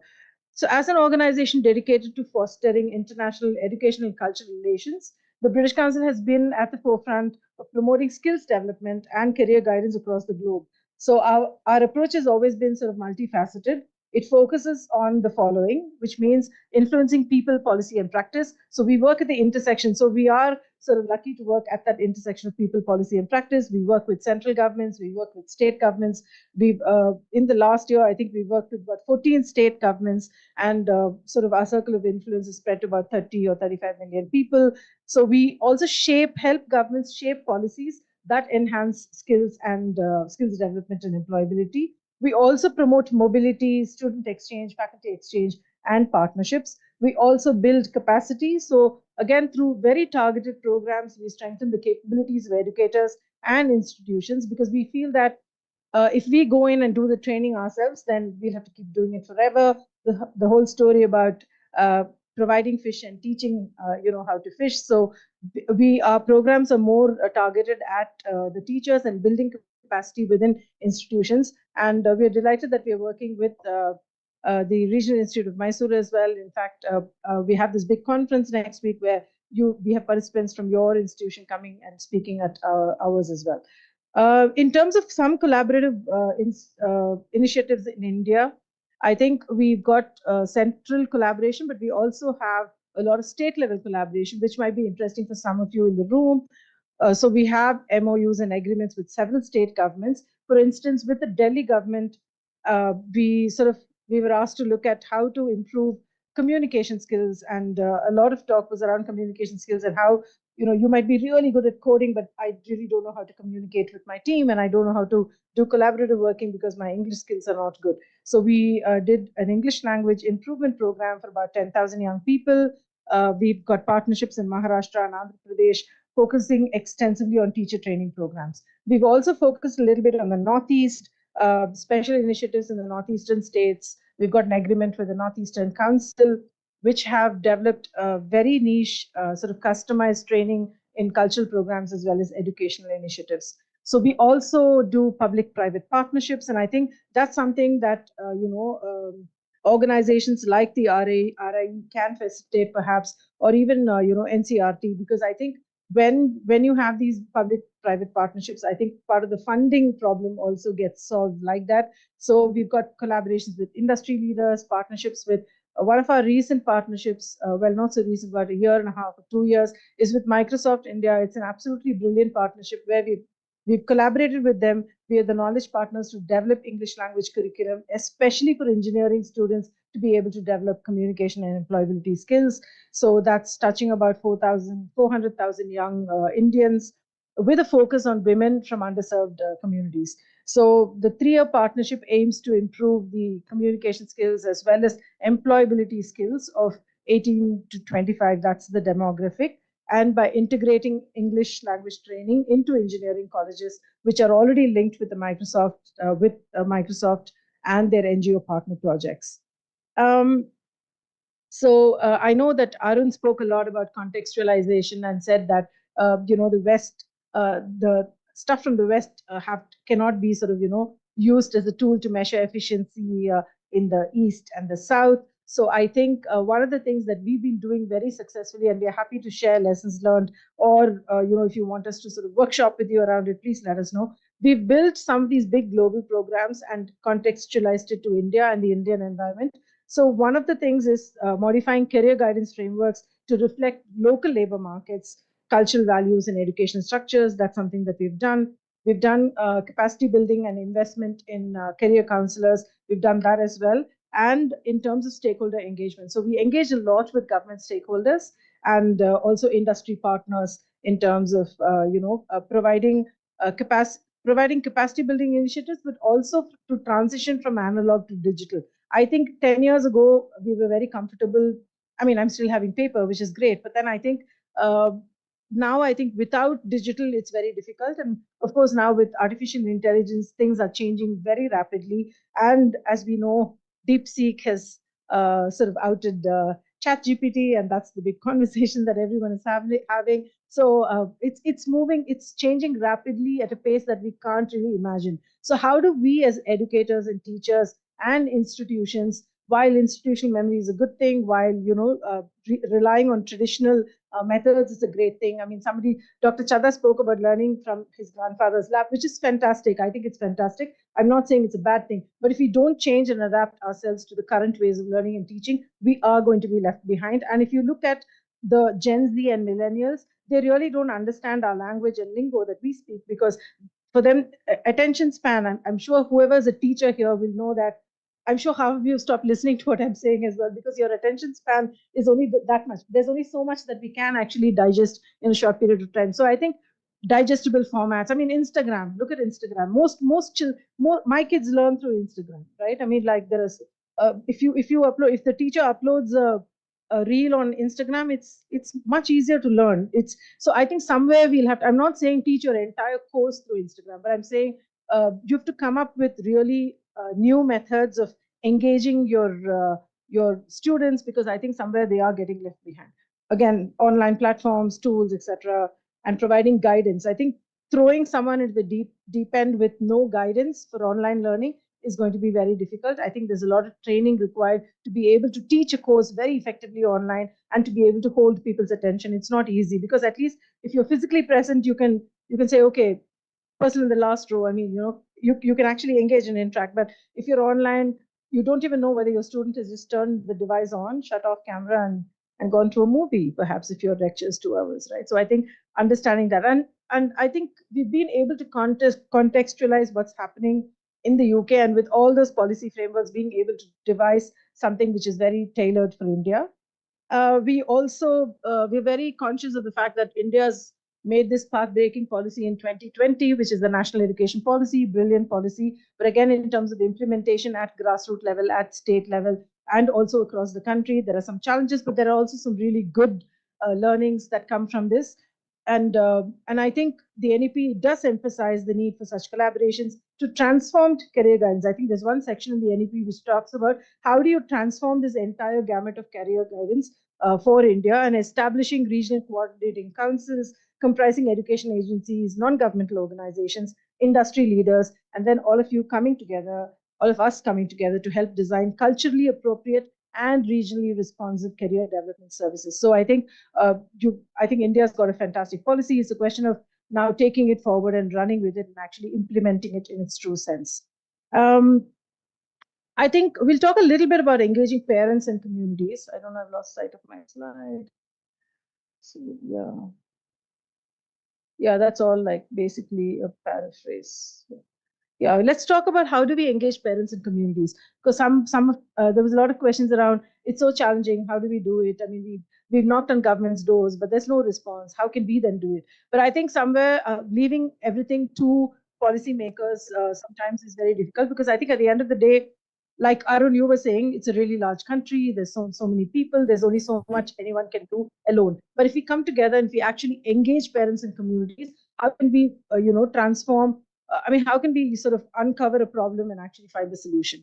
So involving parents in the broader community and career development initiatives can provide students, and we've got some really good examples from the UK, with a support system and real world perspectives. Workshops, seminars, community projects can help demystify various career paths and encourage collective investment in students' futures. Also, by implementing these strategies and helping students sort of, uncover their professional journeys, whatever it may be, I think.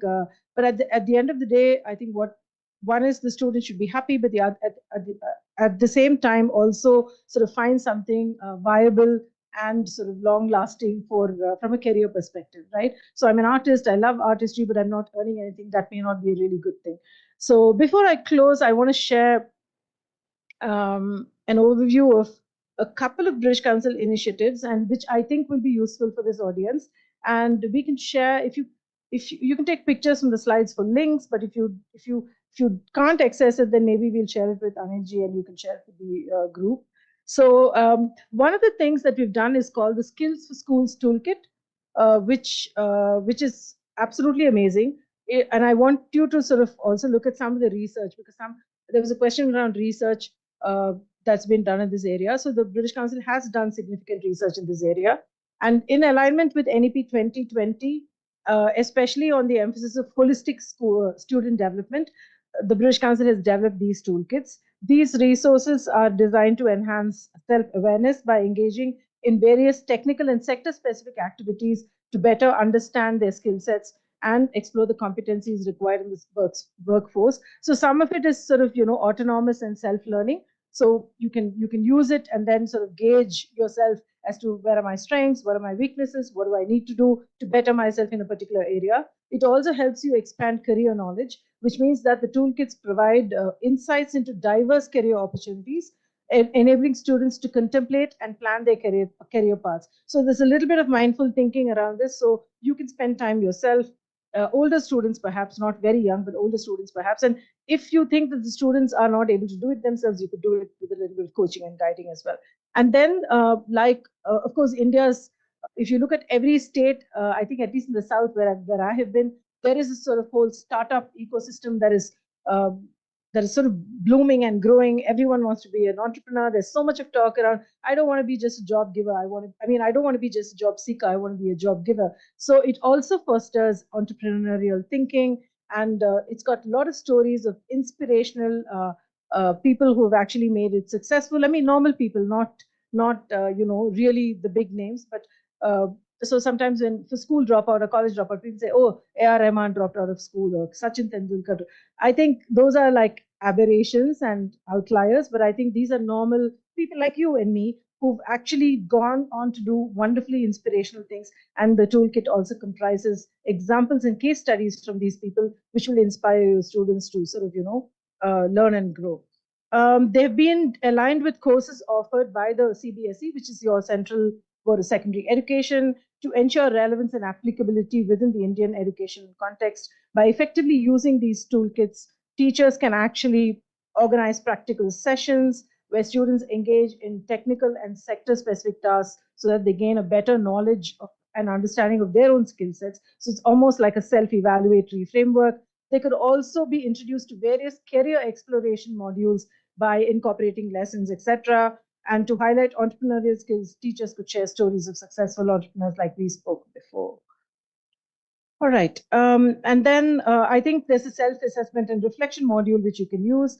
And wherever possible, one of the things that we find very useful is teachers and schools should actively engage with industry professionals. Lots of schools are already doing it, but I think like somebody said that the teacher is not sitting in the policy making room. Sometimes industry is not present in your academic room as well. So I think it's really, really important to challenge and defy the stereotype to say that, okay, am I brave and bold enough to get somebody from the outside, actually critique your curriculum? Maybe it's not as good, but that's the only way to learn. So I think take a little bit of that in your stride as well. And hopefully you'll engage with all parts, all moving parts, to be able to make your curriculum more robust and also, help your students explore career opportunities. And finally, in conclusion, what's that? Yeah, this is all of them. Yeah, these are the links. You can take a picture, but otherwise we can send you the links.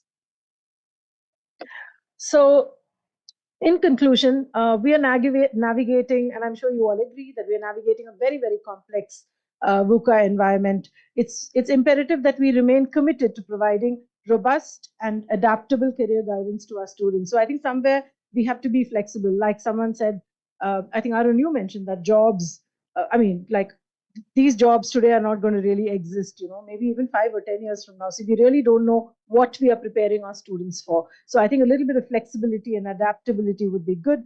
We also deliberated on some of the innovative practices in school-based career development. It's essential to contextualize international best practices within our local frameworks. Cannot agree more. The UK structured approach is really a good learning point and it's a good starting point. It's also exemplified by the Gatsby benchmarks. It offers valuable insights, but the true essence of career guidance lies in its adaptability to local contexts, cultures, and aspirations. The British Council is always committed to supporting India's endeavors in this domain for fostering collaborations that lead to sustainable and impactful outcomes. So I believe that if we work together, and the power of the together is so much. So if we work together, if we actually not restrict our conversations only inside conference rooms and seminar rooms, but actually go, let's not leave everything here. I know your conference is for 2 days. Hopefully there'll be many more deliberations and really good takeaways for you to take back to your own organizations, to your own settings, to your families perhaps, and look at how we can make lives for our students that bit better, and also sort of improve the whole ecosystem as a whole in terms of whether it's job opportunities or whether it's giving good advice to students or whether learning from our own students. I think students teach us a lot too. So I think let's be in that sort of open frame of mind. And thank you so much for having me and all the very best.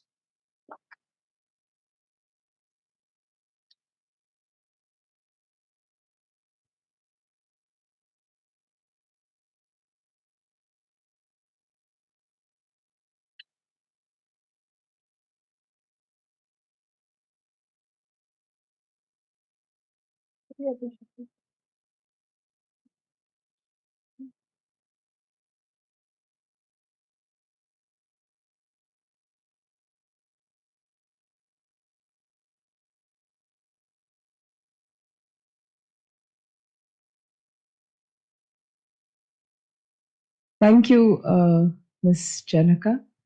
And now the floor is open for questions. Yes, sir.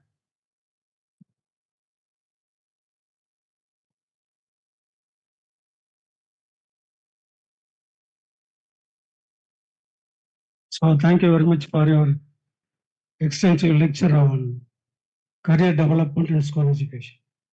Very recently, Dr. Dhanavel from Annamalai University has introduced English language and soft skills. So this textbook is highly useful for graduate and postgraduate students to improve communication skills while attending interviews like group discussion, etc., etc. As a British Council director, have you come across any English readers with language skills as well as soft skills? There is one question. Okay. Another question is, National Education Policy 2020 has been insisting on introducing bilingual mode of approach teaching school subjects. I would like to know your reaction towards how can you teach English in a bilingual approach? Thank you.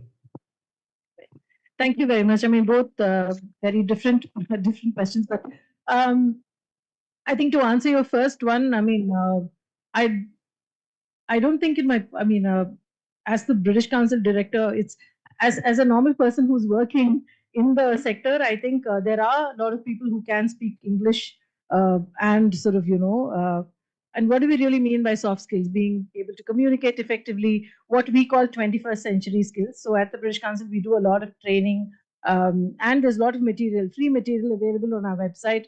The 4 C's, like we call it, right? Critical thinking, communication, etc., etc. So we do a lot of that. So I think it's more than, I don't know whether this is going to answer your question, but more than have I come across, I feel that speaking the language, English language today has become one of the key criteria for employability.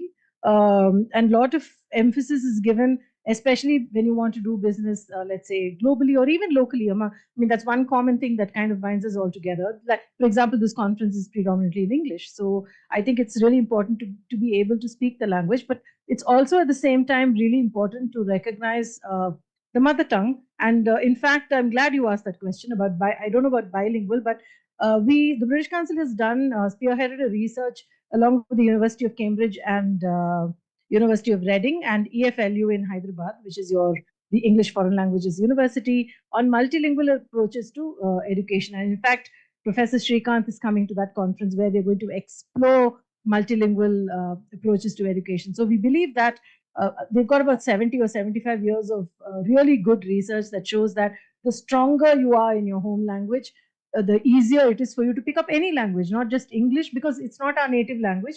For Indians, it's definitely not our native language. And for anybody who's living in the southern part of India or any part of India, a neighboring state's language is also not your native language. So I think somewhere the sort of learning of the home language is so critical. And we've got a lot of reports on that and research. The last one was called Multi-Leela, and we're happy to share links with Anilji, and it might be useful for some of you. So that's our sort of stand on, learning languages. Yeah. Good afternoon, ma'am. You have highlighted the benchmarks for career development, and I just want to know that is there any model available in reality in practice? The Gatsby benchmarks are available in reality. I mean, so it is a benchmark that is available in the UK, and it's very easy to contextualize it and use it in an Indian environment. Is it in practice? Like, are they implementing that in any place in reality? The UK, it's implemented. In India, we're happy to share, and it can be implemented. So, for example, the project that we've done with CBSE, the Central Board of Secondary Education, uses all of those. The toolkits are available with CBSE, and about thousands of teachers have been trained in those frameworks, not specifically for career guidance, but for, let's say, English language communication skills, also in terms of 21st century, etc. So those exist, yes. So the school kits are based on these benchmarks, which you have shown us? The toolkits are based on those benchmarks, yes. Okay. And how to access that? Is it open access for it? So, I mean, the Gatsby benchmarks, I can find out from the team whether we can share literature on that. What is available with the CBSE should be able, I think everybody should be able to access. Because the benchmarks are holistic, so I felt like we need to access that and we need to implement that. Thank you so much. Let me share more information with you. Yeah, sure. Yes, please.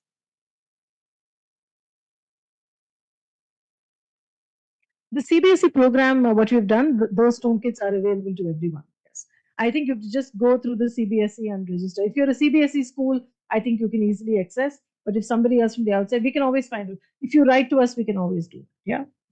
Ma'am, I'm P.S. Raju. Yes. I'm the faculty of RI Mysore. Yes. I have close association with the British Council in my past institution, NIPA. We have close association with higher education programs. Every year we use it to organize the seminars. But in the career development, in UK and India, if you see, you are the right person to answer this question.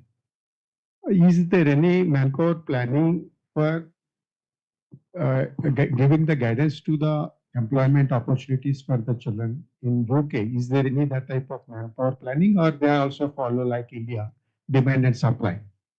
We don't, governments are, successive governments are not able to do that type of planning in our country. But is it true in the UK also you have that type of mechanism? I mean, I am not very familiar with what happens in India, but I can tell you what happens in the UK. It's a universal problem, right? I mean, it's not a problem that's only peculiar or unique to India. It's probably more accented in India because of the sheer numbers of people who are graduating out of the Indian colleges and institutions. In the UK, for example, two reforms have taken place. We spoke about it during the G20 of India's presidency as well, which happened a couple of years ago. I think one of the things is the reforms in school education, which I spoke about, whether it's the Gatsby benchmarks or whether it's the British Council developed toolkits, or looking at introducing career, not guidance, but introducing career-focused courses, because most of the UK institutions, not most, all of them are interdisciplinary in nature. So introducing them at a very early age. So there is a big, strong TVET, what we call TVET, like a vocational stream, which is there in school education itself. And most of the students who complete school education may not necessarily enroll into higher education. So there is a stream which allows people, I finish my, sort of in the Indian context, maybe your 12th grade, but then I don't want to go into, which exists in India too. You have your ITIs and polytechnics and other mediums as well, which is geared towards employability, right? But because people could decide not to study further, either because of economic means, because of family pressures, environment, or maybe there is a strong need to go and get a job immediately afterward.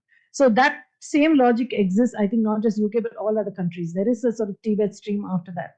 And once you move into higher education, if you decide to move into higher education, and again, after doing TVET, you can also come back into higher education, which also exists in states like Karnataka. You've got your GTTIs and stuff like that, right? That happens in Karnataka as well. So I think the universality. Okay, the problem is kind of universal, but I feel that the solution sometimes may seem unique because of very focused measures in that area. So from the UK, in fact, for 16 plus years, there's a strong reform around employment. So for example, usually we feel that people in the arts and creative industries don't get proper jobs or whatever.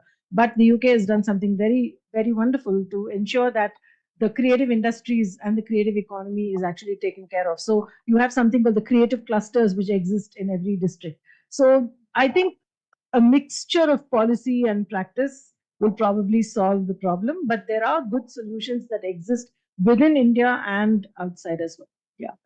Thank you. Yeah, thank you, ma'am, to make concluding remarks. Yeah, thank you, Sujata. I think all of us had a glimpse, a very quick glimpse. She's so fast. You talk quite fast. I mean, for being working in British Council, your speech is not, you're too fast. And anyway, it was a very interesting, brief idea. Quite unlike somebody who's from British Council. And it was interesting. And especially about the Gatsby benchmarks, what she was also, I was also keenly, wanting to know more about it, because we have our own demonstration school here. And we were thinking that it would be useful for our teachers also. So it would be good if you could share it with Professor Anil. We could get our teachers to get access to that. That was very interesting. the way it's been brought together into one capsule. And also British Council's own global initiatives, remarkable. That was something that we liked. There was one thing particularly which we could notice was how beautifully you aligned NEP 2020's holistic development in students with the skills in your toolkit.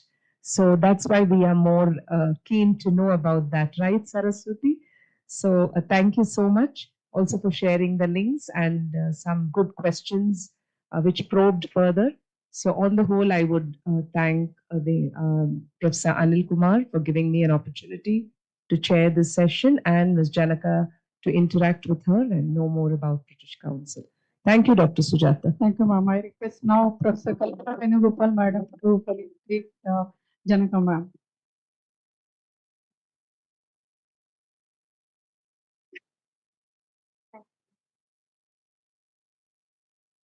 Thank you.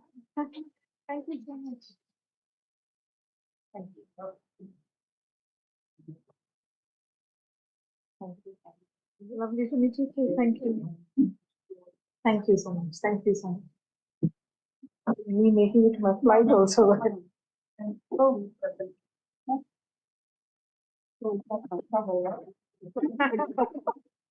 Thank you. Thank you for being able to share. Thank you. Thank you, both the dignitaries. There we come to the end of this session. Thank you, madam. Very interesting to listen, even though you are little speed. Yeah. Anyway.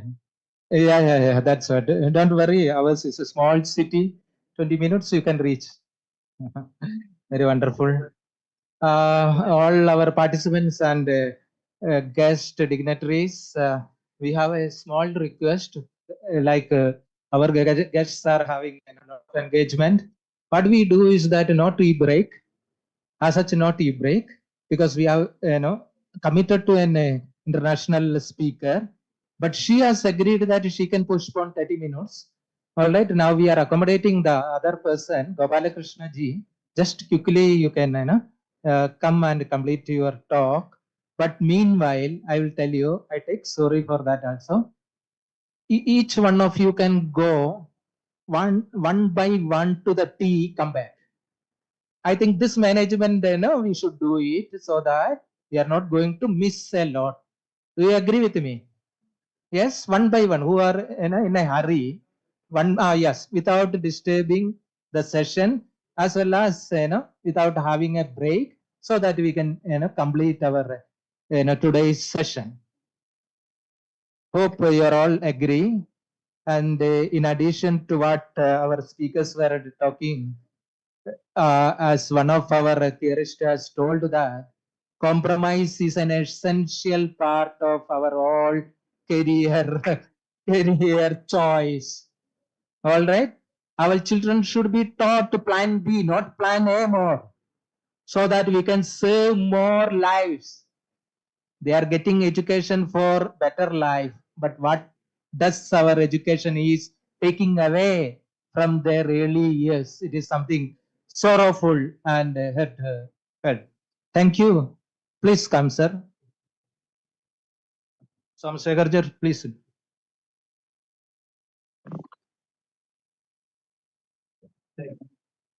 No.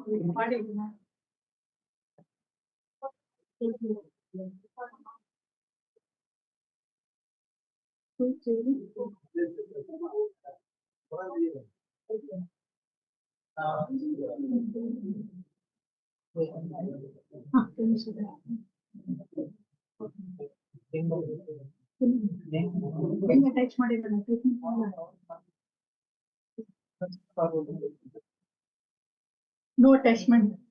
One more time for you are not set attachment. Actually, I'm very afraid because this is my first time. I'm not.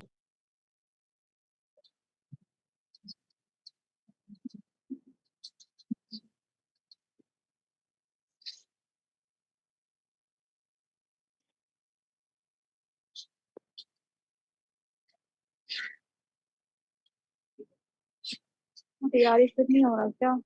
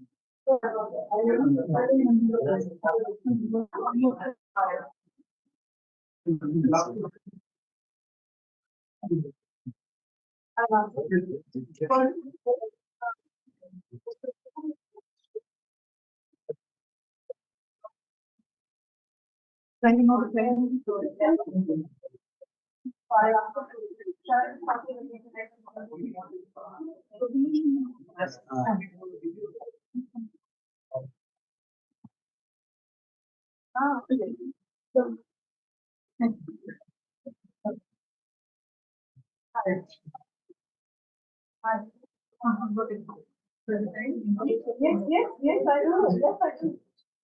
All of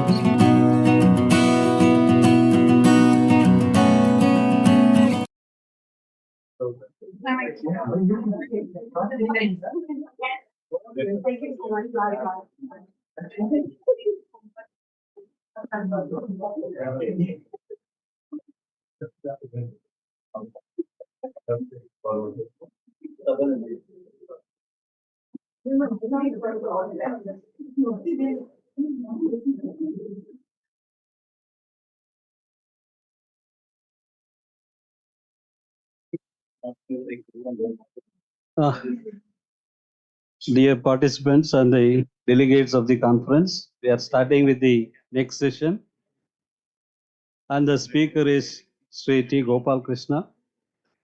Sri T. Gopal Krishna is currently serving as a Deputy Commissioner of Navodaya Vidyalaya Samiti, Regional Office, Hyderabad, with over 3.5 decades of experience in school education and holds MA, MEd and postgraduate diploma in guidance and counseling from Regional Institute of Education, Mysore. He is coming from an agro-based family and he has completed schooling in his native place, Srirampuram, and pursued his BA from Regional College of Education, Mysore. He began his career as a primary school teacher in Hyderabad in 1988 and joined Navodaya Vidyalaya Samiti as a TGT in 1989. Over the years, he was promoted to PGT in 1992 and as principal in 2006, assistant commissioner in 2015 and deputy commissioner in 2019. And he has worked in various locations such as Hyderabad, Visakhapatnam, Amravati and Sikkim. His passion lies in fostering holistic student development through innovative teaching and assessments to enhance learning outcomes. He has also studied school systems in China and UK, focusing on change management in educational leadership. So he'll be giving his experience in his deliberation. And this session is chaired by Professor Vasant D. Bhatt.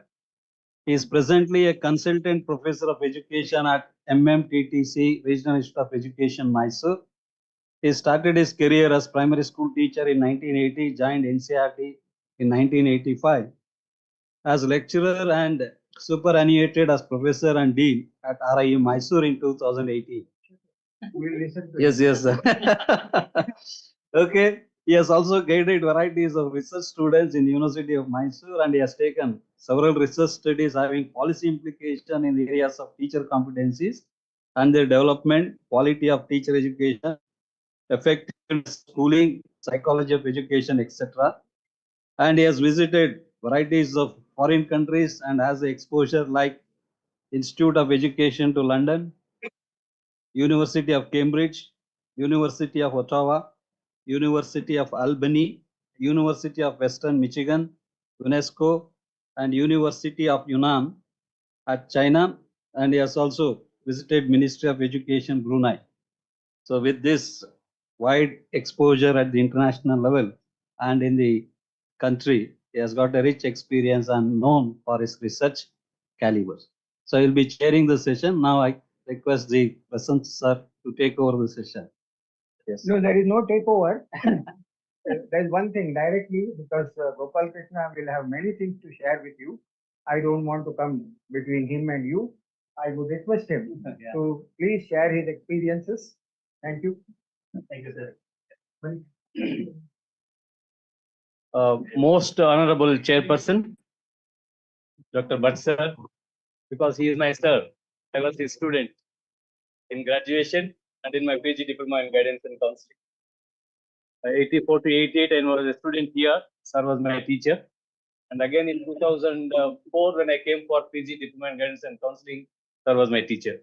So it is my great honor for me to be that your mentorship, sir. It is equally an honor for me also. Yeah. Most respected teachers of RIE and all other dignitaries who are present here. Due to paucity of time, I'm not going to go through the entire PPT, but I just would like to share a few reflections, what I have gathered. We have listened to wonderful perspectives on guidance and counseling, how to make it an integral part of school curriculum. Now, what is that we are doing as part of it is what I'm going to discuss with you. Dear participants, as you all know, I think Navodaya Vidyalaya Samiti is well known to all of you. We started with 2 schools in 1986, 87 under the mentorship of NCERT as model schools. Today we have 661 schools across the country, 1 in each district. Except in Tamil Nadu, all other states have got 1 JNV each district. So by default, every district has got 1 school. Every year, admissions are taken into class 6 and test is conducted for 5th class students. It is called Navodaya Vidyalaya selection test. It's a it's a objective based test. And now if the child gets selected from 6th standard to 12th standard, the entire education is given to the child at no cost for the child. So we have 661 schools in the country. In South, we have 77 schools. So approximately we have 75 schools. We have 2 sections, that is 80 seats in 6th standard. In 2 schools, we have only 1 section. It means 40 plus 40. So altogether 6,000 seats every year. So can you imagine how many students appear for the test? Approximately. This year, already test is over for next academic year, 25-26. So 3,35,464 students. That means 1 is the competition, right? And we have 30% reservation for girl students. And 75% of the seats are reserved for the children who are studying in the schools which are located in the rural areas. 75%. So this is a very unique scheme in the history of Indian school education, and it has been very progressive. Today, it has emerged as one of the best brands in school education. And one of the most important features of Navodaya system is migration. When the children come to 9th standard, 30% of the students in 9th standard, both boys and girls together, will be migrating to another Navodaya, which is in non-Hindi speaking belt and vice versa. For 1 full year, students of, for example, Mysore, Sandil, where do they go? Mysore, Madhya Pradesh district, Kosambi. So from Kosambi, we have 30 students here, from Mysore there. And Kannada is being taught as 3rd language from 6th standard to 10th standard in Kosambi district. So is the case with the entire country. So when I was teaching in Rangareddy JNV in Hyderabad, and I had the privilege of working in the first JNV in the country, that is Amravati in Maharashtra. We had 2 schools, one in Amravati and one was in Jajjar, Haryana, Jajjar. So these are the unique features of Navodaya system. So now we have been able to, whatever the theoretical inputs that we have been listening to by our subject experts, we have been able to integrate all those points into our practice as part of curriculum. And that's what I just wanted to show. And I'll quickly run the PPT later. So what are the activities that we have as part of curriculum development? Sorry, this guidance and counseling development for the school.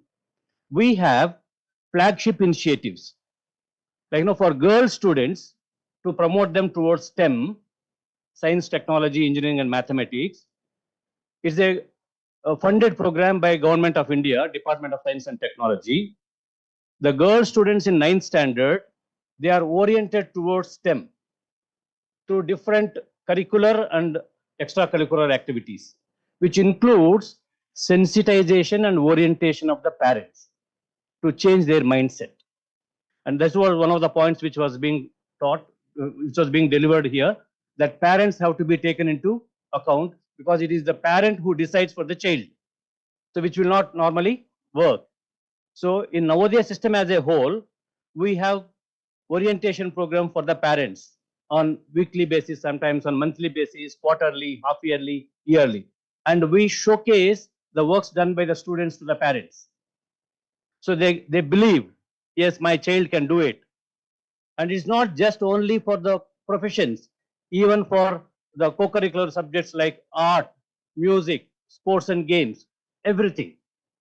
So what I am trying to communicate to you is that unless we have a holistic program at school level, which is being advocated by NCERT and which is being emphasized by NEP 2020, nothing is going to work at school level. And as one of our friends from Kerala, he was asking, what would we do if the government is not cooperating? I think the autonomy that the teacher has in the classroom, as a school, as a unit, I don't think anybody can steal it away.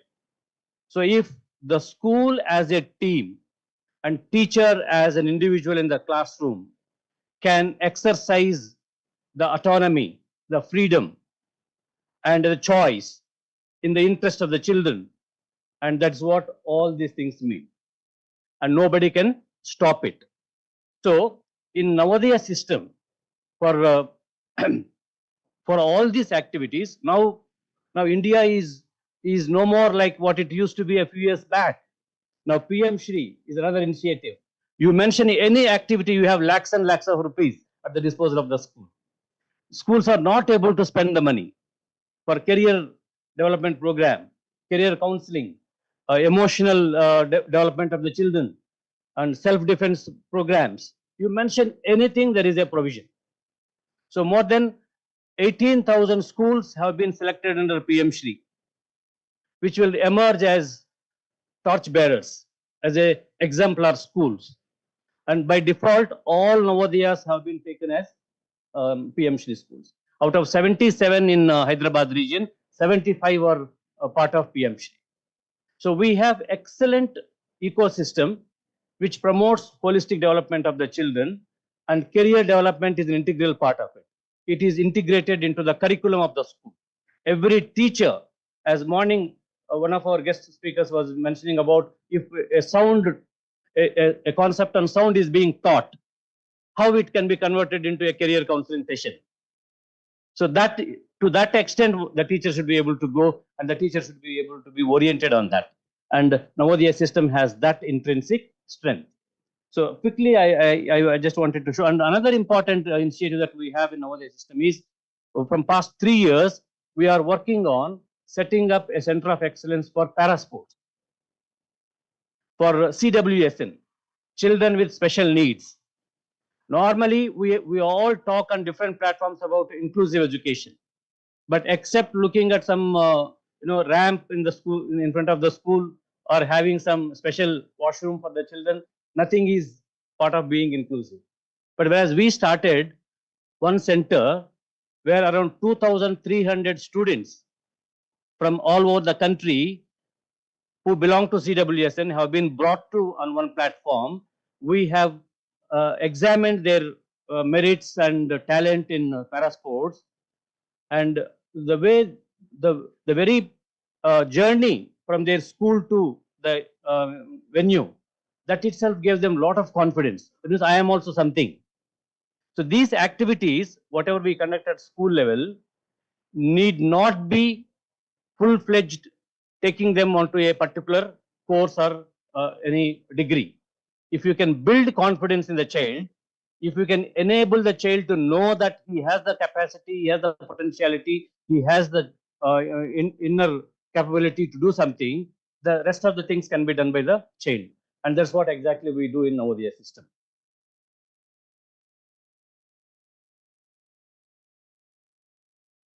And by default, we are all affiliated to CBSE. And inclusivity in building bridges, not walls. We have that in every activity that we conduct. Our morning schedule starts at morning 5:30. A group of teachers will be there in the playground. They go for morning PT. And from there up to 10:15, 10:30 in the night, one or the other mentor will be there with the child. And that is what is the requirement for a child. Either as a parent or a teacher or a mentor, somebody has to be there with the child to take them in the path that is desirable for the child.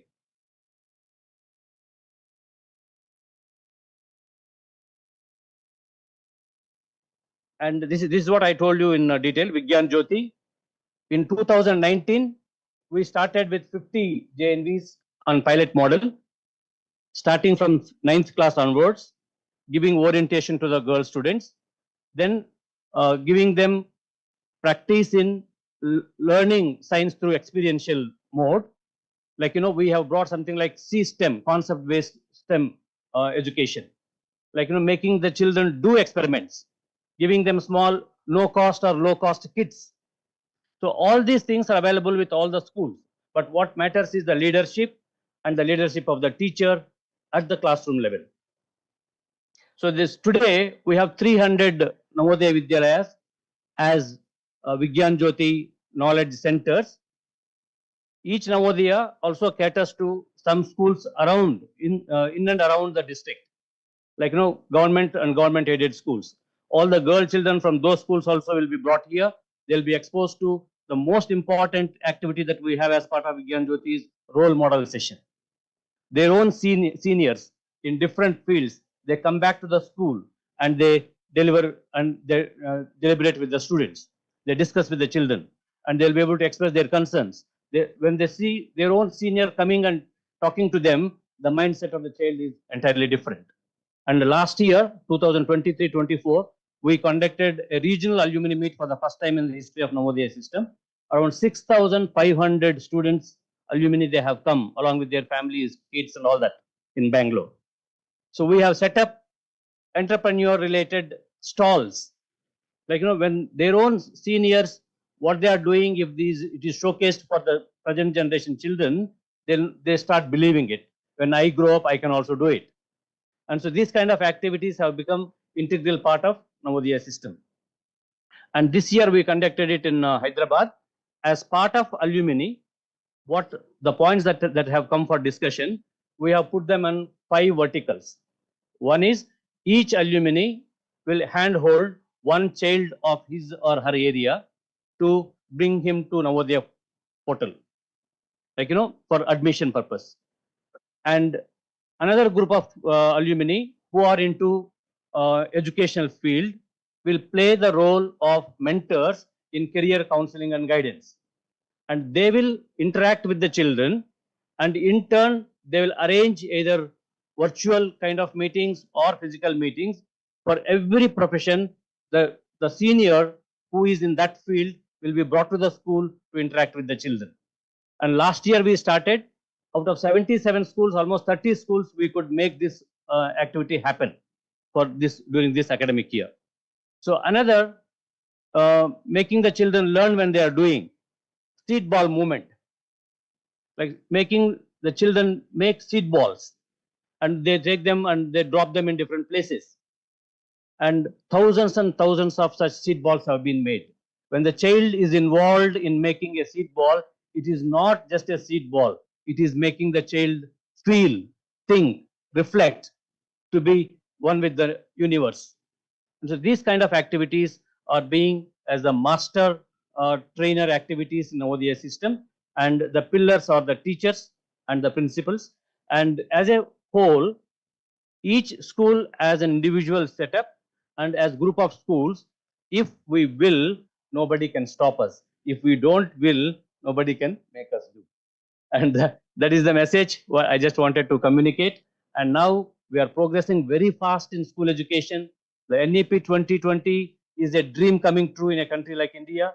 Though we have been aligned with the highlights of NEP 2020 right from the inception of Navodaya system, experiential teaching, learning for life, and learning to be part of the universe in a friendly manner, and how to be a co-partner in the society.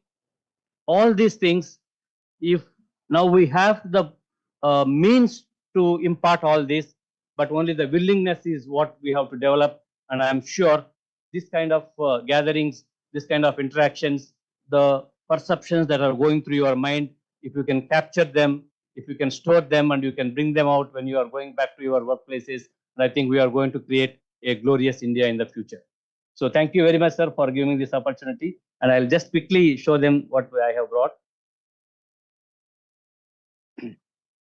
And Career Day is an integral part of Navodaya system. Every year we make a Career Day celebration. Parents will also come there. Students will exhibit whatever models they have made, with which area that model is linked, and all that will be displayed.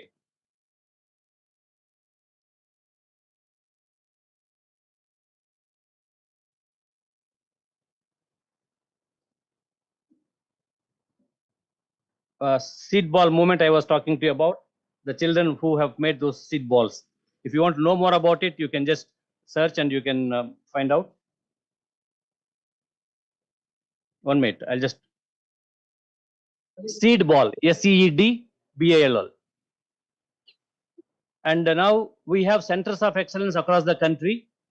Best of the best children who have decided to go towards STEM, they'll be brought to one of the JNVs. For example, in Hyderabad, we have 3 centers, one in Bangalore, one in Puducherry, one in Hassan.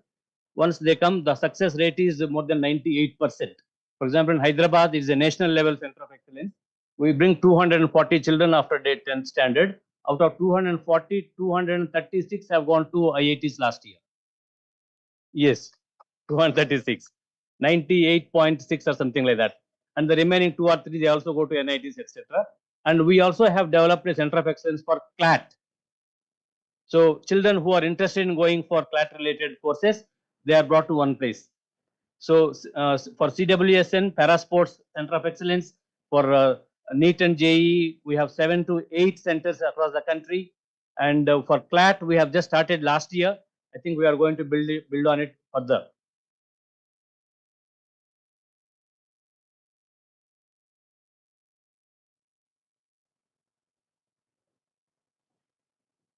Just thought I would have time to explain each and every activity of this. I am leaving the PPT with the organizer, sir. It can be shared.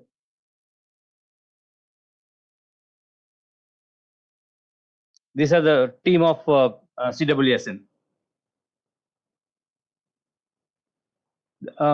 8 children have represented India in Thailand, who are now going to participate in Paralympics. One child, Reshma, both arms no, but she practiced shooting and she is international level shooter now. What I mean to tell you is that if you give them an exposure, if you give them practice, if you build their confidence, nothing is impossible for them. Yes, these are some of the strategies, methodologies, approaches we have in Navodaya system, and we are always grateful to Regional Institute of Education, Mysore, because we have very, very strong collaboration with them. We host them for the internship of the 3rd, 4th year students from RIE Mysore, and they go across all the states. Each state, for example, students from Kerala here, they go to the schools in Kerala, Navodaya schools. Similarly, Karnataka, Andhra Pradesh, Telangana, and it's an excellent coming together because they align with the Navodaya system. It is learning from each other because they are very enthusiastic. They come straight away from a potential institute like RIE, and our teachers interact with them, and it brings a lot of synergy. It brings a lot of synergy. So thank you very much, sir, for all the collaboration, and thank you.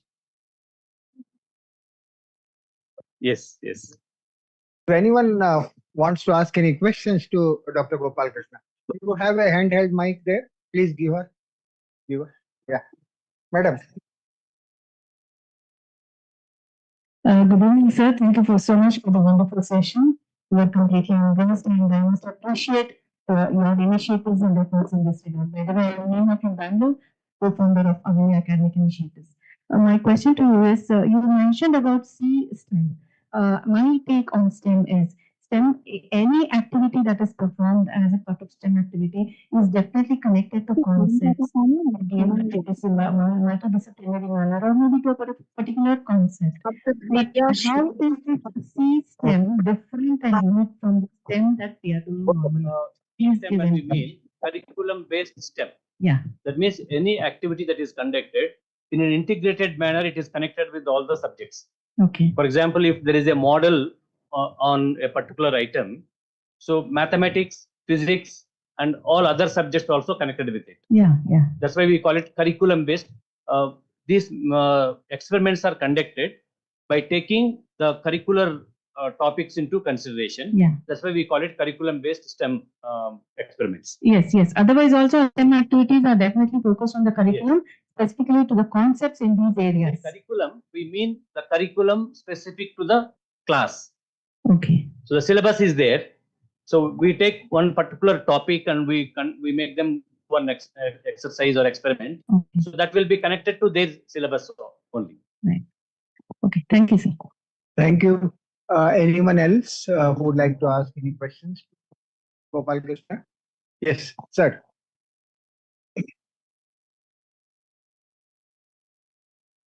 Thank you, sir.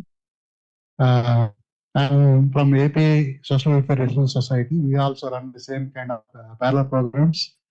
And I would like to ask you, have you started any Olympiad-oriented course? How many of your students won Olympiad medals? Mathematics? Any subject? Yeah, I think we Why mathematics, science? all these competitive examinations are integrated into our curriculum. We have special provision for imparting the items related to all these competitions. We encourage maximum number of children to participate in any such activity. Okay. What are your achievements in that particular area? I can get you the exact details. You can talk to. Okay, right. Thank you. And I also would like to place it before you that apart from our NEET and JEE, every year in an average 22 to 25 alumni they get selected for UPSC exams. Good. 20 to 25. This year it was 25. 24, 25 year. So in all the, wherever you go now, we find an Navodaya in one or the other field. So that is a kind of brand equity that we are enjoying today after 37 years of service. Thank you. Okay. Thank you, madam. Madam.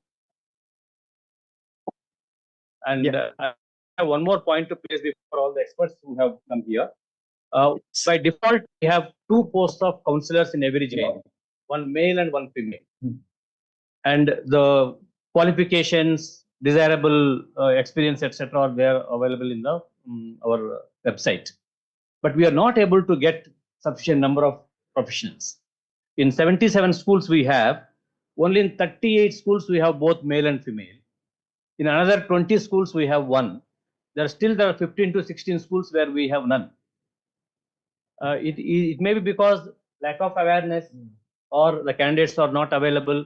If you have any suggestions in that regard, you can go through the essential qualifications that we have made for these posts. Our remuneration is something like 50,000 rupees per month, and we provide them free accommodation, and they are also given free food along with the children, etc.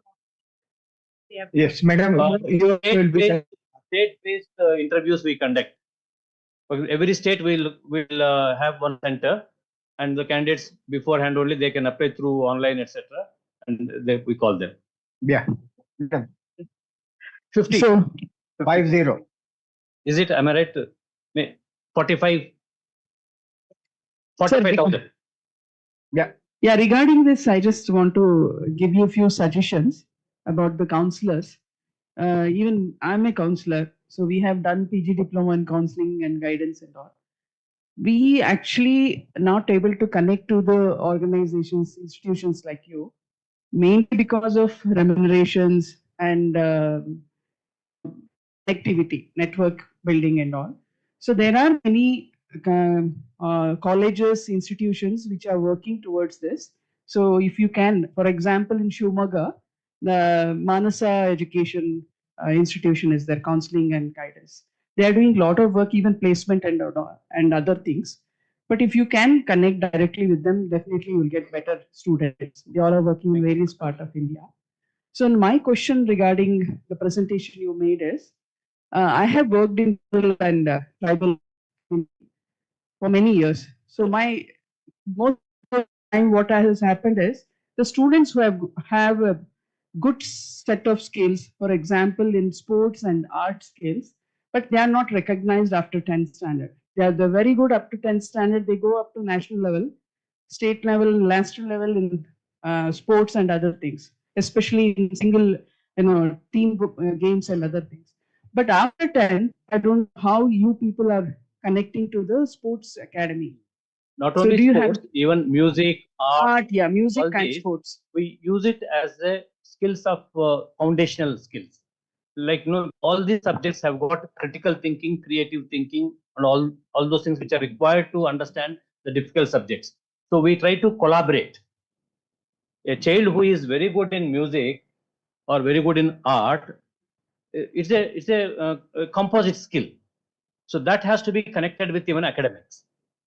So that's where we don't allow the child only to get stuck with only that practice. So we show them that those people can learn the subject in a different way. They can go to different heights. So thereby, Yeah, a I understood subject that, of sir. hobby. Yeah. Yeah. So that till 10th standard as a holistic education we are providing. But if a child who excels and a gifted child, sports or in art or other performing arts.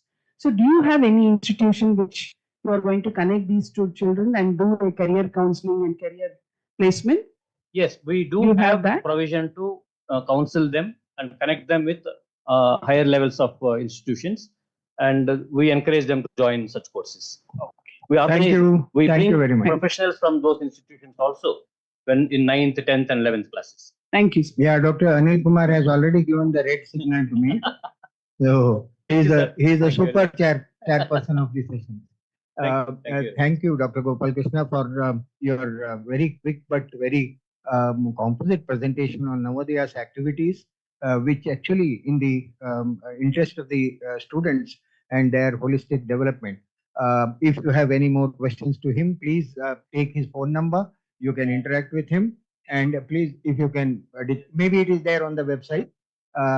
You can talk to him, right? In fact, Navodaya, the name itself, when it was started after the 1986 policy. P.V. Narasimha Rao was one of the architects of the creation of Navodaya Vidyalayas. Maybe it evolved from the residential schools of Andhra Pradesh, and actually it has grown to such a level that probably it has become one of the most sought after brands in schooling. So how a school can actually do a lot of things with respect to the development of children, Navodaya is the best example. I think before Anil stands up and tells that you please stop, I am going to stop here. And thank you all for listening to Gopal Krishna. And he has been very kind to come to Mysore. In fact, he has a flight to catch just after some time. Thank you.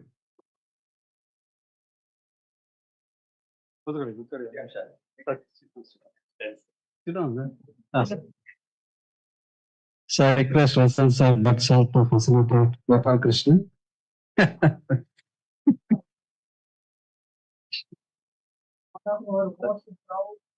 Students of RI, I am happy.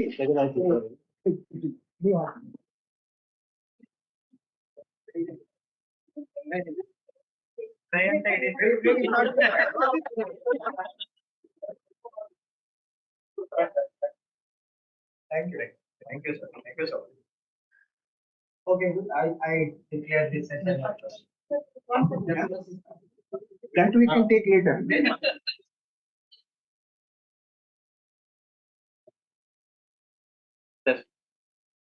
Here to the sir.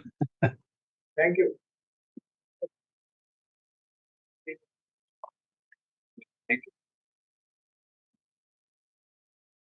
Thank you, Gopalakrishnaji. We are very sorry. We have postponed an online session, international session.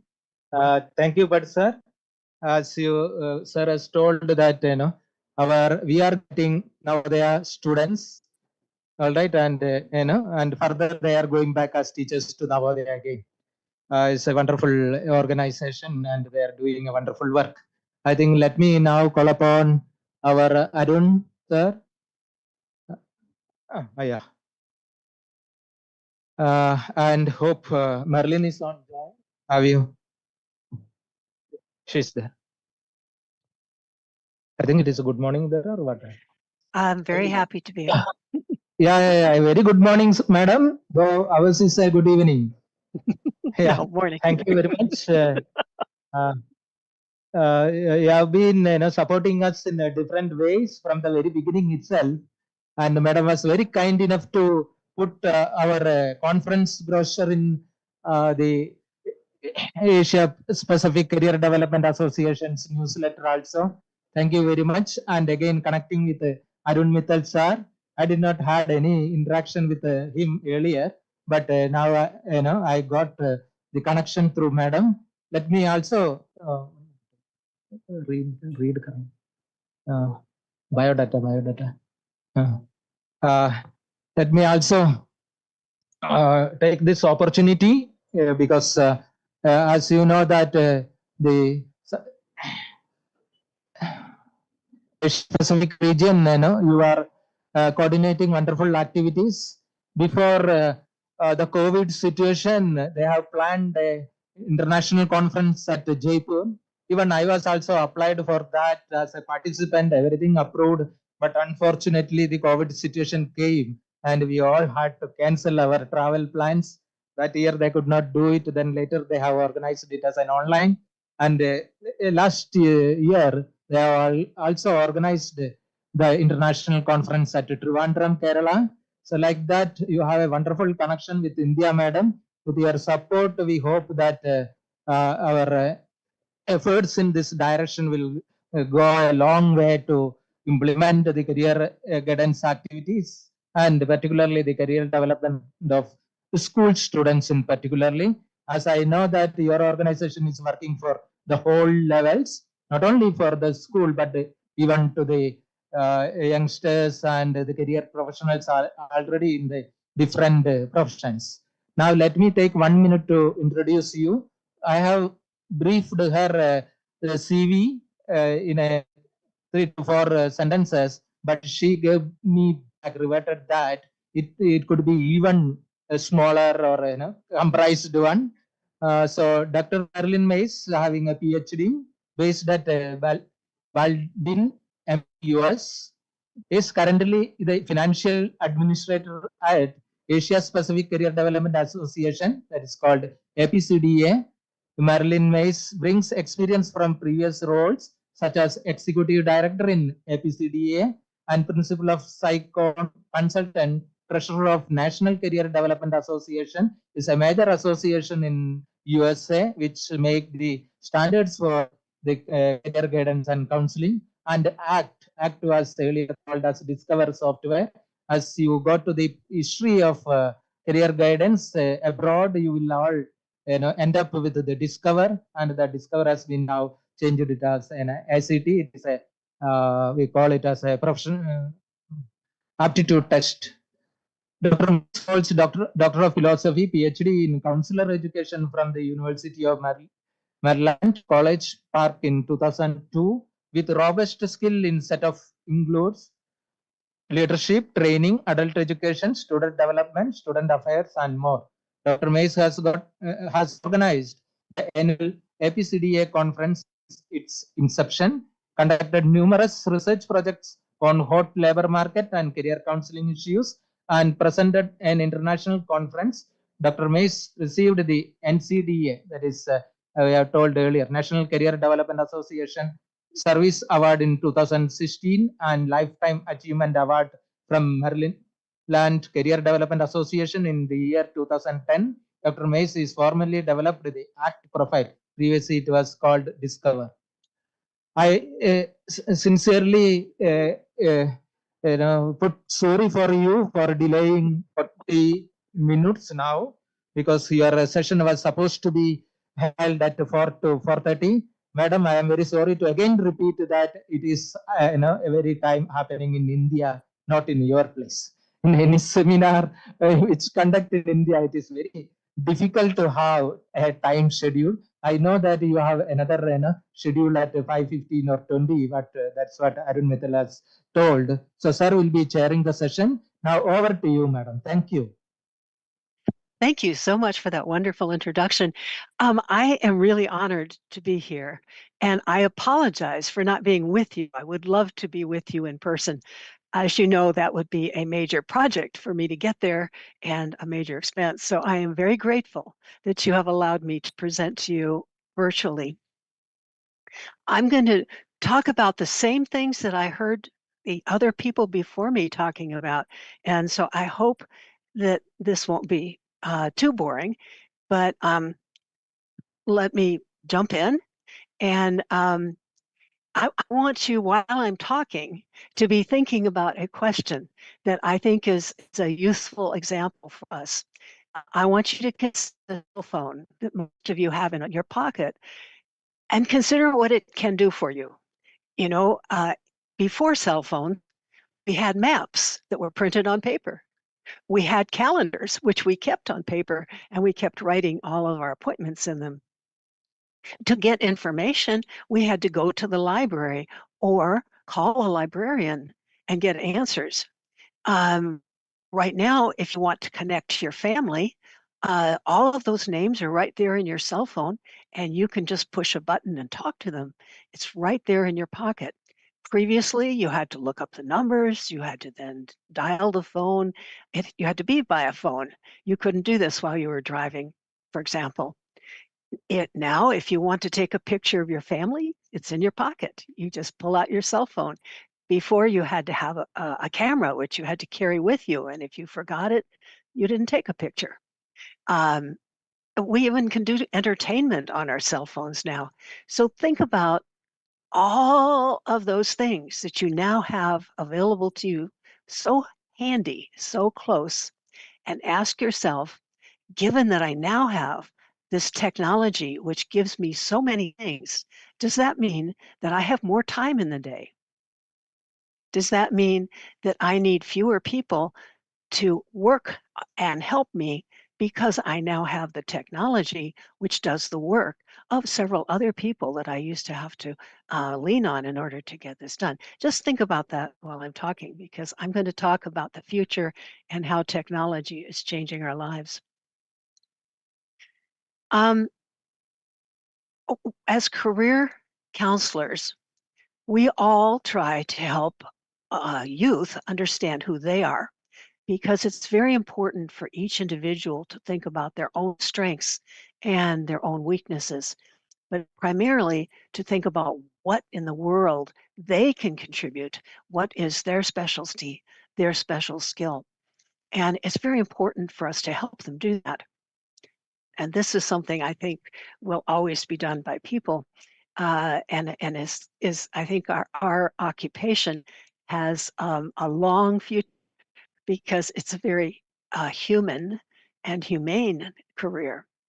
In addition to that, then after they know more about themselves, we want to help those youth to think about how that applies to the world of work. So we need to know a lot about occupations and what would be appropriate for them. After that, we want to help the youth get the training they need and find out what it is that is going to be available to them when they graduate. So that means looking at labor market trends and thinking about how things are changing in their lives so that they can be ready for the future, which is their future.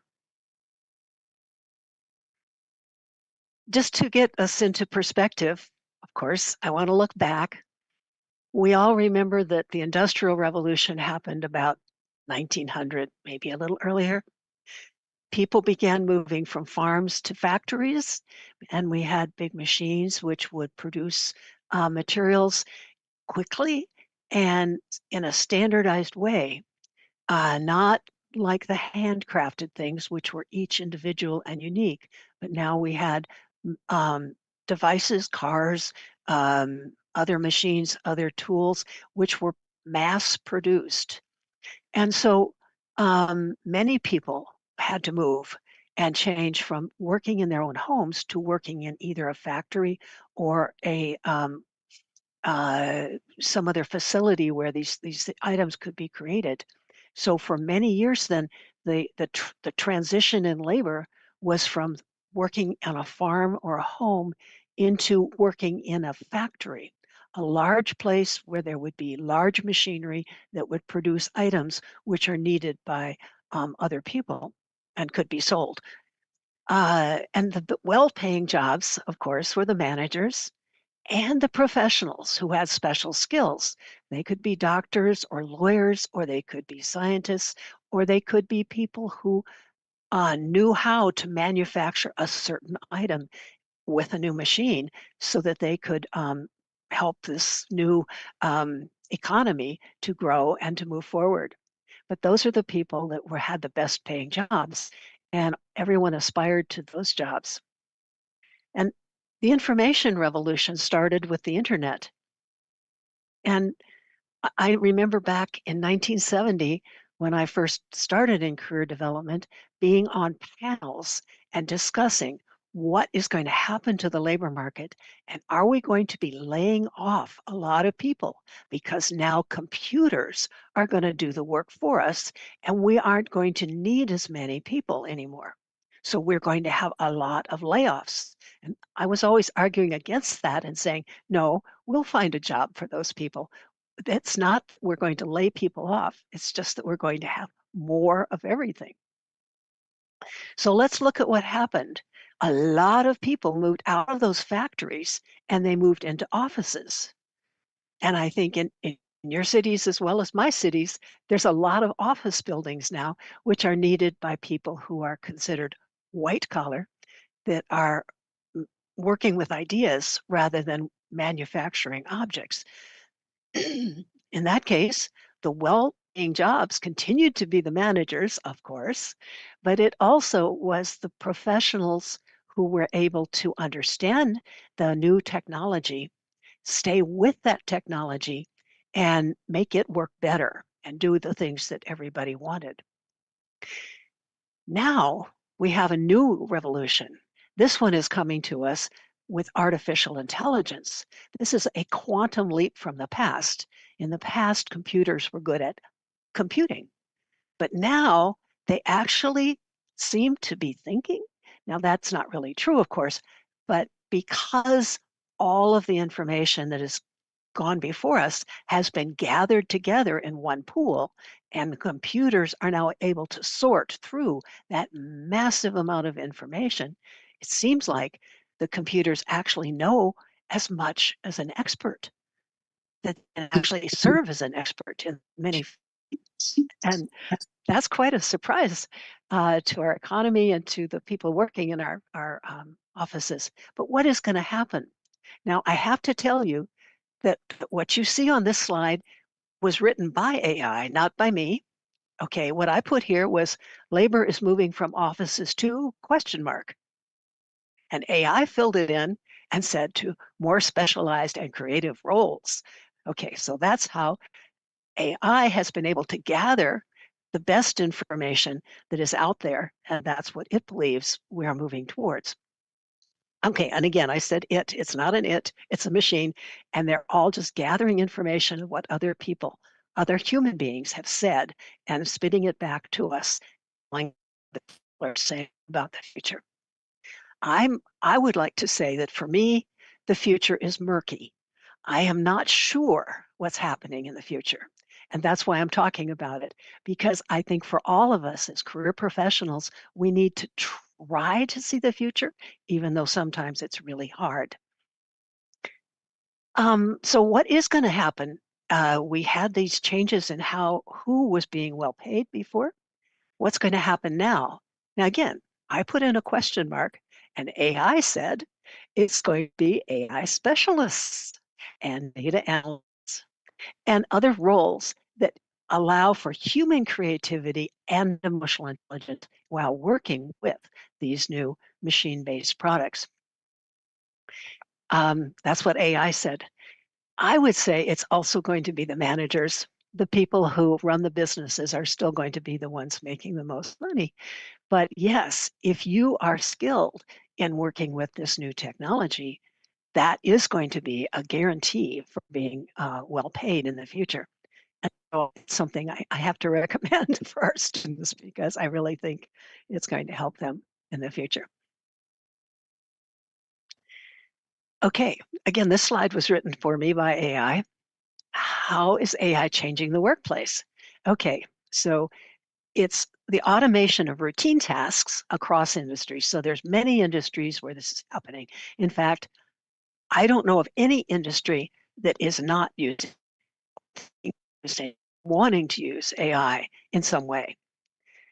But some examples. In medicine, I know when I go to the doctor now and they take an x-ray, I can pay a little extra money and have that x-ray interpreted by a machine. Now, I don't know why I have to pay extra for that, but that's the way it works now in the US. But the machine actually can find things that the professional human beings aren't able to see. That's an interesting concept. Okay, so that's AI. It's used in fraud detection. Now, I don't know about India, but I know in the US, there's been a flood of people that want to take my money, take my identity, want to confuse me and think that I owe money to somebody, I should pay them. You know, there's just lots of fraud going on. So the idea that AI can help to detect that and make it more clear what's fraud and what's real, that's wonderful. I'm so happy. I hope they can do that. It also gives me personalized recommendations. How does that work? Well, I'll bet everybody here has watched a movie on a streaming service, right? And when you watch one movie, then it says, well, if you like that one, you might like this other one. That's the kind of personalized recommendations that you're getting through retail. If you like that dress that you just bought online, maybe you want this dress. So there's just many ways that AI can be used to provide, to encourage people to look at new products and consider purchasing things that they want to sell to us. Okay, so many different ways AI can be useful, and some of them we're seeing already, and some we're just thinking are coming. What else is going to happen with AI? There will be creation of new jobs and new job roles and new opportunities, of course, and we don't know what those are. But AI has suggested, again, the same things, that there will be AI specialists, there will be data analysts and professionals who work with the AI and interpret it for the human being and make sure that the information they're giving human beings is correct. They verify it before they have it handed to a person. And this is going to, according to AI, cause a shift in which more creative people or strategic people who are able to plan ahead and figure out what comes next, or people who have emotional intelligence and understand other individuals are going to be desired and hot in the labor market. So these are skills that AI cannot easily replicate, so they will become more valuable and more important in the future. And let me just point out that one of these roles, that's going to happen, it involves career counselors. Because if you're trying to find occupations for a human being, it's very easy to put in the description of that person into AI. Not their name, of course, because you don't want to tell it who they are. Just their characteristics, their strengths, their planned education, their where they want to work, and ask it what are the jobs in this community? And it will tell you. But you don't want to hand that to the student without first verifying it yourself, because you know a lot about your own community and you need to check and verify that what AI is telling you is true. So there's that human intervention, which is very important. Okay, let's go back to my question about the cell phone. Did it give you more time? Did it cause us to want to lay people off because now we just don't need so many workers?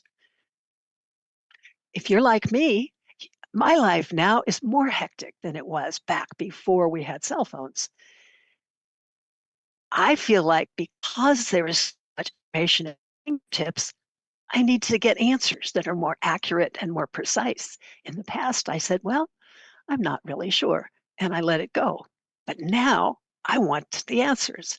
So my life is more hectic rather than less hectic. And my prediction is that in the future, human beings are going to be just as important as they are now. And that's my experience from starting with the information revolution to now the AI revolution. There's no more unemployment now than there was then. We are not laying people off and saying, go home, we don't need you because we have the machines to work for us. That's not how it works. How it works is that as the machines can do more for us, we want more. We become more excited about new things and changing and getting more information and having all that data at our fingertips. So we are the ones that are becoming more stressed.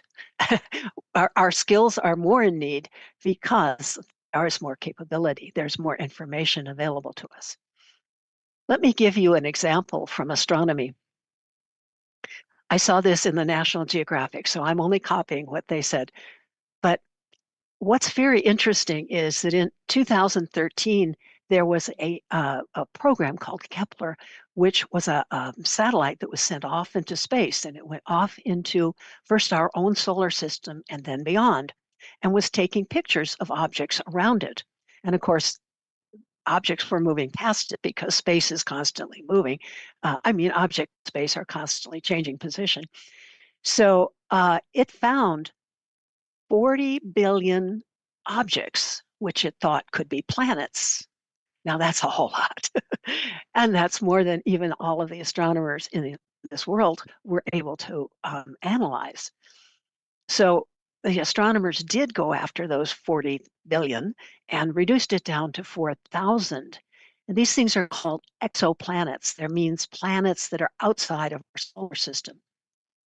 And they're asking, is there another Earth-like planet out there? So what they're really looking for is not just rocks spinning around a star, but maybe a rock which could be habitable, which people could live on. And so then they've narrowed that. Then they used AI to look at all of this data, including those 40 billion that were originally found by Kepler, and using an AI program developed for this purpose, they found an additional 370 to add to that 4,000, which means that then the scientists had even more work to study those objects. But when they did study those objects, they found none which are Earth-like.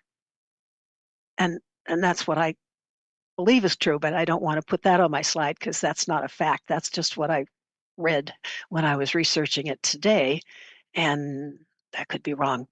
But anyway, they're having a hard time finding Earth-like objects, which is interesting. Okay, so what do I conclude from this? AI is wonderful at scanning vast amounts of data, and it can do it so much faster than human beings. It's much better if we use AI rather than trying to train thousands of astronomers to do this. It's much better to use AI to do that.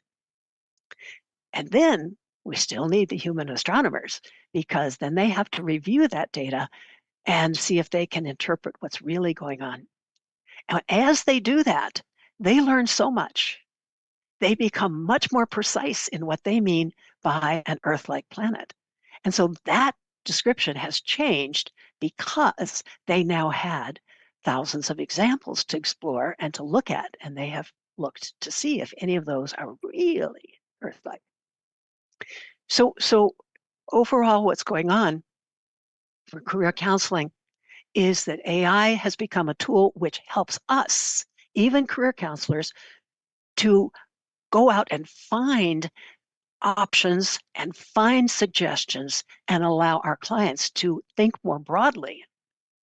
But it doesn't replace us. Now, it makes it really important that we interpret those findings for the human beings who aren't used to dealing with that much information, and that we make sure that the people we're working with and understand these findings accurately and correctly. And it also means that those youth who are interested in working with AI are going to be having a winning ticket, that those are going to be hot items in the workforce in the future. I'm going to put in a little plug for my association now. We spend our lives working on this kind of concept. You know, what's going on? Where is it leading us? Where are we heading? This is what we really focus on. And I'd like to encourage you to join us. You can get networking with peers in many different countries, because we have countries all over the Asia Pacific area, plus many other people in the world that join us as experts. You can also get access to our webinars, which are done twice every month, and some are free and some have a small fee. You can stay up with global perspectives, and you can find out what's going on in other countries so that you can borrow those techniques and use some of them here. And you can engage with other professionals to help you think about your role as a career guidance professional. Okay, so this is my final slide. And just in summary, what have I talked about? I've talked about how hard it is to predict the future, how murky the future is. But by trying, by looking ahead, we can help our clients to understand what might be coming, and we can help them to look forward to their futures. So as we're doing that, it's really important for us to keep our skills up, to keep refining our skills and learning more about what's happening in the labor market and in different kinds of jobs. This continuing education is very important to us and plays a really important role for career counselors. And we can help you do that.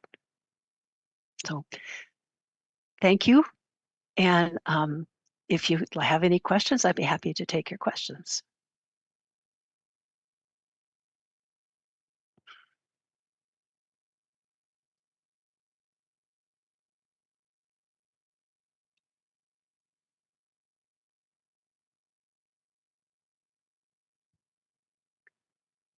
I can't see the audience, so I need somebody to help me relay the questions if there are questions. Good job. Thank you so much. One question. Thank you, Arun. Thank you, ma'am, for the nice presentation. Do you have any data or guess what kind of professions are going to be replaced with the intervention of AI tool in coming days? I think what we're going to find is that people who can keep themselves learning and can stay up to date by understanding the new technology are going to be in demand. And this is a general conclusion. No matter who we are and what occupation we're in, if we can stay up with what's new, we will then become much more desirable, and we will have a job. We will always be needed. We may be needed because we may be the one who's guiding others to learn to adapt to the new technology.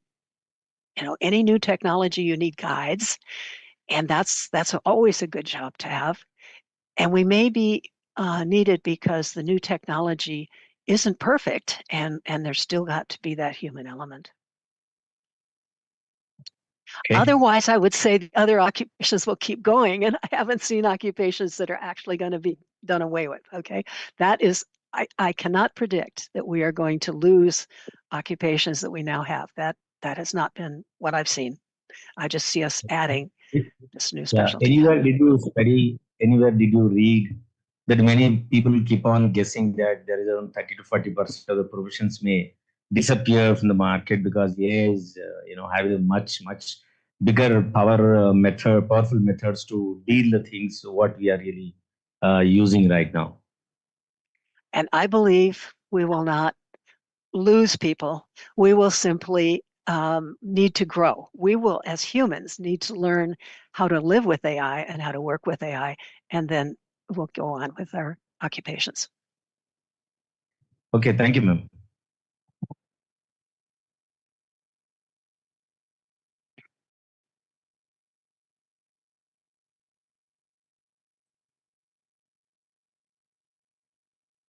Ma'am, thank you very much for your impressive lecture. I'm working in a college. It seems to be very difficult to empower my youth. I shall be so obligated if I go tell the specific artificial intelligence driven tools to make my youth empowered. Thank you. The microphone is very fuzzy. I'm not sure I understood.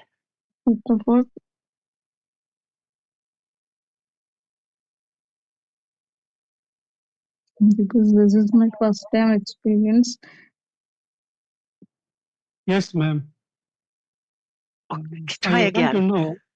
Yes, I want to know, are there any specific artificial intelligence tools to empower my youth in terms of improving their career development? Yes, many. And I don't want to answer that question because that's a question I would ask AI. In my experience, there's a new tool every day that can be helpful to us. And when I ask that question, there are so many that I can't even summarize them. There's just so many different tools. As a career professional, I use AI whenever I want to speak to somebody like this. I would never do a presentation without first asking AI what it thinks. But I don't take what it tells me, because what it tells me is often the knowledge that everyone else has told me. All of that is what it's finding. It's out there looking for other information, scraping the web, we call it, finding what other people have said in the past and telling me to say that. And I recognize that these things have been said before, so I take them out. But then it gives me some other added insights that I keep in. And so if you ask me what are the tools that can be used in our field, I would say ask AI, and you will get a much better answer than if you ask me. I'm sorry. But let me also say that there are some tools being developed in India. When we were in Kerala, we were working with the people from Lifeology, and they're doing wonderful things with AI. So that's one example, but I know that's happening right in India.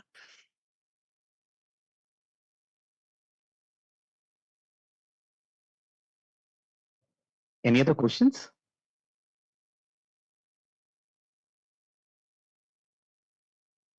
Okay. This part is going to be difficult, Marin has been mentoring me since 2017. And I honestly am short of words of what to say. Thank you so much, Madeline. I think each one of us continue to benefit. Madeline did speak about, did extend an invitation to join APCD. I'm just adding to her, we also have a scholarship for fresh graduates. If you are someone who's done your career guidance, diploma, degree, whatever in the last 5 years, you are eligible to apply.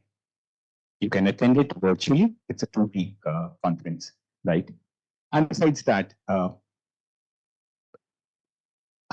think there's immense value,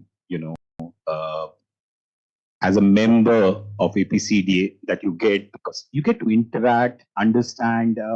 In my earlier session, I was talking with Mark Savikas, right? Sitting there, I actually went through his session, which is very, very uncommon, right?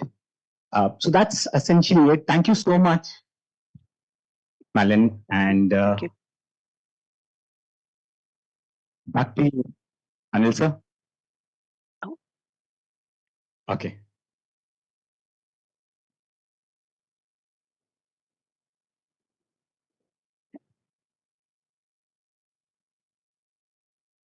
How will you facilitate, Malin?